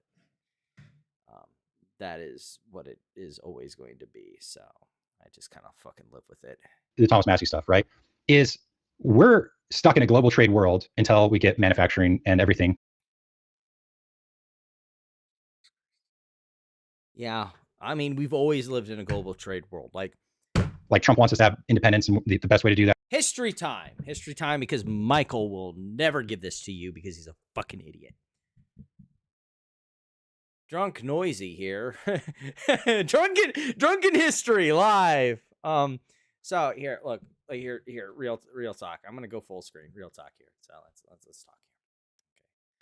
So there's this whole, protectionism thing. Like I thought we had figured out during the Great Depression. That doesn't fucking work.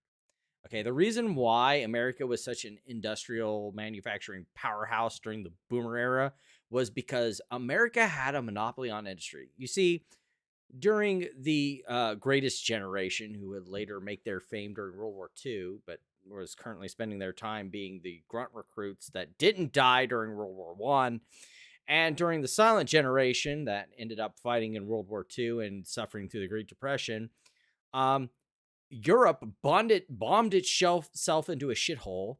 And during the Second World War, Asia decided that was a great idea too. Southeast Asia, the Oceanics, China, Korea, Japan, about Australia was about the only one that got away with that one unscathed. All of Europe pretty much gutted itself. Russia, they had a rough go. Most of mainland Europe, rough time. Hey, did you know that UK was cleaning up the bombing ruins from World War II in the 70s still? Basically, America, Canada, anyone in North America and South America had an uncontested monopoly on industry. because Europe and Asia had bombed a huge fucking crater that had sent both continents into the Stone Age, and to some extent North Africa too. Can't forget that. And so America had a golden age from the fucking 40s to about 65. Hey, funny enough, that's when the boomers were born. Funny how that works. So during the entire time that the boomers existed, they basically got to live in the golden age of American society where everyone was rich and happy. There was a lot of inflation that happened after that because, go figure, when the tables turned, America's economy dipped, and there was a lot of money going out the door to basically fund, global expansion and growth, because America decided, stupidly enough, that it would like to be the world's reserve currency as opposed to having some, middleman deal with, being the reserve currency. And so that means more dollars needs to be produced to basically fund the growth engine of, a lot of these European countries that were digging themselves out of World War II at a time when all the jobs were leaving America and going to those countries that had rebuilt themselves. Cue the 70s. Like, that's what happened here. Like, America is never going to go back to that time because it was a black swan event. 2 world wars, and America was not harmed in the slightest by any of them. This is historically and economically illiterate morons trying to lecture to us about how they know better when they don't know the first fucking thing about anything. It's really weird and crazy. That is tariffs and all that kind of stuff, right? But like, we're still in a global world, right? And it's like, yeah, because that is how the world works. I don't understand why people would want Obama, who's paying, to have these terrorist networks set up, which is very... What? Fucking what? Which is very obvious. The whole, all the proxies. So Iran is a proxy for China, and then Iran has... Iran is only a proxy for China because Russia decided to... not Russia. Iran is only a proxy for China because Trump decided to attack it on behalf of Israel. It was really weird how, Michael spent all this time talking about the evil Jews, but suddenly, as soon as Trump aligned himself with Israel, suddenly he doesn't talk about the evil Jews so much anymore. Funny how that works. But anyway, the only reason China aligned itself with Iran is because America decided to attack it, and China really, really needs a lot of energy to fund its industrial complex and its own domestic spending. So yeah, it aligned itself with Russia because it was fortuitous for them to take the natural gas and oil resources from Russia while they were dirt fucking cheap. And it's doing the same with Iran now that it's been locked out of the global oil supply because it benefits them. Like, Michael has a really hard time with this whole cause and effect thing. Instead of seeing it as Iran made a business decision based on what America decided to do, he sees it as America did a thing because of a thing that hadn't happened yet. But now it's convenient for Michael's narrative to say that China is somehow in bed in Iran because of things that happened after America did a thing. Like, to try and understand Michael's cause and effect is to read the historical record backwards and then kind of filling in with absolute fucking nonsense. Terror proxies all over the Middle East and Africa. And so it's like, that affects us.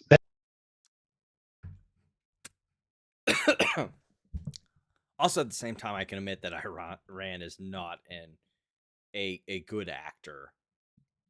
But to understand a lot of what Iran's doing, you have to understand the entire Middle East situation and understand like the Sunni Shia thing, and also understand that we decided to support Saudi Arabia, and that's why Iran kind of hates us a whole lot.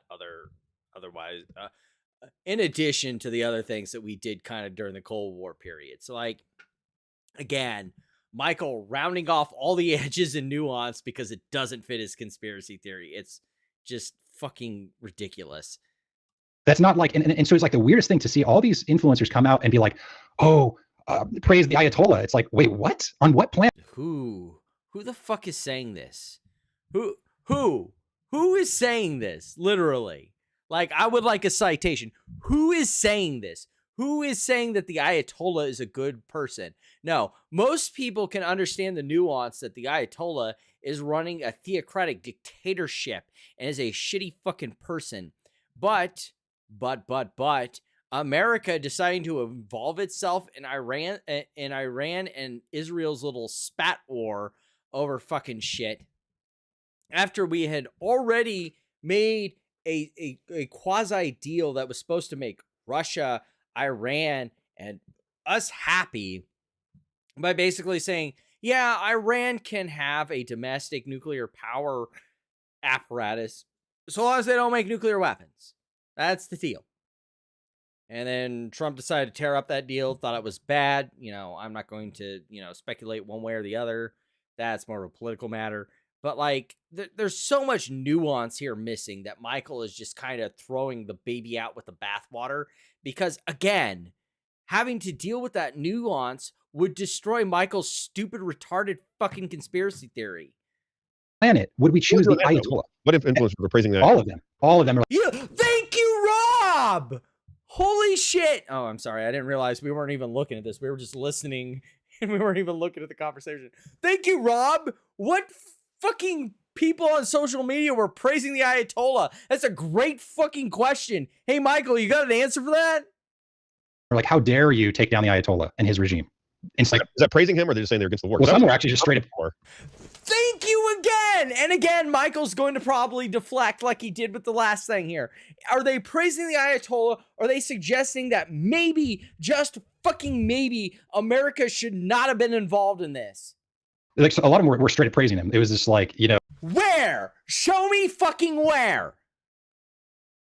I'll have to pull up all the tweets, but there was like a lot of the big ones that were. I'll have to pull up all the tweets later conveniently. He doesn't have them ready. If I'm going to make an argument, I would have the evidence supporting it right then and there. But for Michael, that's kind of an inconvenience. So here we are. Just, fucking trust me, bro. Trust me, bro. These people on the internet were praising the Ayatollah. That's what I said. So you should just believe what I fucking say. It was straight up like he was a great leader in his honor. It's like, no, he literally was. He can't produce a single instance where that happened, but he's going to say it did anyway. Doing the global terrorist network is through there. And I didn't really think about like the nuclear, but then we saw this, like when push comes to shove, it's like, hey, look, we can be cool. Just give up all your nuclear material. And they're like, no.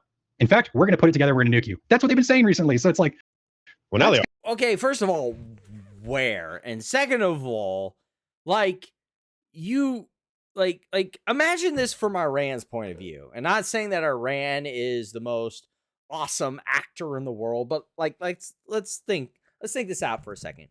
You, about roughly 10 years ago, made a deal with the former president of the United States and Russia, who's your ally. Keep that in mind.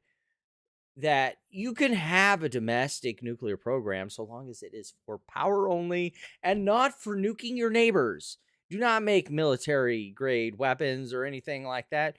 You can make nuclear power plants, so that's really cool. That's awesome, in fact. Go ahead and do that. And then, after that man goes in power, the next man tears up the treaty because your greatest enemy, Israel, whispered sweet nothings into the air and said that you were planning on making a nuclear weapons program and were likely to be complete with that within mere months. Fact check that later. They're still saying mere months, but you have not produced a nuclear weapon that anyone's aware of. They decide to rip up that treaty and tell you to go fuck yourself. That person goes out of power and a new person comes into power. You sort of have an okay relationship. I wouldn't call it great, but you aren't blowing the shit out of each other. And then the other man previously who ripped up the treaty comes into power and decides to bomb the shit out of you. Because, again, Israel is whispering sweet nothings into his ear. If you were looking at that as an independent actor, as someone who has to run a government day to day, the changes in the government policy because, you're a theocracy, that has, like, leaders that pretty much rule for life. You're a dictatorship. And then you're looking at a democracy who has elected leaders that change their position depending on the blowing of the fucking wind of the electorate, who has gone from, yeah, we're all right, you know, as long as you do this thing and don't break these rules. And then someone comes in and rips up those rules. And another guy comes in and says, okay, that's kind of okay. And then another guy, that same guy comes back in and says, actually, fuck you, we're bombing the shit out of you. At what point do you kind of go, what is the fucking rules here? And at what point do we not just start bombing the shit out of you too? Like, I'm not saying Iran is a great actor, but you have to look at the situation and go, under what conditions do they can even comprehend the idea that they have a policy that they can ride home and know is safe? And again, not saying that Iran isn't a complete dictatorship full of shitty fucking theocratic fucking morons, but again, Michael rounding off the nuance and the edges of the actual argument because he doesn't want to understand it, because he's trying to deliver a narrative. He doesn't care about facts or reality or any of that shit. He is more interested in delivering a narrative that comports with his fucking shitty worldview. Now when you started bombing them, they changed their opinion a little bit, because this was my argument that I had with the Trump administration for going in. Is we pay $891 billion a year for intel. That's what that's our budget is. They don't wait $891. That's a lot of money, right? $891 billion. If the agencies that are supposed to inform you as to whether foreign nations are building nuclear weapons tell you that they are not building nuclear weapons, and then you go to war with them to keep them from having nuclear weapons 6 months after you said you obliterated their nuclear weapons program. It's like the Bush situation. We definitely know that they have WMDs in fucking Iraq. Thank you, Rob, for inserting some nuance into this fucking conversation that is severely fucking lacking. That it leads me to believe that you're probably in there for reasons other than nuclear dismantling. That's not your mission, is to stop nuclear weapons. I would imagine it has something to do with energy. Would be my guess. But they still said, we're going to assemble these and we're going to nuke you. They are now. Yeah, they are now. Thank you, Rob. They are now, because you bombed the shit out of them. And this is the conversation that gets out of hand for Michael, because now Michael is veered into a conversation that Rob has some vague understanding of, and Rob can actually respond to. What a fucking coinkydink. Oops, suddenly things are getting a little complicated for Michael because Rob actually knows what he's fucking talking about. They are now, for sure. And but look at that. You said they're not, we blew up the material, and now there isn't. So it's no, there is, and they're saying we have it and we're going to blow you up.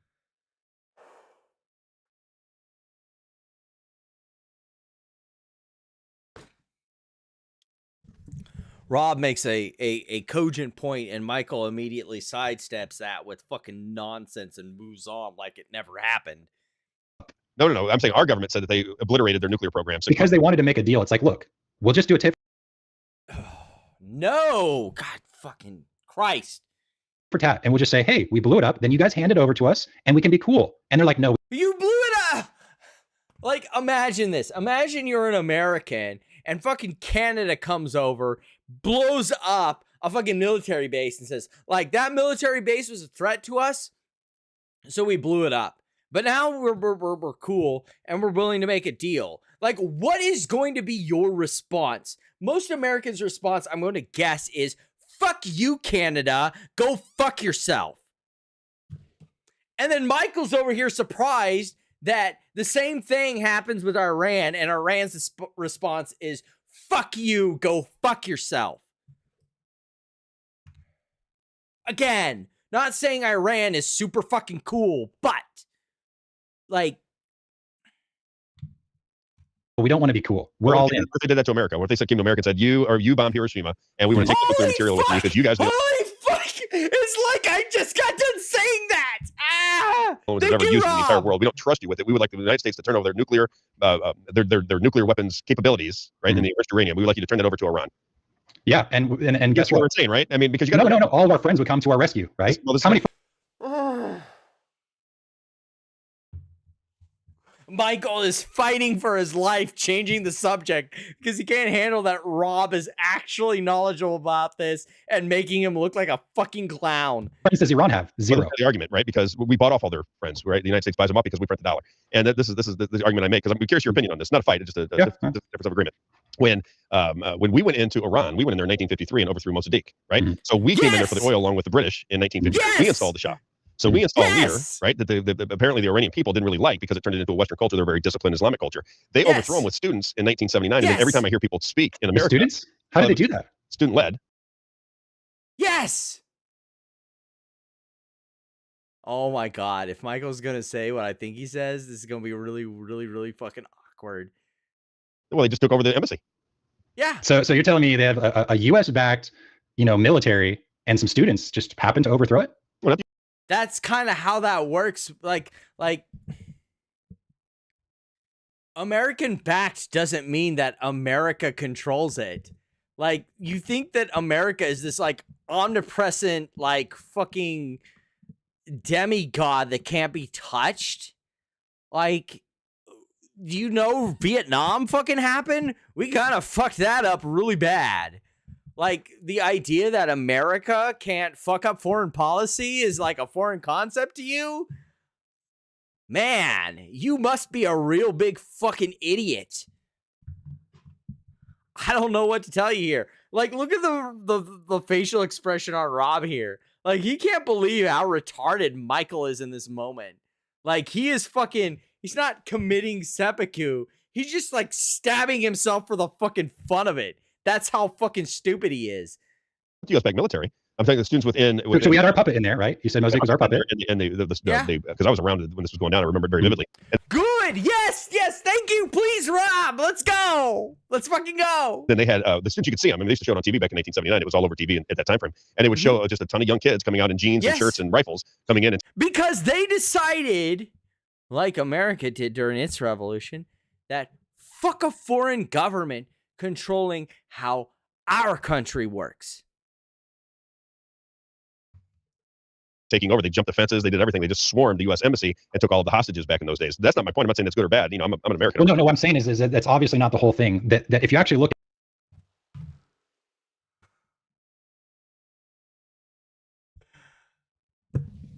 God save us from Michael's stupidity. God fucking save us. Look at it. It was the Epstein mega group people that did.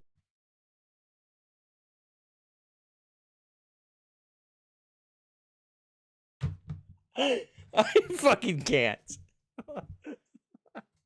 I fucking can't. Whoa. It's like Epstein, some omnipresent, like, how old was fucking Epstein?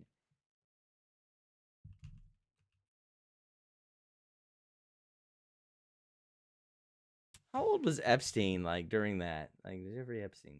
Okay. Born in 53.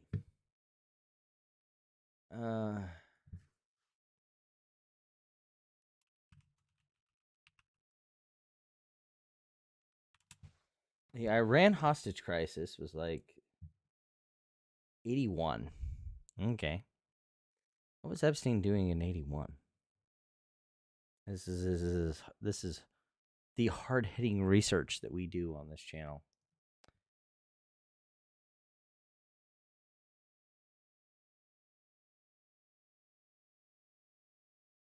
Like, he was barely coming up in Bear Stearns at that time.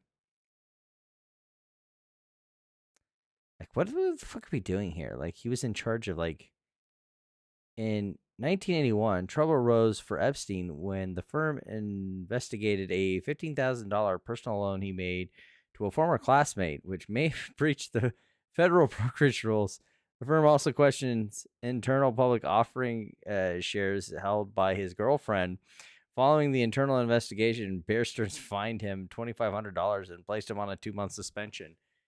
That's what Epstein was doing during the Iran hostage crisis. Like, this is how fucking stupid Michael is. Like, basic fucking research, he doesn't do it. He doesn't fucking do it because research is for fucking losers. Why do research when you can just make bullshit up on the fly? Fucking go get him, Robb. Go fucking get him with your boomer ass. Did that. And or is Robb Gen Z? Look. Even if he is a boomer, because he's actually bullying his knowledge out for the good of society, I'm gonna give him honorary Gen X status for this moment. Let's go. they were all through. Do you know what the Safari Club is? No. Okay, yeah, so that's the key part to this whole thing. Oh my God, the Safari Club.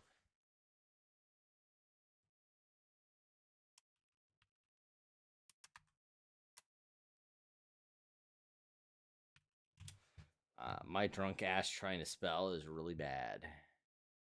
Safari Club. Covert Alliance of Intelligence Services formed in 1976, limited to the power of the CIA.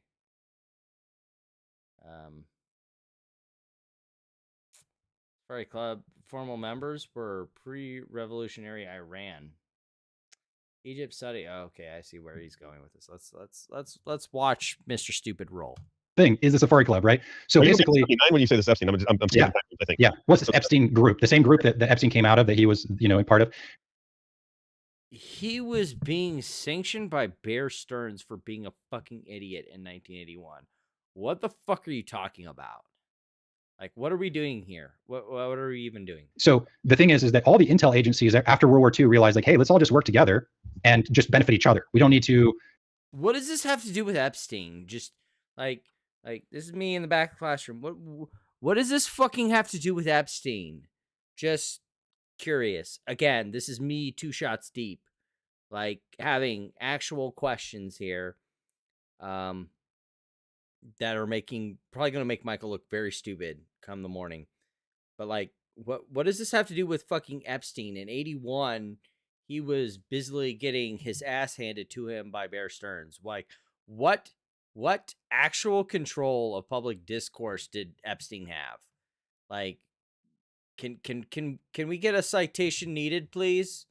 Can we get a citation needed? Have this. So they went around doing coups. Our first operation of our CIA was to work with the Corsican mafia in France to set up the French Connection heroin trade. That was our first operation. So the thing is, this is what undercover operations without congressional oversight. Ooh, this is probably important to the discussion we're having. Oh, Zaire. I don't see anything about drug fucking trade. I see something about mining operations. Man, if only Michael did basic fucking research, he might be actually leagues ahead. But as we know, Michael doesn't do fucking research. So here we are trolling through Wikipedia articles, the same thing that my, teacher told me not to fucking do. But you know what? I'm an adult now, so I'll do what I fucking want to do. And besides, Wikipedia articles are probably leagues ahead of whatever the fuck Michael's doing. So, yeah. Like, look, here's the Wikipedia article. Hey, Michael, how about you go fucking read this?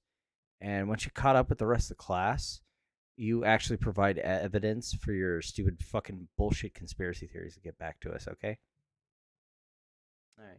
Now that we've established the ground rules, let's go.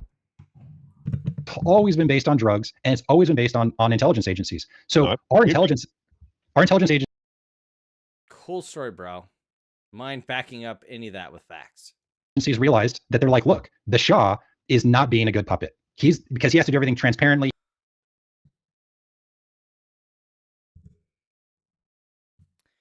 Yeah, like the Shah that we installed to make sure that Russia and a communist organization doesn't take care of it, take control of and nationalize the oil fields. The main interest that we installed the Shah for, because Michael has his weird ass conspiracy theories that have absolutely nothing to do with reality, facts, or history.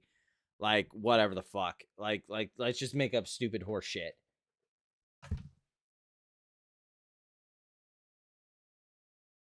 Sorry, one half of my headphones just died.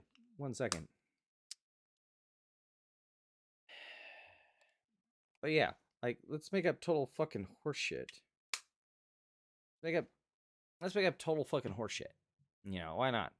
We installed the Shah specifically for oil reasons, but because, reasons known only to Michael and the bullshit that he thinks in his psychotic fucking head, the Shah suddenly, just wasn't good enough for America. It just wasn't fucking good enough. So he has to do in the global market. So they wanted a closed market. So they placed the Ayatollah, right? They did the coup. How else would some students be able to overtake I see what you're saying. A U.S. government, right? So it was literally that same deep state. That's so fucking dumb. Like the idea that some fucking country just can't, like, do you recall Vietnam? Like, are you fucking that mentally fried? Like, it's this weird thing.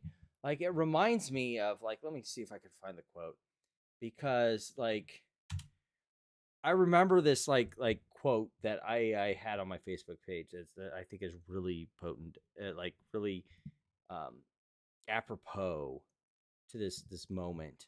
This idea that like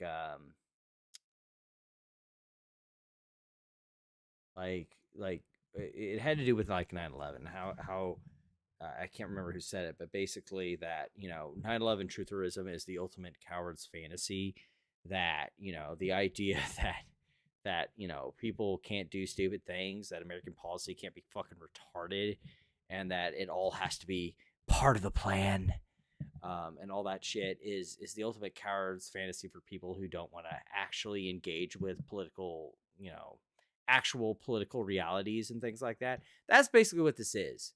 Like, the idea that America fucked foreign policy so hard that they installed a Shah that was hated by his own country for basically fucking them over, denying their religion, and basically forcing Western ideology on a generally Islamic, or at the very least Arab roughly nation, and not thinking about the consequences, and then having that government overflown and installed with a Islamic theocracy like that.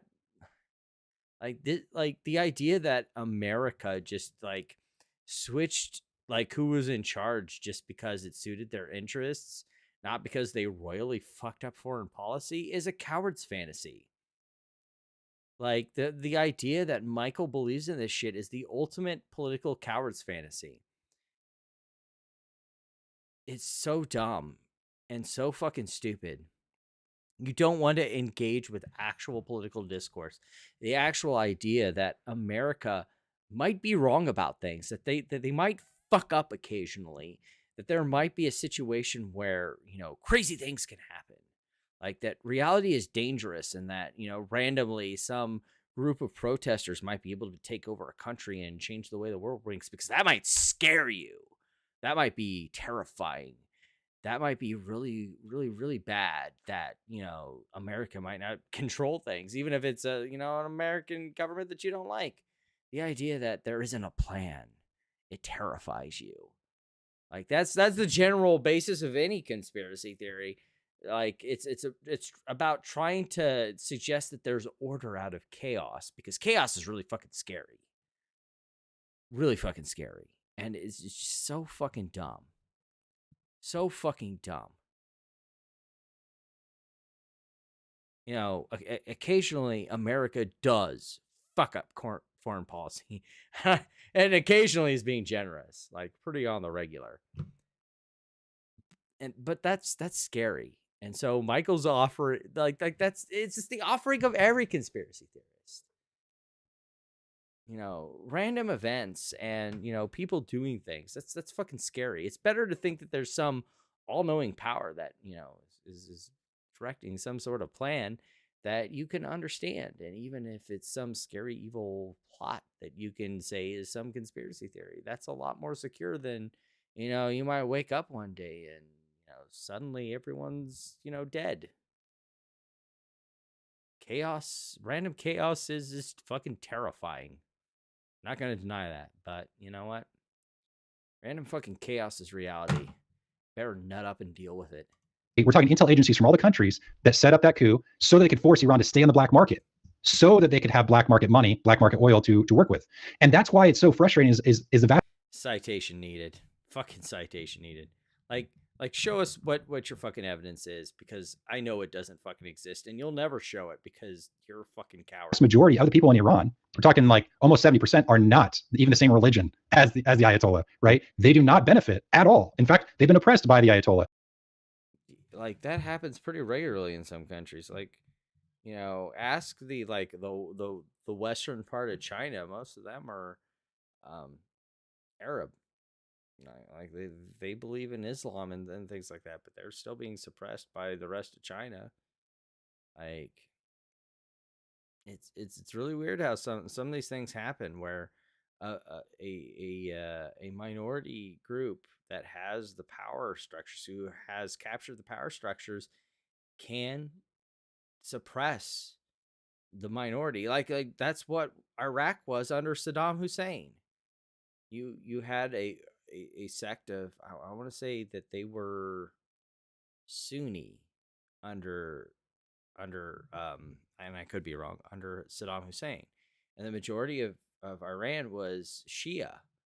And so, like, because they owned the structures of power, because they were the ones in control, they owned the guns, they were able to impose their will on the majority.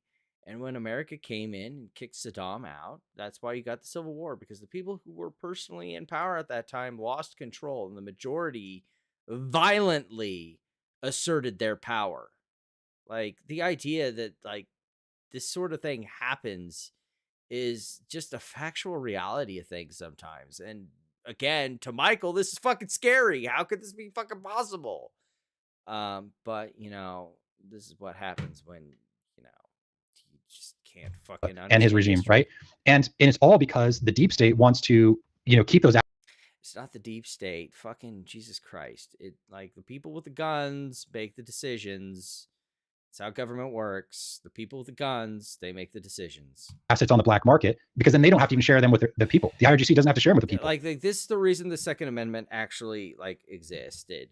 Like, it may be seen as a little, like, archaic in America, where, you know, you don't so much have a militia anymore, but there's a structural military apparatus. You know, America for the longest time didn't have an actual active military and things like that. But this is the reason it exists. Like, the people with the guns make the decisions. And the whole point of the populace having the guns is, if the people with the guns making the decisions get too fucking dictatory, they become too autocratic, the people have the guns, and they can tell the people who are trying to be autocratic to go fuck themselves. Like, this is the reason. Like,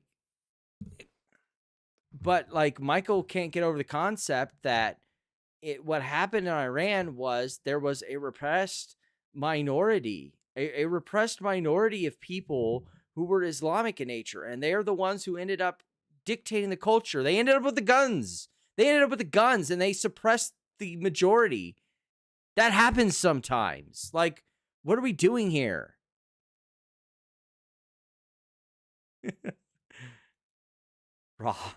Is Robb regretting going into this topic yet? I mean, the expression on his face occasionally is suggesting he might regret it, but, like, this is so dumb. Like, this is so ahistorical, so ignorant of history, so ignorant of politics, of, like, general human psychology. Like, Michael is just ignorant in so many ways, and he's so aggressively ignorant. Like, most people who are affected by the and that's like the whole problem effect, is, like, he is very convicted in his fucking stupidity, and it's hilarious. And why this is completely different than Afghanistan. Afghanistan's a bunch of random tribes and whatnot, but in Iran, like, when we've been trying to do it a nicer way and try and convince people to be cool, but eventually we're just gonna go in and just take out all the leadership of the IRGC. It doesn't matter. The fucking people with the guns is the theocratic state. That's why during the fucking Green Revolution, when, like, Syria and Libya and fucking Egypt had these overthrows, Iran brutally put it down with guns. Like, Syria, the only reason Syria succeeded was because we intervened. Like, Iran, we just kind of left out to fucking dry. And the establishment government with all the guns murdered the dissidents. Like, what is hard to fucking understand here? And there's already a huge amount of people that will just step up. It'd be just like Venezuela, right? Everyone's like, oh, Venezuela's gonna be a quagmire. Wow, 4 hours, and the majority of the people. Wow, this is such a simplification of the Venezuela issue. Like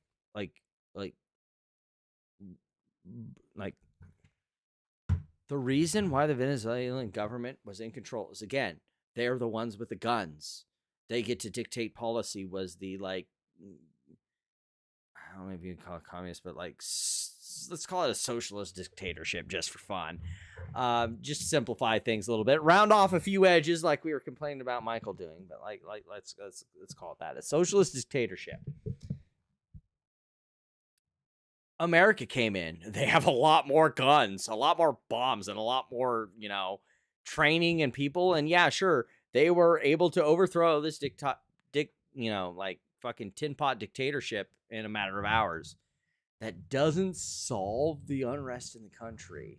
Like it would be if we blew up Iraq, and then after we were done and removed Saddam, we just said, like, you guys fucking figure it out. Like, them acting like problems have been solved in Venezuela. What the fuck are you talking about? Have you even been paying attention?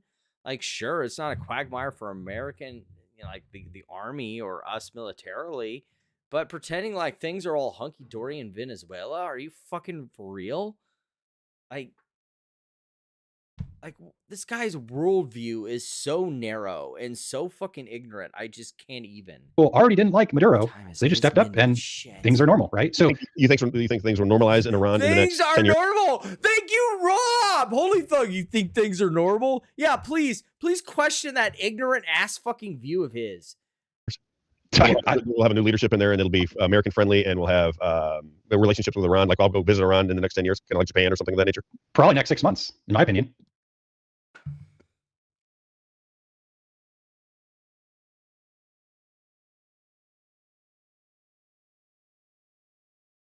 Christ, this dude is fucking stupid. Okay. I know a lot of Iranian people. Like, go to literally any gym and just go in the sauna. Most white people don't do it. It's full of Iranians. Man, I don't know what saunas he's going to, but that is the most racist statement I've had. Like, it isn't up there with Soika and his guest dropping an N-bomb, but like, wow, okay. Only Iranians use the sauna. Like, when I go to my local sauna, all I see is brown people, and I immediately feel very awkward about going into the sauna.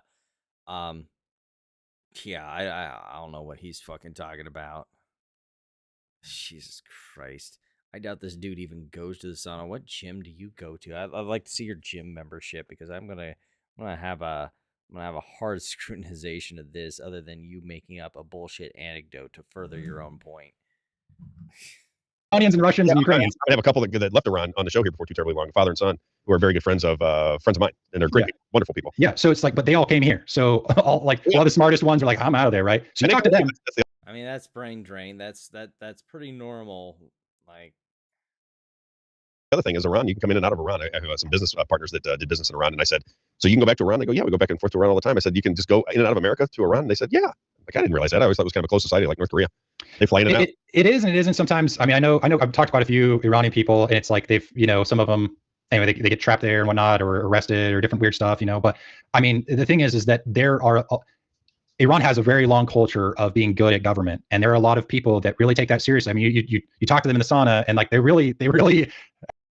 Yeah, I know that when I'm in the sauna at the gym, that like people are just so open to, like, so fucking stupid. Like, what? Maybe it's just a Midwestern thing. Maybe out there on the West Coast, you were just like buddy with the people in the sauna with you. But like, I just, I don't know. It's just weird. Have a very mature view of politics and whatnot. And so I really think that switch there is going to be amazing, right? And Trump doesn't want to occupy a place. Just the reason it's taking a while is just because like we have no incentive to actually speed things up, because it hurts the rest of the world more than it does us. It shows how things really work, and there's lots of benefits to it. So, but eventually it's just like, boom, take out all the top IRGC people, and like, hey, here's your country back. And it's like, we're going to help you just invest. We're going to invest in your country, but we're not going to. That didn't happen, did it? And again, I thought we were supposed to be anti-globalist. Why are we investing in other people's countries? Like,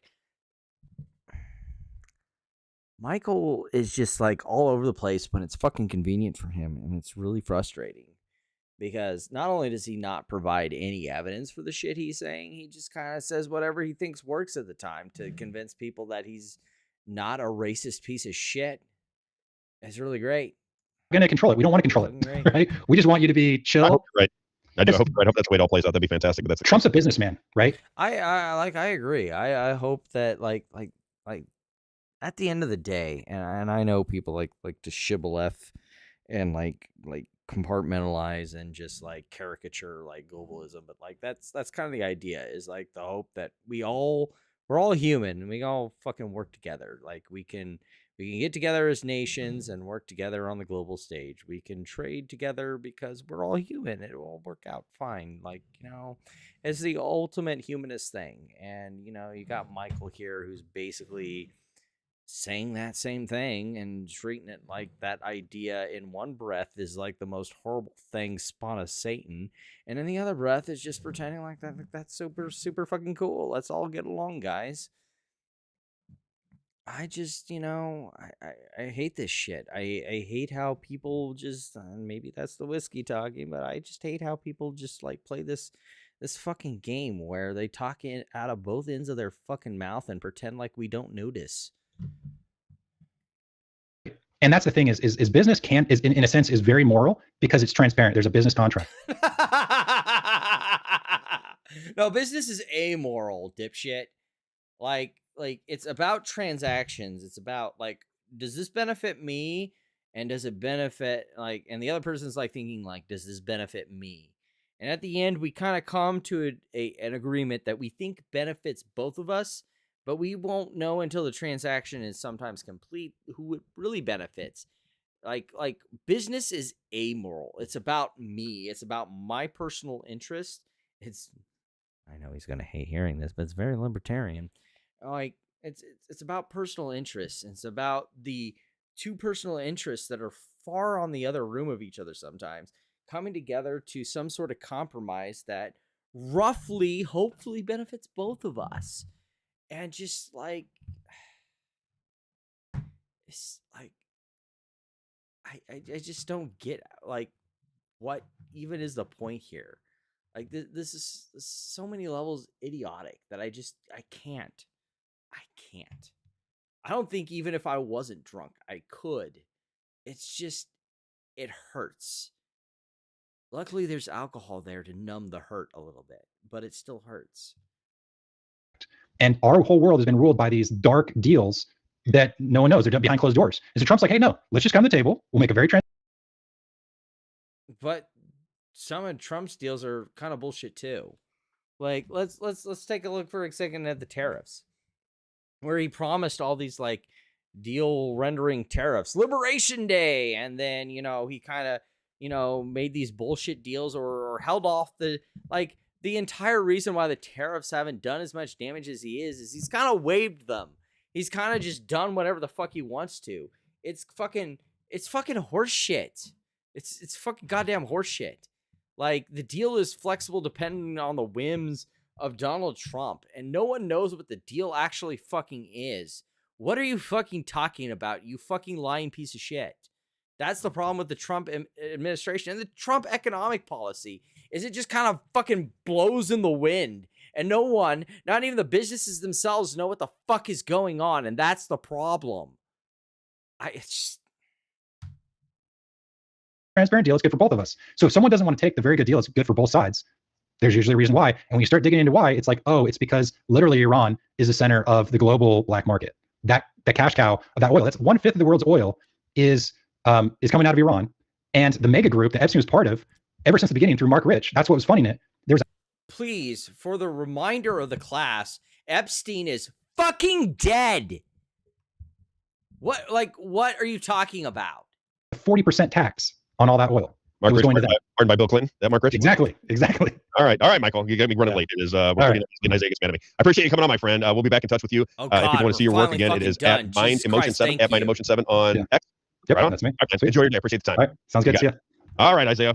What we didn't get to ask any questions because I can't see and you were gone. Are there any Oh, no, questions? sorry. I just can't see. Nothing's going here, so they must have like done something because my electricity just shut off randomly. And then God damn it! You need to get with the program, Isaiah. Oh my goodness, I feel like I've lost a serious amount of brain cells. That might be the alcohol or the fact that we had to deal with Michael.